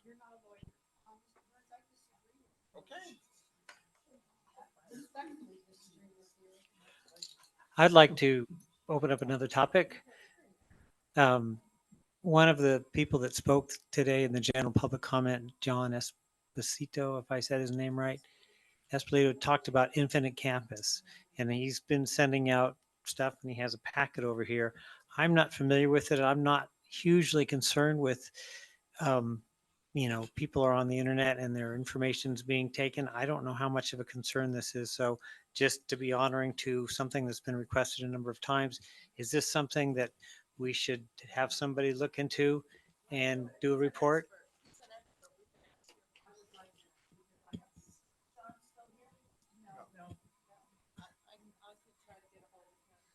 Okay, well then I will bring up as a future agenda item to perhaps invite Mr.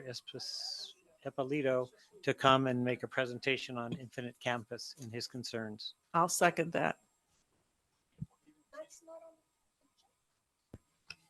This is a future agenda item and I'm bringing it forward. Yes, Mr. Deadman.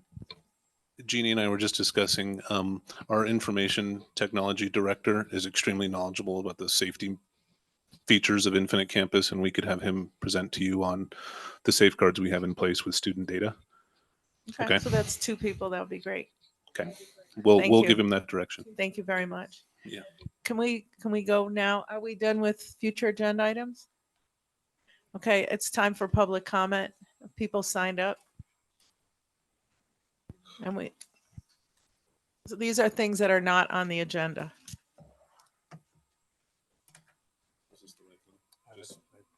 Okay.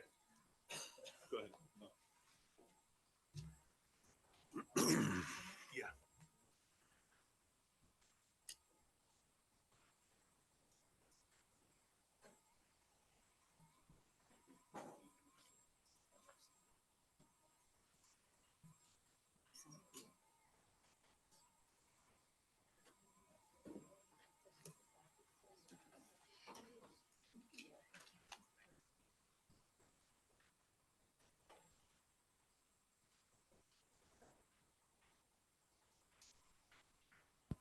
David Seat. David Seat for the record. Just an observation. Linda Gilkerson seems to have a comprehension issue on items that she does not agree with. There appears to be a neurosynapse blockage that occurs in her mind that blocks her understanding of the topic being discussed. She requires the explanation to present it multiple times. Any personal attacks?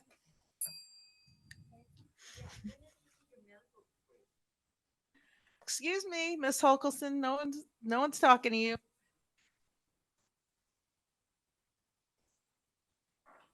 Laura Cadeau.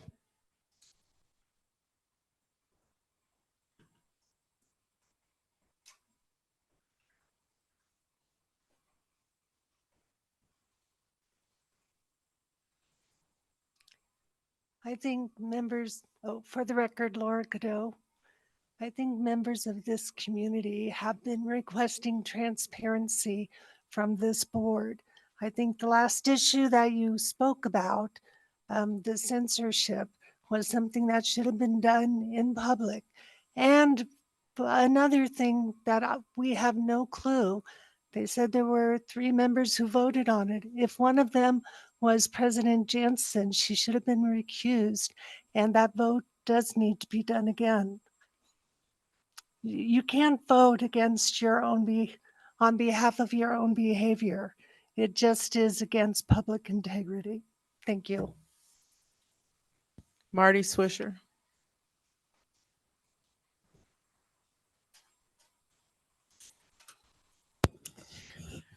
Marty Swisher. First of all, I take offense to the term peanut gallery. Maybe you didn't mean it. I don't know. I've sat here through a number of meetings because I choose to be here, not because I'm here to cause problems. I was offended by that, Mr. Gilbert, just so you know. Secondly, I have some questions about the contract that you brought forward. Was there a cost to the district? If there was a cost to the district for what was done, apparently we didn't approve it though. If there was a cost to the district, I'd like to review that. I think that needs to be reviewed. Second contract that we're under right now, the board did not vote for and ratify it. You might want to come back and do that as a board, make it official. And who asked you to revise the contract anyway? Did any board member or did the board as a group direct you to revise the contract? I don't think so. Lastly, I just want to give you some advice. You got to stay in your lane. You are legal counsel giving advice to the school board. You are not a member of the school board. You step out and you talk as if you're a member of the school board, and you're not. Think about it, reflect on it. We want you to do a great job for us. You're hired. I want you to do a great job, but you continue to step out. You confront other board members. When you're just the legal counsel, you need to make sure that you stay in your lane. Thank you. Thank you, Maddie Kennedy.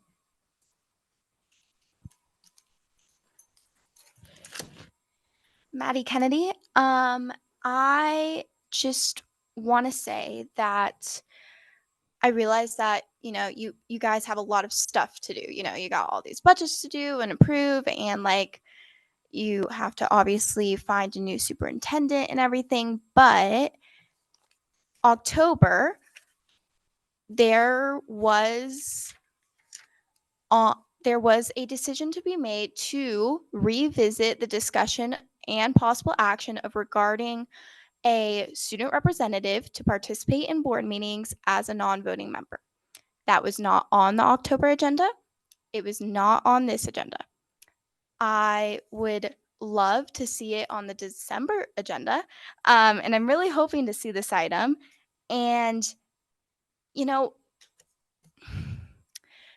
when Trustee Dickerson and President Jansen spoke to my leadership class back in, I don't know when, but yes, last spring, you said that if students came to the meetings and spoke and wrote emails to you, and you would listen to their thoughts and opinions and create policies and direct money, time, and resources to the betterment of Douglas County students. You know what it says right here? It says, we will inspire, empower, and prepare each learner to achieve his or her life aspirations. That's the mission statement. This board needs a student perspective and to keep the topic of board meetings on what is best for people who are a part of the DCSD school community. I also recommend creating a student advisory board or a student cabinet or whatever, anyways. And I'm frustrated because I've been asking this for almost a year now, and I graduate in 214 days. And I hope by that time that I walk across the stage in my cap and gown, I will at least have the chance to convince the board to have student voices included. So I'm desperately hoping that December agenda, this will be able for discussion and possible action to add a non-voting student representative to the board. If not, I am absolutely welcome and able to meet with any of you about any current student issues or anything else that, maybe a student perspective might be good on. And I am also very honored by President Jansen's request for me to be on the attendance subcommittee. I really do appreciate that. So yeah, thank you. Thank you, Maddie. Adrian Sawyer.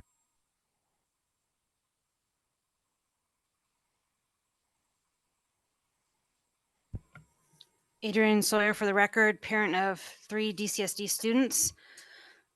Twice now during this meeting, legal counsel has spoken for Mr. Lewis. Once Ms. Sears said he approved the second contract when he's on record saying that he did not. Second, Mr. Lewis said to take the censure off the future agenda items. I would caution Mr. Gilbert for speaking for somebody who's not here, who cannot defend himself. I think that's just poor taste. Thank you. Thank you. Virginia Sterrett.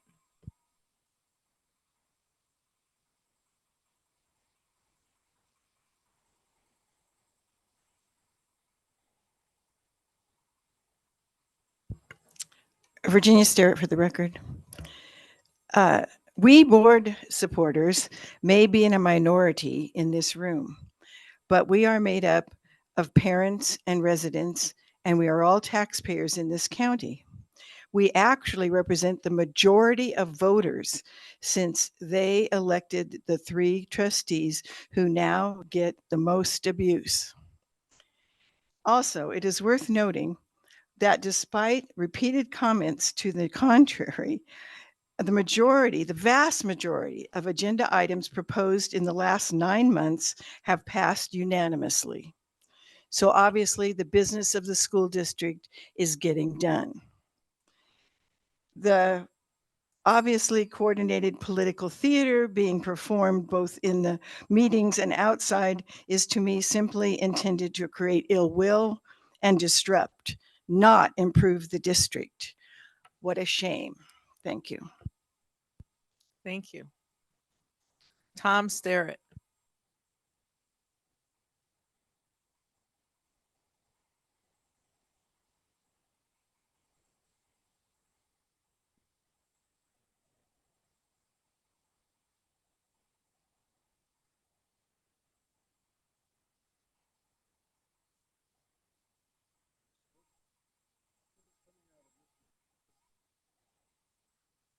Enough. Okay. Tom Starrett. What is coming out of Mr. Gilbert's office is quality representation. Nevertheless, detractors make snide, disparaging comments designed to discourage. Mr. Gilbert is a fighter. They will not succeed.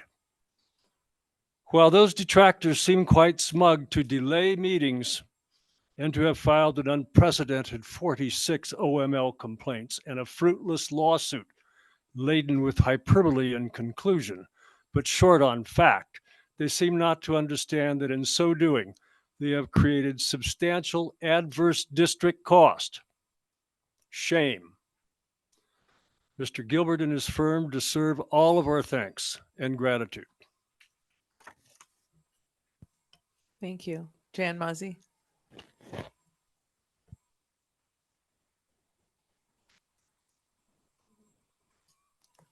For the record, Jan Muzzy. I would like to bring to the attention on the agendas, and which I printed off from the school board site, that many times there's a recommendation. For example, on 2A, it says recommendation, approve the minutes of the special board meeting of October 6, 2023. Who makes that recommendation? I think it would be nice to have the names of the people or the committee that makes the recommendation, similar to what's done on the BOCC on recommendations, so that we know where the source is. The second thing I'd like to say is, again, for example, let's go to item 11. It says on board reports SG-G, C and R. What do those signify? And also, I would suggest that people prepare. I will speak at the next board meeting. Thank you. Thank you. Haley, 3. Okay.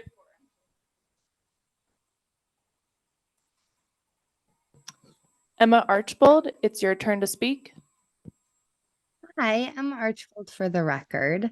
I had a totally different thing to say, but I'm just going to speak on some things that I've heard from other public commenters.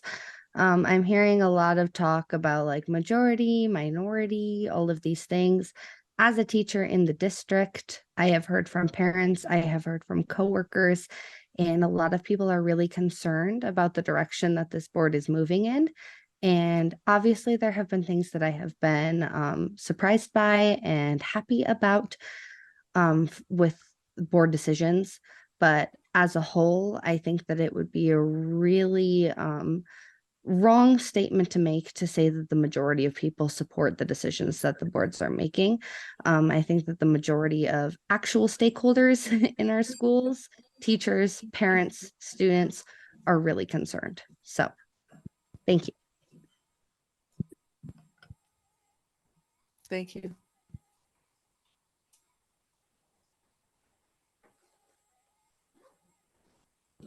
Zach, go ahead. Hi, this is Zach Wood. Can you hear me okay? Yes, we can hear you. Thank you. during item 9, it appeared to conclude without a proper motion. There was some rescinded motions and seconds, and it just moved on.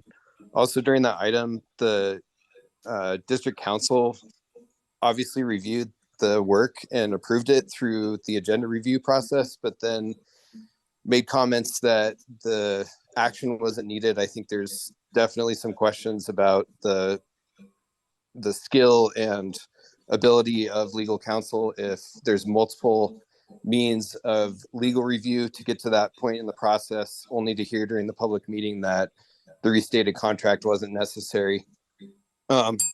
Finally, to call the constituents of the county the peanut gallery is unacceptable. It's the kind of thing that the board chair should not allow for the decorum of the meeting. And I was counting, there was 3 Thank you, discussions. Mr. Wood. Thank you. Thank you.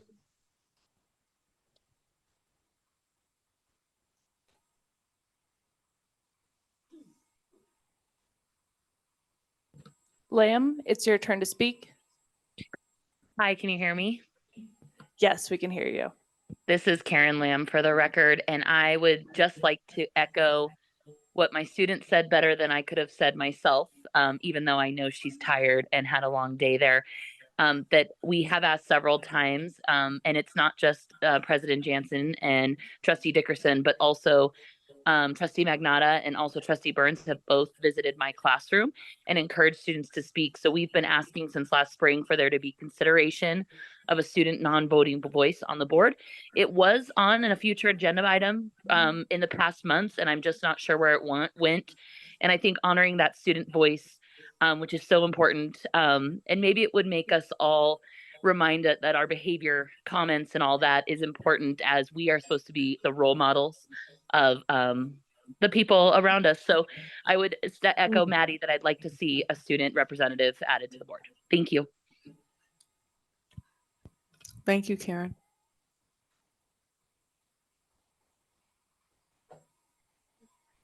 Chris, it's your turn to speak. Hi, can you hear me? Yes, we can hear you. Great. This is actually Lauren Larson. My husband originally logged in, so that's why it said Chris.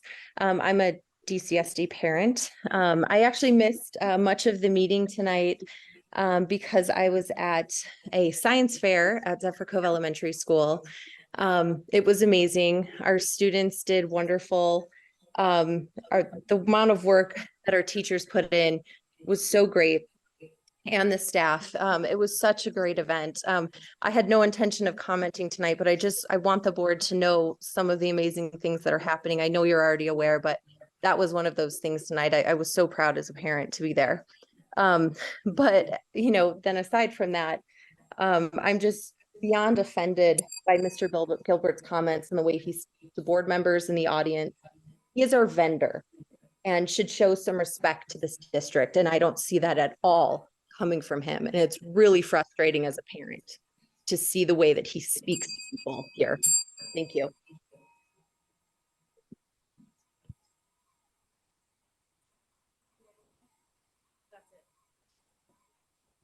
Okay. Meeting adjourned. Bye, Tony. Bye-bye. Everybody have a good night. Bye, Tony.